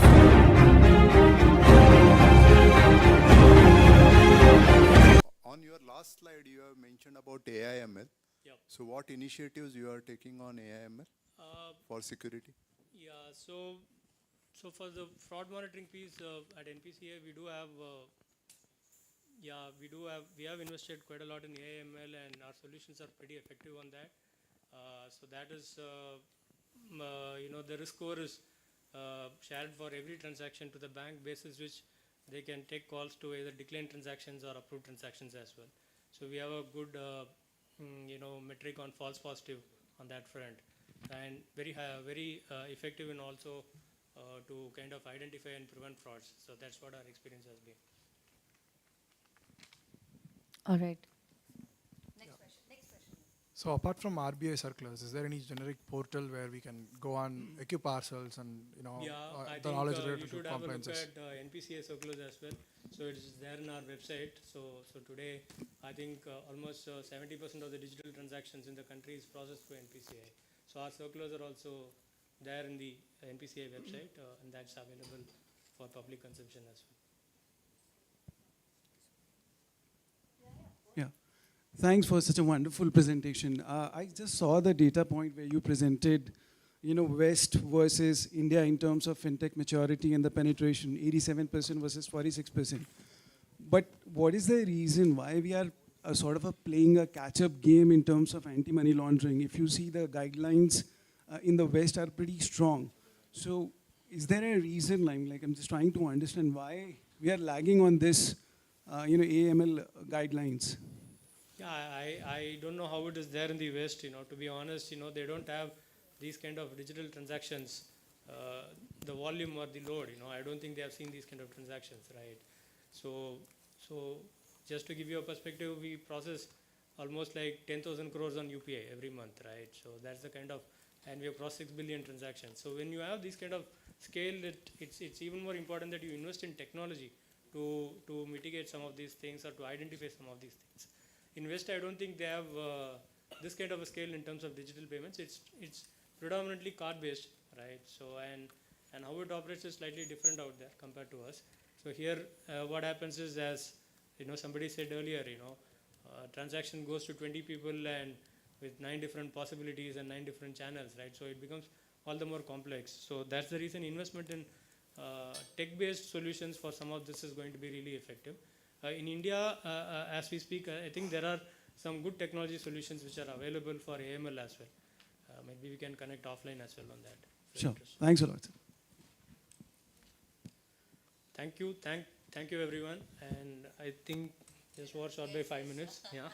Thank you very much, everybody. Round of applause for this insightful and informative presentation. And we are quickly moving to the next presentation. And I'd like to tell you, our next presentation is on Fintech, how open credit enablement network and account aggregators will change digital lending. And for this, it's time for me to invite on stage our speaker, the Chief Product and Technology Officer, MD SME Business, Credible, Shri Nitin Sharma. I'm really happy to see the full house in here. I want you all to kindly stay back. And the next presentation is another important one.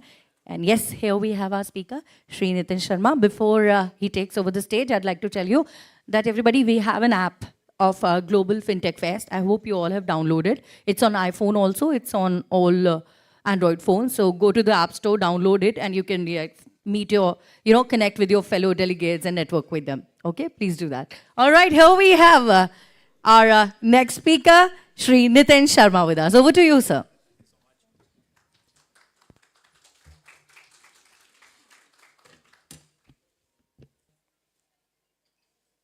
All right, good afternoon, everyone. Good to see a lot of interest, especially on the Open. We have been having a lot of discussions around Open since the morning. But this discussion would primarily be about 20 minutes overview that in terms of explaining what Open is. And also, since we recently got onboarded on Open as a lender, so we'll share our experiences also with you during the journey. But a quick sense, I just want to check how many of the audience come from a technology background. If you could raise your hands. Okay, so pretty good mix, I think, tech and non-tech. So let's get started. I'm the Chief Product Officer at Credible, and I'll just take 1 minute in terms of describing what Credible is. So we are a 5 years old Series B funded working capital infrastructure company. We work with large enterprises, small businesses, and a number of lenders. And through our technology, we are trying to bridge the gap that exists today in the working capital finance space. So before we get started, I want to just set a context in terms of where we are in the overall lending ecosystem. Since this is a conference specific to FinTech, you may have heard a lot of discussions around there is a lot of gap when it comes to credit supply and credit demand. But just to put some numbers into perspective, some of the reports quote these numbers that there are close to about 300 million Indians who at some point in time may have experienced some kind of an interrupted flow of capital. And if you want to categorize this audience, the 300 million, they would have MSMEs, they would have gig economy workers, they would have, let's say, farmers, small business owners, and individuals. So it's a very wide spectrum that is currently, that might have faced some kind of a lack of credit in their lives. But if you look at it from the lender's perspective, broadly, you would hear that there is a lot of lack in terms of having structured information around a borrower when they wish to, let's say, underwrite credit for a particular borrower. That's the biggest reason that we see. And the second reason that we hear is the cost for processing a single application is very high. And hence, the lenders typically focus only on the core economy rather than going for the long tail. This is what we have been seeing in the past. But there is more to it we'll discover during the journey. Okay, so before I define what Open is, what the ecosystem is, these are the 3 key terms that you need to learn so that you can understand the PPT better. If you don't understand this, you won't be able to get, I think, what I would be discussing in the subsequent slides. These are the three key stakeholders on the Open ecosystem. The first one, of course, is the lenders. Any bank or NBFC would categorize under this segment, primarily the regulated entities. Second is the key term, which is a loan service provider or LSPs. Now, if you have recently read the RBI's digital lending guidelines, this is not that. That LSP and this LSP is slightly different. Open was founded back in 2020, and that time their definition of LSP was slightly different. Today, digital lending guidelines define LSP in a different manner. But for the sake of this discussion, let's define LSP as per the Open's context. It could be any service provider or any marketplace that has, let's say, a large SME base or a customer base with them. LSP could be, let's say, any grocery app. It could be any e-commerce platform. Or it could be, let's say, the government's portal today that we have, which is used for procurement, the GEM portal. So anybody who is looking to, let's say, embed credit at the time of the trade for their ecosystem partners is categorized as a LSP in the Open ecosystem. And the third, the important factor, the important participant are the account aggregators. They are responsible for providing banking and GST related information today. And in future, more and more information are expected that these account aggregators would provide to the lenders so that they can underwrite the credit from a holistic perspective. So this is what you need to know in terms of terminologies to understand Open better now. Again, coming back to what Open solves, let's take a pause and in terms of let's define what exactly are the problem statements that each of these stakeholders today face.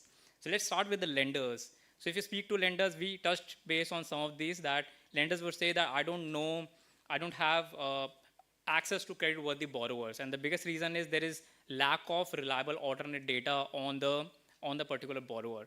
So borrowers today may be giving, let's say, bank statements, their GST data, etc. But beyond that, lenders typically are blind. They don't know who are the kind of buyers that a particular borrower is dealing with, and who are the kind of supplier that a particular borrower is buying material from. So their overall trade visibility is very poor when it comes to underwriting credit for a particular borrower. If it comes to loan service provider, each of the loan service provider, let's take again an example of, let's say, the grocery apps.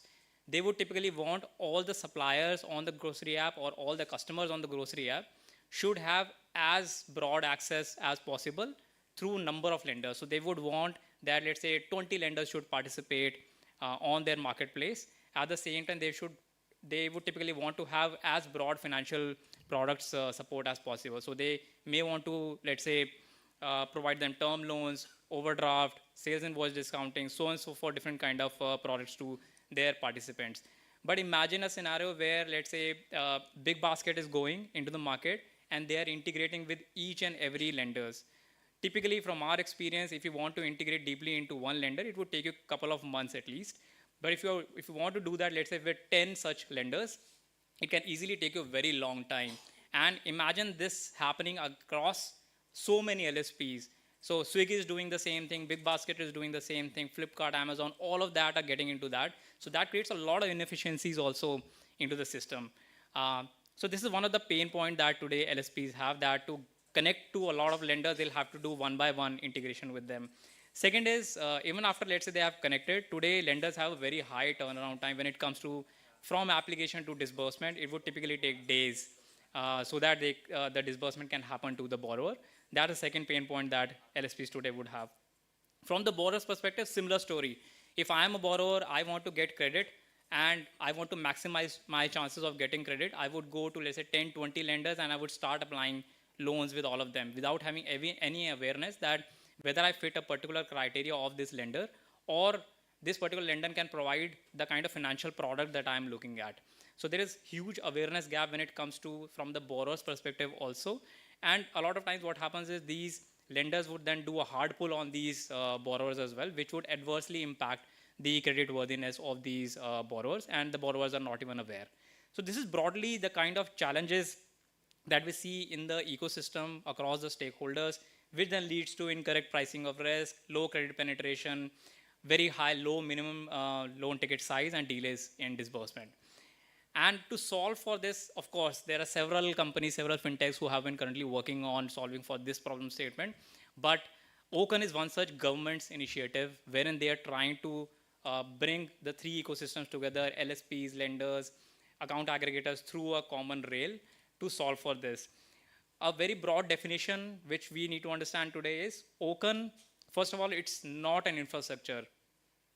That's the biggest takeaway for you would be from today's discussion, because it's not infrastructure, it's a framework or a guideline that the government has given that if you want to participate on Open and if you are a lender, these are the set of APIs you have to implement, or these are set of guidelines you have to adhere to. Similarly, if you are, let's say, a LSP, you want to participate on Open, these are the set of guidelines that you have to adhere to.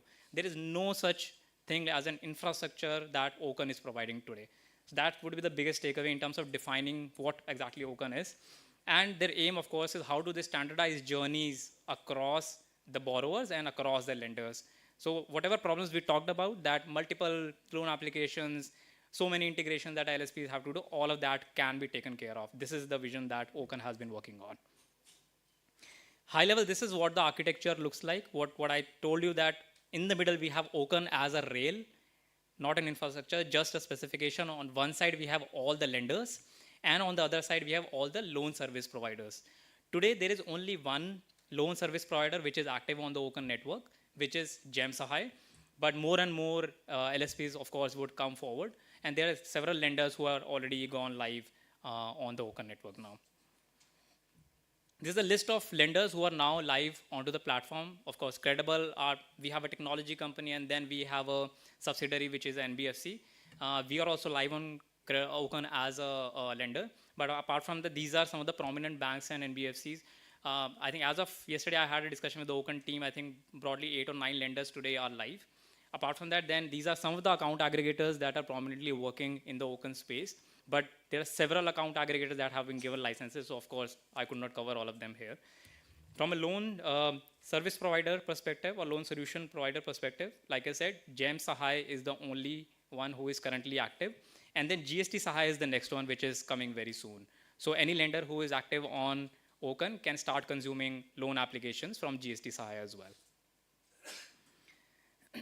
So broadly, this is a very high view of that how a transaction typically takes place on Open. We'll get into the detail, we'll take one such example as well, but just to give a broad sense, typically it all starts with the need for a loan. So a borrower typically wants a loan. The need would identify on the LSP itself. Let's say if they were trading or they were doing some kind of a transaction, they were in the need of credit. That's where it starts. And all the information from the LSP is then broadcast. If they show interest, if borrower wants credit against a particular trade transaction, then all of that trade related data is shared with the lenders on the Open network, which basically means all the information is broadcasted to all the lenders who are available on the network. Lenders would run their own BRE on their site. If they like to fund this particular buyer, if this fits into their credit policy, they would come back with an offer. All the offers get aggregated back at the LSP level, are shown to the borrower. Borrower can then select which lender they want to go ahead with. If all goes well, then KYC is done and disbursement is done directly by the lender itself. We'll get to this in more detail as well, so don't worry. I think if you have not covered this, gotten this completely. From an account aggregator perspective, account aggregator's role here is without a borrower uploading bank statement or without giving a specific consent to access GST data, how can you facilitate all of this data to the lenders? So through one single consent, can we give the full GST returns data plus the last 365 days bank transactions to a lender for the lender to underwrite? So that's what the role is being played by the account aggregators on the Open network. All right, so let's take an example of one transaction flow. We'll go through the only LSP, of course, which is live right now on Open. We'll see what does a borrower journey look like on the GEM portal today. We'll go through step by step, and that hopefully will give you more clarity on the network. But before that, for the audience who may not be aware what GEM or GEM Sahay is, so GEM is a government's e-marketplace. So any government entity, if they want to do any kind of procurement, they would post all of their tenders on the GEM marketplace, and any MSME or any supplier can then bid for those tenders. If they win that tender, they get the purchase order from the government entity. So this is GEM. On GEM Sahay is an app which is specifically created by government to facilitate financing to people who are trading on the GEM portal. So anybody who has got, let's say, a purchase order from any government entity, they can get financing against that on the GEM Sahay app. So this is how the journey looks like. Any borrower, if they want to transact with Oaken, nothing changes for them. They are in their usual manner, they are operating or they are dealing with their GEM Sahay app. They will log in into the GEM Sahay app. The next step is, I'm not sure if you can see the screenshots, but the leftmost screenshot basically shows a list of all the purchase orders that a borrower or the supplier on the GEM would have received, let's say from a government entity. They can select or they can share all these purchase orders with the lenders on the Oaken network in the hope that, of course, they can get financing against these purchase orders. And technically, if you see from the lender's perspective, this is nothing but supply chain financing is what we are doing, where we are doing a purchase order financing on GEM. Now, the third screen is where you see the details have been shared with the lenders. And I'll come to what all data typically lenders get on their side. Just park that thing for now. But lenders would typically run BRE on their side, and they would send back the loan sanction amount. So for example, let's say the purchase order was for rupees 50,000 rupees. A lender might say that I can only fund, let's say, 30,000 rupees against this purchase order at a rate of, let's say, 12% plus 1% processing fee. Whatever is it, all the loan offers are aggregated at the third screen, are shown to the borrower, and they can select one of that particular offer. When the offer is selected, the lender whose offer got selected, they get an intimation that your offer has now been selected. We have to initiate the KYC journey. There are two options to do KYC journey. You can complete the KYC journey on the LSP app directly, or the lender's KYC can also be opened in the LSP itself. Here, the example that we have taken is the LSP itself is facilitating the OKYC. If all of you are aware on, let's say, the Aadhaar XML that is shared with the lenders, that is the kind of support that is available on Oaken today. Post that account numbers, account details are shared to which the money has to be given. And lastly, the loan agreement signing also happens on the LSP itself. The second screenshot shows, I think, how the loan agreement would look like. And each lender would provide their own text that how the loan agreement should look like. And this shows up on the LSP. Finally, this completes the flow. And then once the flow is completed, the disbursement happens directly by the lender to the end borrower's account. From a lender's perspective, this is all the data which is available for underwriting. The bureau data is something which the lender has a responsibility to pull themselves. So any LSP cannot share bureau data with the lenders. So lender would fetch the bureau data themselves, which would include things like CIBIL score, any DPDs, etc., past loans, etc., and accordingly they can take a call on that. Apart from that, each LSP is responsible for sharing transactional data with the lenders. In this particular case, GEM would share a lot of details. For example, they would share their overall seller rating, other things like how long the seller has been working on the GEM portal, so overall vintage that the seller has on GEM. Other things like what is the overall fulfillment history that a particular seller has onto the GEM portal, how many orders were given to him or her, and then how many orders were actually fulfilled completely. So all of this performance-related data is something which is also shared with the lenders.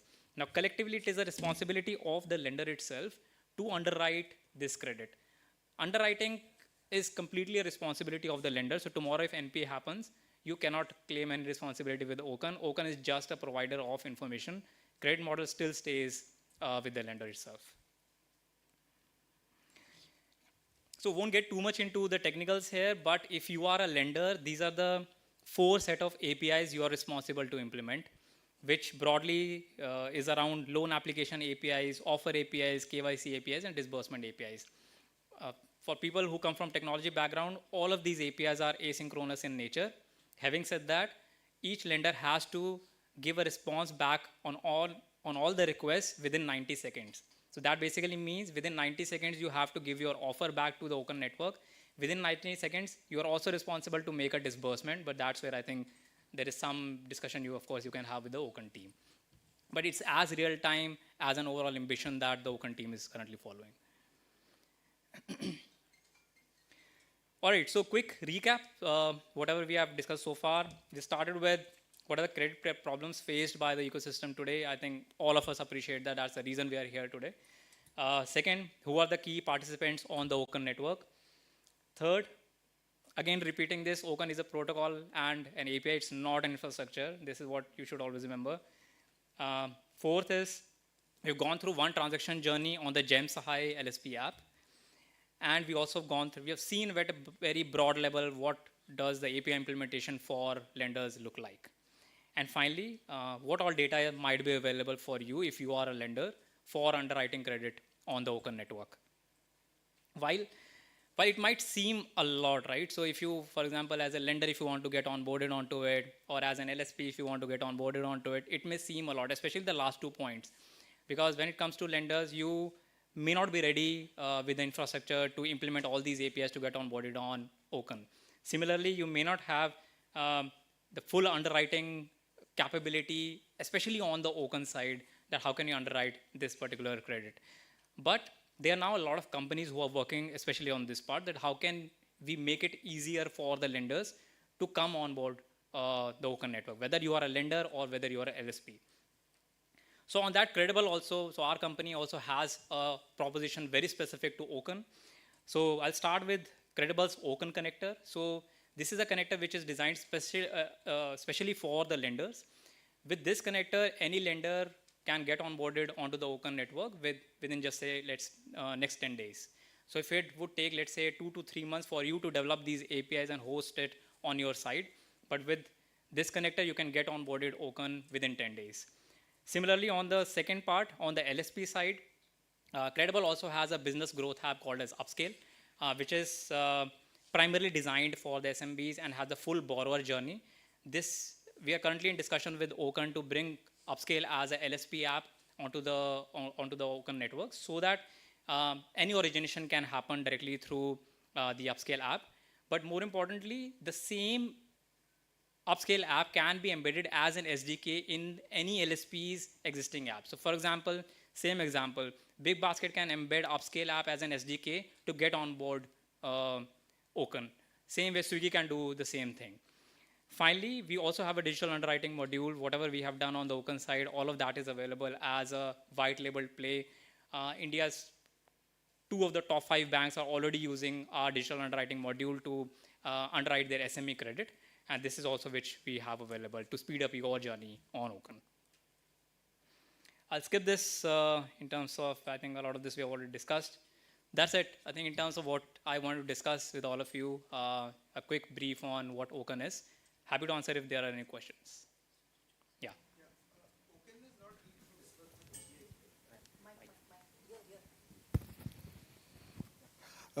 Does Oken is also related to, except that's the protocol, is also related to repayment APIs? It's there only till disbursement, or repayment APIs also? Repayment also is considered. Right now, from LSP perspective, GEM would route repayment directly to the lender. Okay, cool. I have one more question. Like, if I have to draw parallels from the lending industries to the mutual fund industry, so how the mutual fund industry has a BSC star MF or an MFU, which connects all the AMCs. So Oken is connecting all the lenders and the LSPs. Is it the right parallel? I'm not the right person. I don't know much about mutual fund industry. Cool. Thank you. All right. Yeah. Sorry, go. Yeah. While explaining the journey, at one particular point, there was some information interchange between, say, I would like to believe that it is an account aggregator who would provide details regarding the borrower. Not today. So today, account aggregators are not live on the Open network. Okay. So you get only GEM-related data, which is LSP data, and Okay. anything with respect to bureau is directly pulled by the lender. Also, today, if you want, you can actually get data around bank statements or GST through account aggregator. But the problem is the LSP journey today on GEM does not support that. But Open team is working very aggressively on that. So I believe in next 2 to 3 months, we should start seeing account aggregator data also on Open.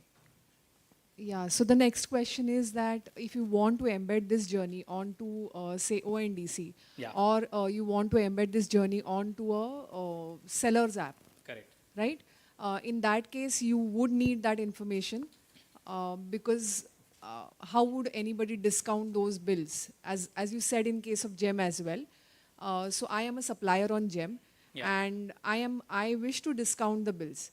But at the same time, the correctness of the account is something is paramount. Correct. So how would that work in case of GEM? So two parts to this. Currently, the reason we don't have the bank statement data on Open is driving the fact that the overall ticket sizes on Open today is small. So you would have loans around 50,000, 60,000 rupees that is going on. But the moment you have bank-related data, which most of the lenders are comfortable underwriting, this ticket size would definitely go up. On the second Correct. point on your ONDC, are you from ONDC? No. Okay. I'm So from on Axis ONDC Bank. anyway, even Credible as a company, we are also working directly with ONDC. We work closely with Open, with ONDC, and that's what currently ONDC team is also trying to figure out, that how can they marry Open companies like Credible and bring in an end-to-end credit underwriting journey, or let's say an embedded credit journey into the Exactly. seller apps or the buyer apps. Exactly. I Yeah. mean, then you would have a greater degree of adoption, plus the scalability would also be much more. Absolutely. Yeah. Yeah. Thank you. In fact, my question was very much on the same lines. Thanks to the lady in the room, she's asked a very valid question. You're talking about account aggregator and many such frameworks, which involves a huge amount of customer consent. Yes. So you need an OTP from the customer, to which you don't have any, you can't govern the time in which the customer would put the OTP. Yeah. Or for that matter, even a bureau, or for the matter, any other pulls that we do. Yeah. 90 seconds and customer consent, how do they go in the future? And we were mulling amongst our teams how to handle this. Because that gives you huge amount of data over and above what that one PPT of underwriting gives you. Correct. If we want to sharpen our credit call, we need more than what Oken as a framework offers. No, I agree with you, but I think currently they have kept it at 90 seconds. But once we get into bank-related data, etc., they may have to increase that limit also. But as of today, and that's the reason, because today we are not dealing with, so there is no customer interaction that is happening on the lender side today, right? Everything is happening on the LSP side, and which is a very controlled experiment that the Open team today is doing with LSP, with GEM as a LSP. But this is something which we will have to see, I think, how we would solve this problem. See, typically we have not seen, so we also have our own marketplace platform wherein borrowers come and they register and all, which acts more like an aggregator. There, we have not seen problems around that people don't enter their OTP, etc. within 90 seconds. Typically, we have seen that happening. But can you be so rigid around that?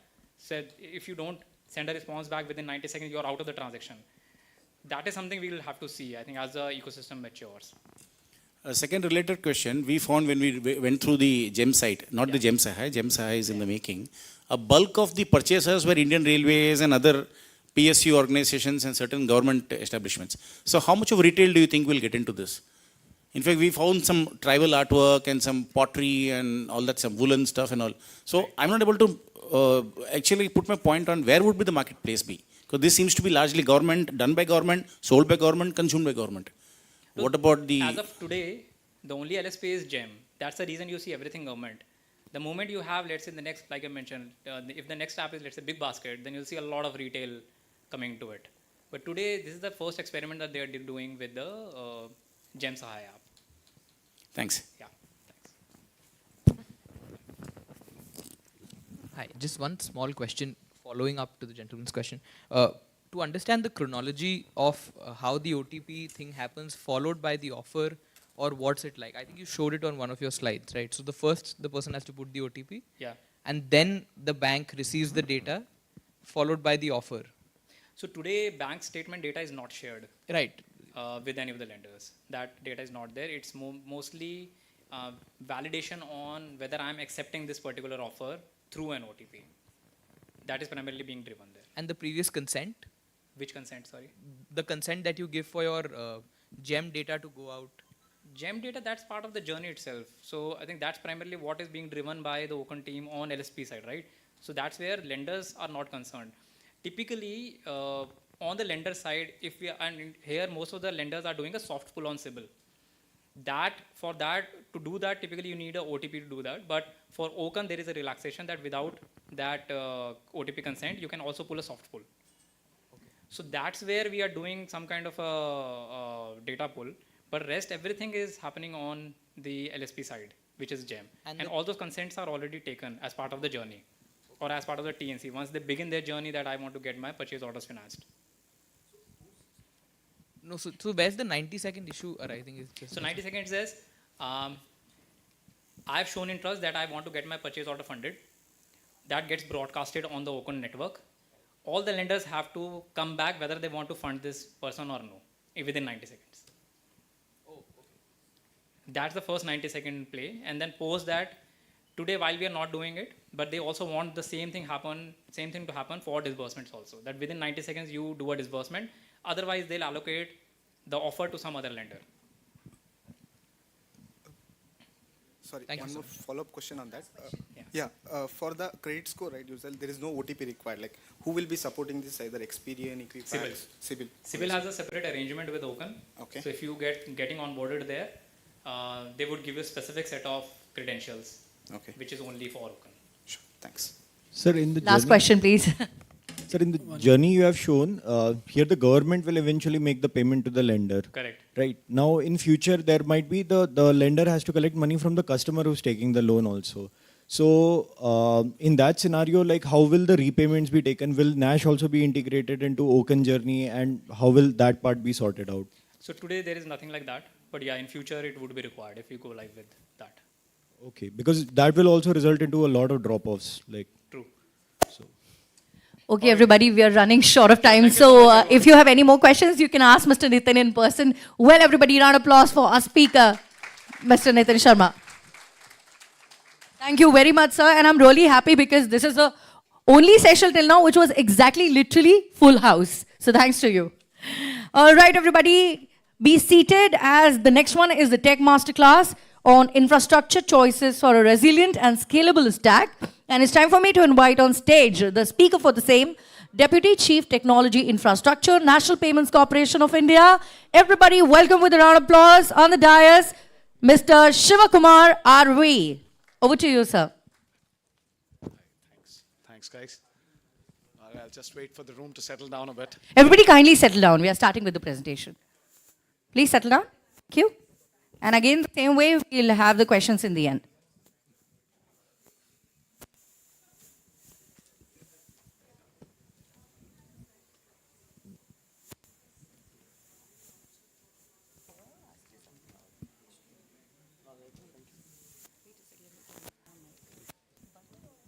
Quite a lean audience, I believe.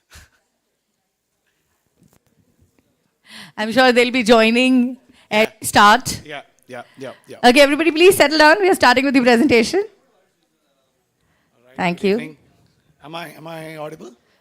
Am I audible now? Yes, Better? yes, better now. Yeah, Much okay, better. okay. Yeah. Just pull it a little closer.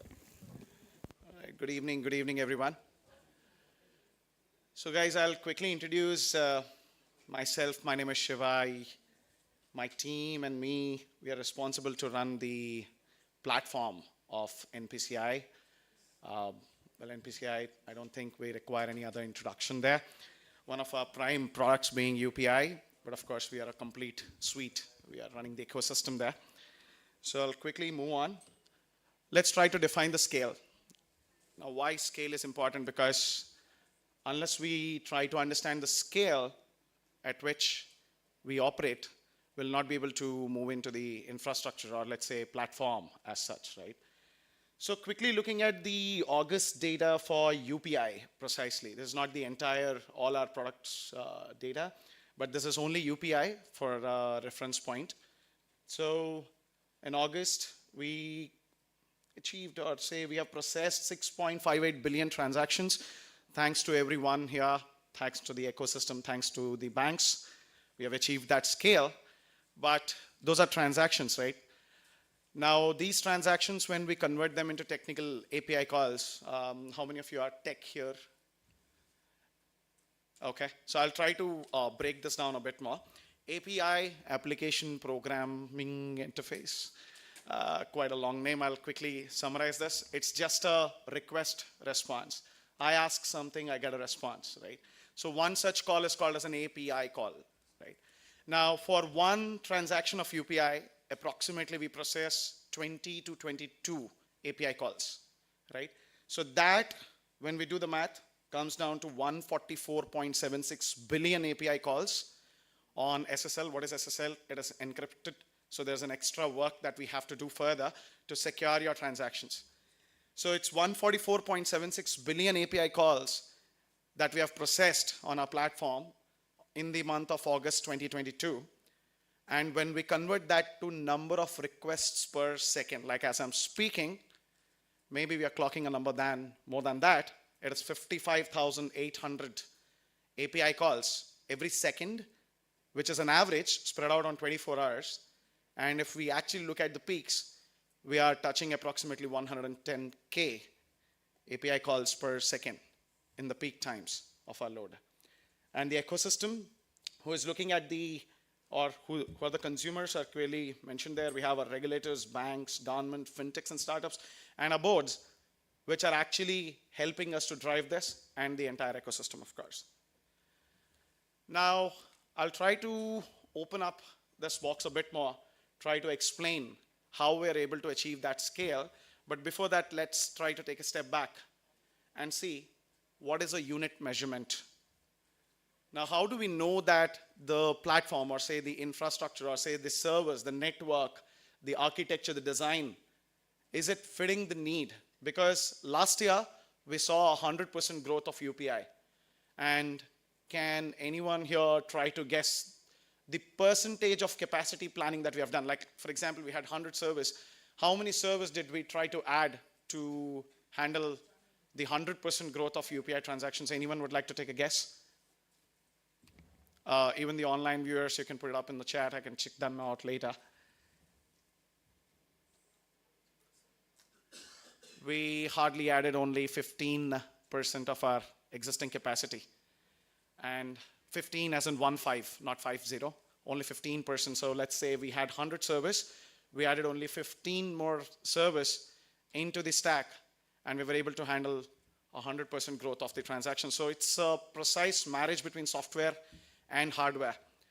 And how do we know that this marriage is going to be successful? Only by looking at unit measurements, numbers. Before that, let's quickly take a look at the platform foundation blocks. Now, on the extreme left, we have microservices. What do we mean by microservices? Let's say there's one huge task. It is split between multiple members, like a teamwork. Virtualization, one form of, how do I say this? I'm going to go a little more deeper in a slide which is coming up next. But virtualization is a way where we can use one physical form factor as multiple different servers or platforms, or say medium on which you can run your application. NPCI for UPI is using 100% open source. We don't pay any licensing fee. It's purely open source stack, 100% open source stack, including the operating system. We only invest in hardware, and the rest of the software that we develop, and we utilize the open source apps. And the fundamental thought process in our scalability is horizontal scaling. All our applications, including UPI, we call them as a unified code architecture. And our scale, we define it with a term called as BDA, as in billion a day architecture. It's a horizontally scaling architecture. In simple words, let's say for 100 transactions, we require 20. For 110, we might just require 21. So we just add one more node to it, and the application automatically does the job. It's seamless, asynchronous in nature. We don't need any downtime to it. So these are the benchmarks. As I've said, numbers are the key, right? So let's quickly take a look at it. As per RBI's data, we have grown 100% last year. This year we're still counting. We're expecting more there. But let's do a quick math here. The peak request per second, as I rounded off, is 110K transactions per second. And the total CPU cores as of today is 2,640. And there's a metric called as CPU clock speed for the business teams, or say the non-technological teams, with all due respect. Clock speed is nothing but cycles per second, frequency, right? And in simple words, how many tasks can a particular processor perform in a given period of time? That's exactly the metric we're trying to put up here. 2.8 gigahertz is a number that I've taken based upon our current inventory or what is running UPI. Average utilization at any given point of time, we are looking at 10 to 15%. So I've put it at 10% because we're trying to benchmark. We're trying to come to a best number. And capacity reservation is 5x. So this is exactly how we were able to scale to 100% demand only by adding 15% of our total inventory. In simple words, we reserve the capacity beforehand because we know the business projections. While we try our best to be accurate, they have bloated up more than expected. Thanks to the ecosystem again, we are quite happy serving. So I did a quick math there, and the minimum benchmark, that's the formula. And if I look at it, for a single core of a processor at a clock speed of 1 gigahertz per second, reserving 5x capacity scale, we are expecting that core to perform 75 transactions, 75 API calls per second. And if I do a dirty math, we are expecting 3.5 transactions to be processed by a single core at a 1 gigahertz processor clock speed. 3 or 4 transactions per second, just a single core at 1 gigahertz. So that's the kind of benchmark that we have already set, and we make our choices based upon that. Now, how do we achieve this scale? Now, as I've said, these are stories coming through. DevSecOps, no more a new methodology. It has been quite a de facto standard that the industry has adopted across the world. NPCI is no different. We have also adopted it. We have everything moving in a seamless manner, like an infinite. Right from the start of planning, coding, development, testing, release, deploy, monitor, and from monitoring whatever metrics we get, we again feed that back into our planning phase so that we can do better the next time. Right. And the practice. The previous slide was talking about our methodology. And what is the practice? Our practice is all about cloud and infrastructure as a code. So I'll take a step back. I'll try to explain what is a cloud for everyone. Everyone must be aware of data centers and bare metal service. Cloud is nothing but just top it up with a couple of APIs again and orchestrate your infrastructure using the APIs as per your instructions or your requirements. That's how we try to define a cloud. NPCI also does have a private cloud. We have a closed source as well as an open source cloud too. And what are the advantages? The advantages are self-service infrastructure and agility, of course. We have an auto-scaling algorithm there. So based upon the demand, our virtual machines can scale. The demand is again converted from transactions to the CPU, memory, disk, and network, 4 golden metrics. We have an automatic disaster recovery, which gives us, the cloud gives us that. And lastly, but I'd like to also introduce infrastructure as a code now. Many of us have already seen the cloud journey. It's quite a mature journey out there, the public clouds, thanks to the public clouds out there. They've made it quite a popular go-to skill set in the market. Now, one of the major challenges that these platform teams that they face is, in case of a disaster, how do they rebuild their infrastructure from scratch? Because they don't have a backup of their infrastructure configuration as such. Like, you don't know how many virtual machines are you running unless you have a way to continuously dump your infrastructure footprint in near real time, because infrastructure keeps changing based upon the demand. We're talking about a very dynamic infrastructure there, right? Now, infrastructure as a code typically solves that problem. We are precisely looking at Terraform, Ansible. These are 2 very popular languages or scripting languages that we call. What are they used for? They're used to configure or orchestrate your infrastructure in such a way that you can store your infrastructure footprint in a form of a code in any of your favorite version controls, like it could be GitHub, GitLab, Bitbucket, name it, or you self-host it yourself, put it in SVN, and keep a copy of it. In case of your entire data center goes for a toss, not to worry, all you need to do is just point the same code to your cold site or warm site, point, shoot, and your infrastructure is back up with the same topology. And then within the next few minutes, using the DevSecOps methodology, your disaster recovery kicks in. And your time to come back or your mean time to detect and mean time to recover are as low as possible, which gives you as a result the most resilient, reliable, and scalable platforms. This is a bird eye view of the NPCI platform, a very bird eye view. I'd like to pause here for a moment. I know there's a lot of text, my apologies, that's the best I could fit in for the resolution that I got.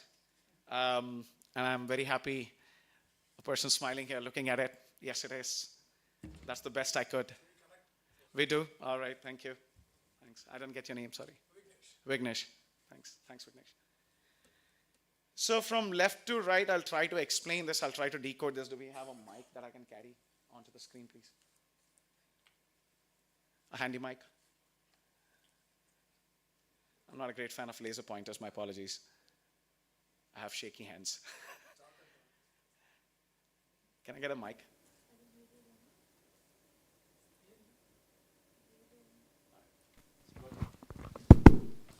All right.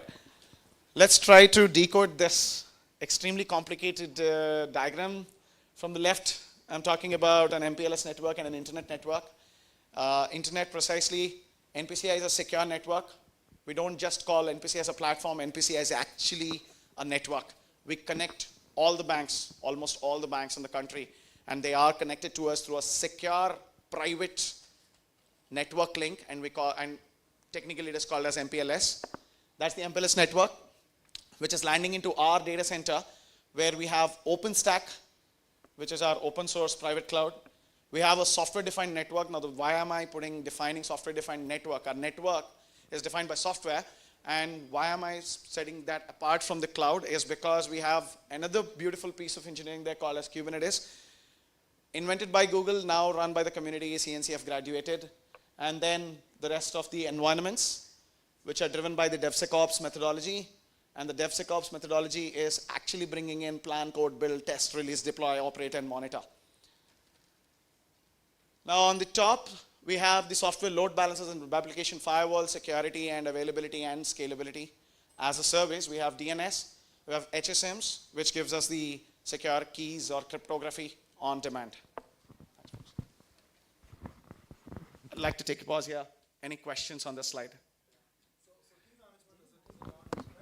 It's on-prem. It's on-prem. We have an HSM, which is our hardware security module, and we have an internally developed application called a centralized key management system, which happens to be like a soft wrapper or say an API for HSM. So we want to be as agnostic as possible, so we came up with CKMS. No, this is a private cloud. We are trying to make our entry onto the public clouds, but of course we're BFSI. We have compliances, regulations, and guidelines to follow, so we're trying our best. Our Terraform is purely pointed at our private clouds, and yeah. Even we use Terraform to use on our non-critical projects or products which are running on the public cloud. No, our HSM is not virtualized. These are hardware boxes, but that is a limitation, as you have said. So that's the reason why CKMS. It's a software, it's an open source software which is horizontally scaling in nature. So what next? So that's what we got. That's how we benchmark. That's how we try to determine what is needed for the next 1 year or 2 years or 3 years, right? But what next? Technology is evolving really fast. Demand is increasing. Can we keep adding more and more service to our inventory? Not really, right? If you happen to see the title slide, you saw data center, NPCI logo. So yes, we are moving into our own data centers, which means one thing what we have to keep in mind is the real estate is now static in nature. It's not on demand, which means we can't keep adding hardware service as many as we want because we can't go rent it out or lease it out from the data center providers. It's our own data center. We are running our own data center, right? Which means the reality is limited. Now we have to power pack more power in less space. And that's quite a challenging problem. And hence, we have an R&D team within our platform engineering team. It's a very small team, actually, a bunch of like 7, 8 folks. What we do is we try to crack what is the next best thing. to meet the demand of the ecosystem. So let's try to understand bare metal servers versus virtual machines versus containers. Here I'll try not to be tech. Now the bare metal servers are like independent houses. You have your own preferences. You buy your land, you get it designed, you get it constructed as per your choice. Now what is the major disadvantage there? After 5 years, like a person like me, I get bored out, now I need to renovate. Huge task, huge investment. That's bare metal service for you. Then came virtual machines. By the way, bare metal servers have been there for 30 plus years, to be very precise, 32 now. And then virtual machines, I'm talking about x86 architecture, please don't quote me there otherwise. Virtual machines is like your apartments where it's a huge building, one huge tower or a couple of towers in which you have your own apartments. Again, these are empty blocks. You get into the apartment, you get your interiors done, you get your furniture, everything done, and then you start living. Again, after 3 years or 5 years, you get bored. Now you need to renovate again. Now lastly, then we talk about containers. Containers are precisely 9 years old. I'm talking about Docker. Docker was introduced. Before that, there were LXDs. Even today, they do exist, but Docker being the most popular, I'll put that into the context. Docker was introduced 9 years back. What are containers? Containers are precisely like service apartments, or let me say hotel. I'll stick to the executive apartments, where you have an executive apartment. Most of it is pretty sorted. You just move in, then you buy a small little stuff, and then you get your job done. You stay there for a couple of months and again move out. That's what we do, right? Like when we're going for an on-site, we're staying in a different country, different city. Now, that's the timeline from left to right. Kubernetes. I just mentioned that a couple of slides back. Kubernetes was introduced by Google around 8 years back. 9 years back it was containers, and 8 years back Kubernetes was introduced by Google. It's an open source. They open sourced it. They carved it out of their popular platform called as Borg, B-O-R-G, Borg. And now it is being operated by the community. Now let's try to understand what is Kubernetes. Now the fundamental difference between a service apartment or say an executive apartment versus a 5-star hotel is in a 5-star hotel, everything comes to you at just a phone call, right? That's what exactly Kubernetes does. Kubernetes orchestrates these containers. Now, what is a container in a technological world? It is precisely a power-packed piece of your software which is running, and it just has what it requires, like the dependencies only. Pretty agnostic, very platform-friendly. You can literally flick that container from one place to another, and there will be zero issues because it knows what are its dependencies, and it is carrying them in a very lean way. And that's Kubernetes. Now, one of the breakthroughs that we are trying to do is Kubernetes generally is topped up on top of virtual machines, like let it be a private cloud or a public cloud. You have your Kubernetes in Amazon. In AWS, we have Elastic Kubernetes, I think. They call it as EKS. And then Azure has AKS, and Google has GKE. They have solved the problem of managing Kubernetes. Now, one big such problem, as the gentleman here asked, we are not on public clouds for our prime applications. No, not for UPI, not for our prime applications, right? Now, how do we solve that in our data center? And hence, we chose the path of putting Kubernetes on bare metals. We are on the path. We are already seeing a lot of success there. Soon there will be a couple of more things happening on that space. One thing is Kubernetes does allow you to add more servers on scale. On demand, how do you do that in data center? Well, that's an open-ended question. We can have an offline conversation on that. While we do have some ideas, we are yet to experiment them, get our hands dirty. Moving on quickly, in the best interest of time, we are also doing some research and development on ARM and GPU processors. I'll quickly try to explain you ARM. The CPU, or say the processor existing on all our mobile phones, is ARM architecture. Recently, the Apple released their M1 and M2 Macs, which are approximately, as per their claim, are 10 times faster than the x86 architectures. I'll not quote names. Which made us think, if on an end consumer laptop where there is so much clutter existing, if the same ARM architecture can complement the server business and can complement, even if we achieve 5x capacity, or say 5x boost in terms of performance, I think we are in a sweet space because, as I've said, we are always trying to reserve 5x capacity for products like UPI. Here I'll stop. Any questions? So how does the energy factor come in? Because the tech stack that you basically use, right? You're talking about power or cooling?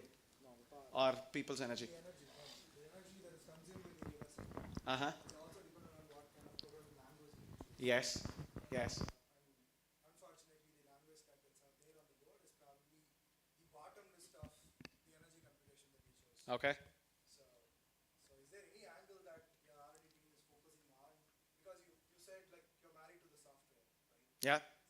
Not married to the software. We try to complement software with hardware, and likewise. I mean, it's vice versa too. Yeah. So you know, how are you complementing from that angle? Because the amount of compute that keeps going on, and the amount of the code that we write in this programming language is going to scale. It's also incur a lot of. Well, I see. Let me just summarize your question. You're saying that we're not using the most efficient languages in open source. Yes, I agree. For example, Rust and Python. Right. I'll also include Go in it. I'll include Golang too in it. So let me put it this way. There is a known beast versus unknown angel. That's the exact line that I'd like to use. I'm not calling the language that is already serving us as a beast, but all I'm trying to tell you is there's always a sweeter side to the other side. There's always sweetness. The grass is green on the other side. But trust me, every programming language is hardly a language. So fundamentally what we believe is if your algorithm behind your program is right, all you need is a good developer who can write clean code. And when we achieve, or say when we start looking with that lens, probably we don't have that challenge anymore. But I don't deny the fact that there are better languages. I agree. I'm not trying to take you into that conversation. Yeah, yeah, I agree.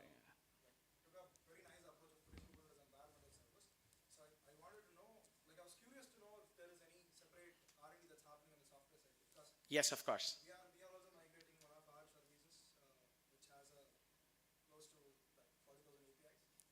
We are moving that from Python to. Well, I think the power problem is too far-fetched for us right now. Maybe what we would like to look at is because our scale, or say our demand is increasing at an exponential scale, and our infrastructure has limited space now, and we're trying to pack more power in less space. Can we also optimize our software to perform better? So previously, as I've said, 75 requests per second per core at 1 gigahertz clock speed. That's the exact number that I tried to put in there, right? What if we can achieve 100 requests per second by optimizing the code? If probably that's a low-hanging fruit in my opinion, if we can coin that, which actually at NPCI, we do that for all the products day in, day out. And the best part is it is unified code, as I've said, unified code architecture. It's one single common base, code base, or one single common architecture, which is powering all our applications. Let it be UPI, let it be IMPS, let it be RuPay, let it be FASTag, or any other product as such, except for Nash, of course. Nash is a different beast all by itself. Any other questions? Yes, please. Yes, please.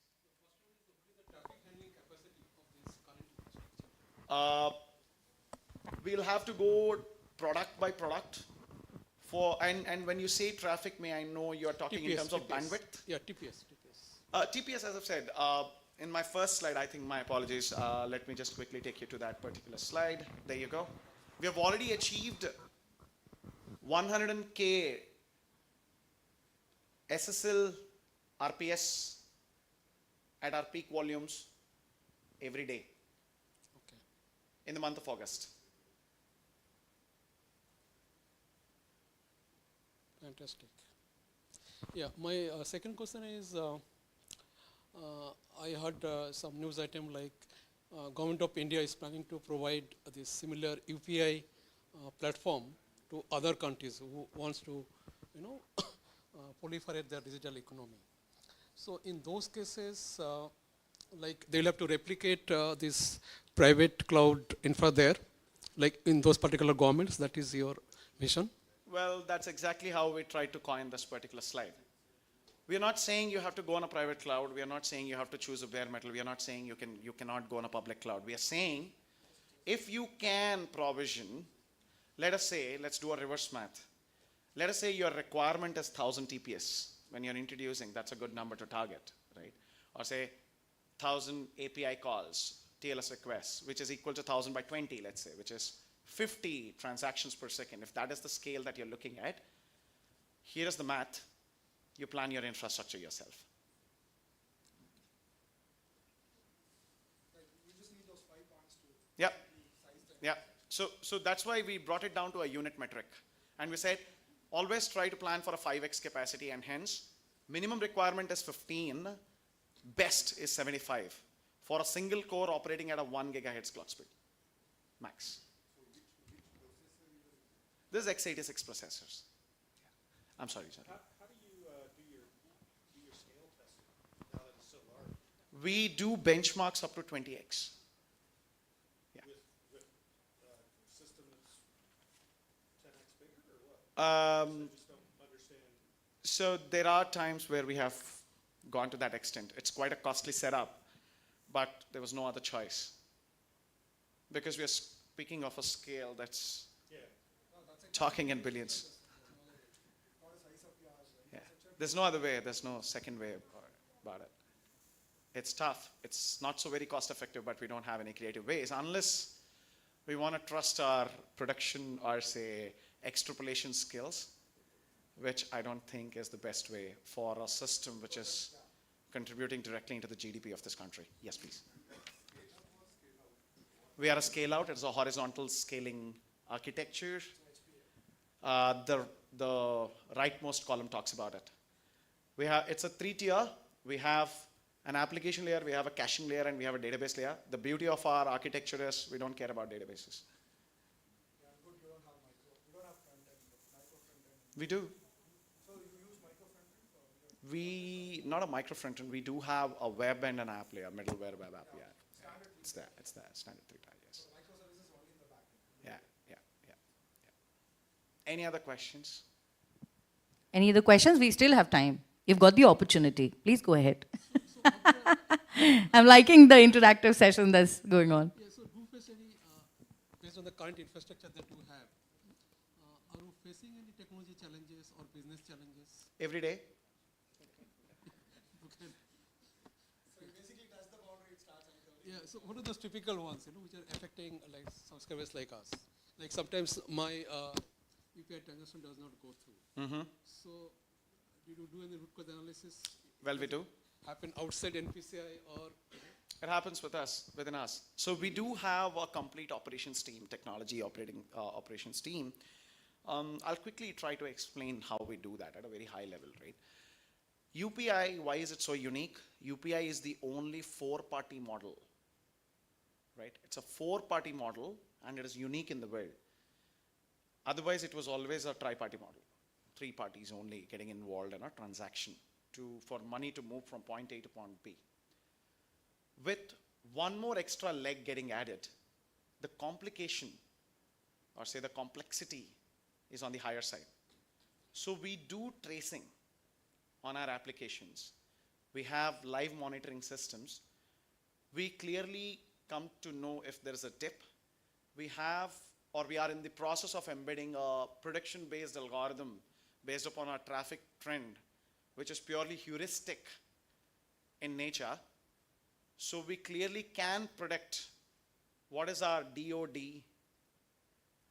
WOW, MOM, in other words, day on day, week on week, month on month, or even sometimes hour on hour. We clearly know our trends. And one of the major complexities that we fall into is prediction of demand. Sometimes we don't know who's gonna come in and give us a surprise. That's because we are providing the service, or we are a service provider, or a product platform, or a network to the bankers, or say the banks. Banks have merchants, merchants have customers. The merchants take a call to perform, let's say, a big billion day, or some other fest, or some kind of rush happens in the market, which puts a cascading effect, which comes as a cascading effect to us. Like for example, whenever there's a cricket match starting up, especially the most popular ones, we are always paranoid. We are paranoid, that's what we say. But that's where exactly our planning comes into picture. We always plan for 5x. So, all right, while we are pretty much insured and assured, we are still paranoid. That's the reason we have an R&D team there.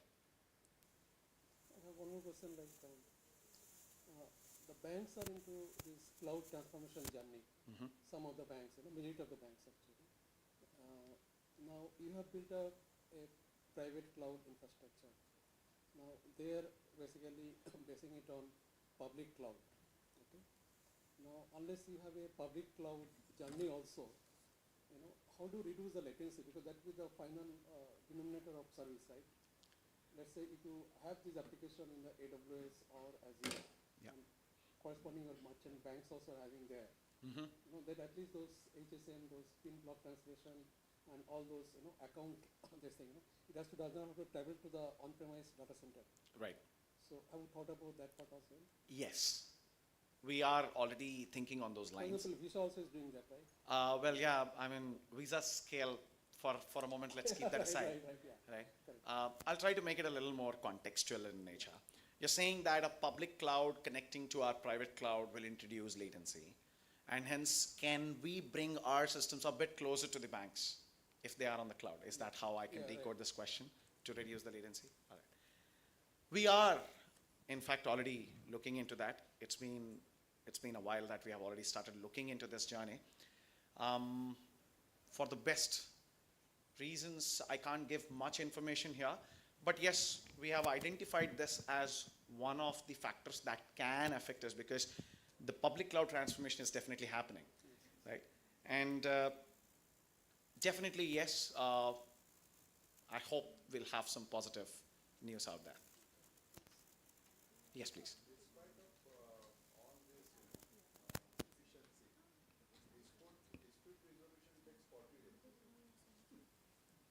My apologies for the inconvenience caused. I'll try to pass on the feedback to the relevant teams, but let me try to put this up in a different way. Dispute is very contextual in nature. My understanding on business is very less. I'm more of a tech guy, so kindly excuse me if I say something incorrect. I might be wrong at some point of time. When it comes to the tech team and the response goes from the tech team, is something that is far, far lesser. I'll try to decode this a bit based upon my lean knowledge on fintech, or say financial sector. Dispute is a very contextual situation. And the moment there is a context problem coming into picture, we need human intelligence as of today, unfortunately. And depending upon the product that we're trying to refer to, the more the parties, the more the interactions, and I wish humans had APIs,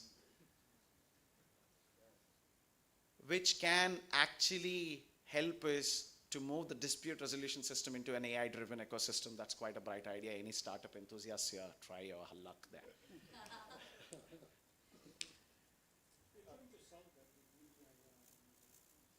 Thank you. I didn't want to actively say that, but yes, thank you.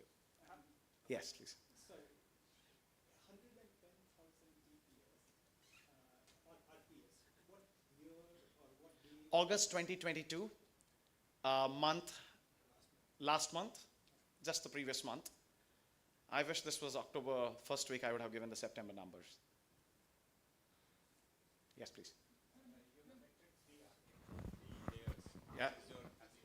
Middleware and then database layers, right? Right. So, kind of the security you have implemented Well, in all three layers. a small correction there. Don't take that as the real architecture. I'm not allowed to put that up in the public. But I've tried to create an abstract layer there.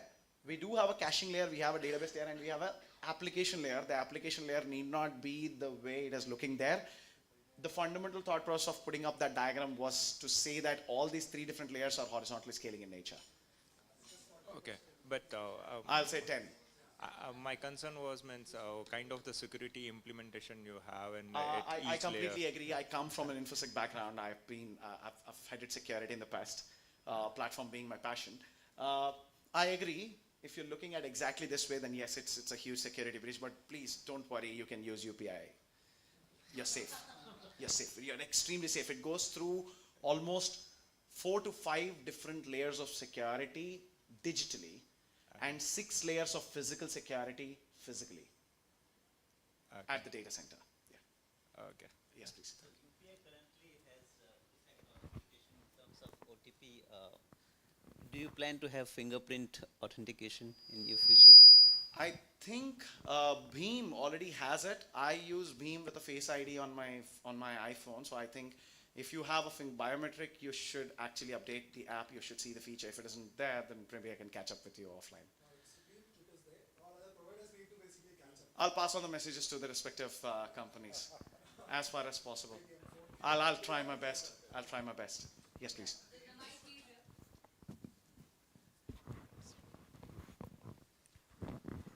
Do you do something else with your data analysis? Or this is the real-time environment, but what about long-term AI? We have 3 different teams. One is one being the tech analytics team. The second is a business analytics team. The third is a core data science team, which builds the ML and AI. I think Vishy, my colleague, who was just previous sessions, he was explaining about frauds and everything. And there was a question from the audience, what are we doing on machine learning? We do have 3 different teams. One is a pure technology team. The other 2 teams are consumers of this technology provider. And we are building AI ML platform as well as algorithms. We are writing our own models and we are improvising them day and day. I guess from an architecture perspective, are you using the same exact core and just having to scale for that? Because when you're running those, it's got to impact your real-time transactions. Our analytics platform is entirely different from what I've shown here. Okay. We are trying to build a new one. I'll not steal the thunder from the person, Jay, who is also presenting another session. So I'd request you to attend his masterclass. You might get a little more insights there. His name is Jay Prasad Hegde. Can you please help him? Sure, I will. Yes, once we are done with this session, I'll in person tell you. Yes. If it is already done, my apologies, friend. I'll refer you to the online link. You might want to rewatch it. But yes, we are doing something creative there too. We have R&D teams on that. This is just your real-time. This is our OLTP, online transaction processing systems. That's what I wanted to coin here. That's our bread and butter. Thank you. Are we done? Okay, one more. Cool. You all are really lucky that you're getting to ask so many questions with Shiva sir. And let's make the most of this opportunity. Sir busy rehte hain, sir milte nahi hai. Hi, unfortunately you joined in very late. No. So I just wanted to ask, sometime back you just said that you don't care about database layer. Yeah. Can you repeat and why? What was the reason and how do you scale the database if you don't like? If you're I'd like to leave out the last question. If really we could really had a solution there, I would have definitely databases would have mattered. The moment something is bothering you in the tech ecosystem, you need to cut the crap out there. Otherwise, you can't scale, right? So that was a fundamental thought process. Databases, they don't scale horizontally. Yes, there are a couple of them out there. They're trying their best. But I don't think they can meet our expectations. We are quite demanding out there. Look at our scale.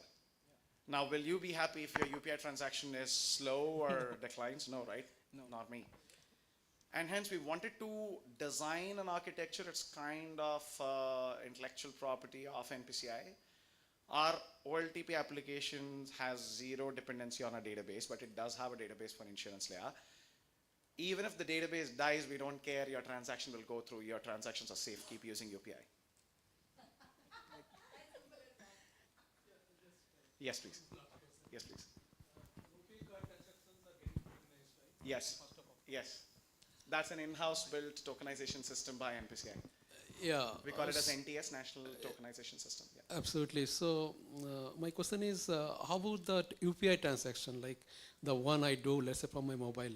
Are you thinking of getting those HTTPS transactions also tokenized? Well, the point is, what are you trying to tokenize? Why are you tokenizing it of the cards on the first place? Because card numbers are vulnerable. If someone knows your card numbers, thanks to RBI in India, there's a second 2FA there, SMS, OTP, etc. But if we look at the entire ecosystem, card numbers are vulnerable as such. If someone is able to grab your credit card number, and I think guessing year, month, and CVV is hardly a math which can be done on your mobile phone. The processors, the power of your mobile processor is enough to crack that combination. A couple of years back, one of my friend did write a blog on it. I'll try to bring that up. It's called a distributed guessing attack, where you actually take 100 combinations and send them to 10 different payment gateways. So you're never caught in any one of them, but you get to know the right combination. Yeah, but you're distributing your attack vector, right? UPI ID and the pins, that I do through my mobile, Excellent. I'm always worried that. I'll try to connect that for you. Yeah. So card numbers fundamentally are vulnerable by design, right? And you can't fix design issues in a day. UPI ID, what is getting exposed there, is hardly like your email address. Do you think sharing your email address is going to make someone or is going to help someone hack your email account easily? No, right? It's the same reference. UPI has multiple layers of security, as I've said. To register, there is an SMS validation, which means a SIM validation is happening. And then the bank is confirming that back to you. That's how the onboarding happens. And then for every transaction, you are inputting a PIN. The PIN is directly handled by our HSMs. Which means no one in this ecosystem, except for the HSM, which is already proven to be the most secure way to store your cryptographic keys, has been implemented. I repeat my statement, you're safe, keep using UPI.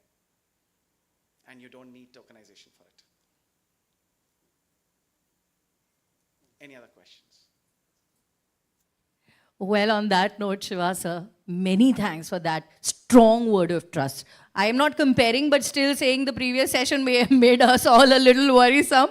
But this session was like, sigh of relief. So thanks again, everybody. Round of applause for Shiva sir. Thank you, sir, for being here and addressing all of us. This was indeed a very nice presentation. And everybody, on that note, we are done with the day. And I would like to tell you, in the Jasmine Hall, you can find out 1, 2, or 3. We are beginning with the NPCI product launches. So please go there, attend it. And on that note, in this hall, we are done with the day 1. I'll see you all tomorrow, sharp at 9:15, because we begin at 9:30. Venturing right? into Again, unfamiliar we're going to be having territories. interesting sessions tomorrow. At Standard See you Chartered, then. we understand the journey you're making. Our network of experts are on the ground already, promoting dialogue, driving innovation, and building the sustainable economies of the future. Because your success is our business, and opening doors is what we do. We are Standard Chartered, here for good.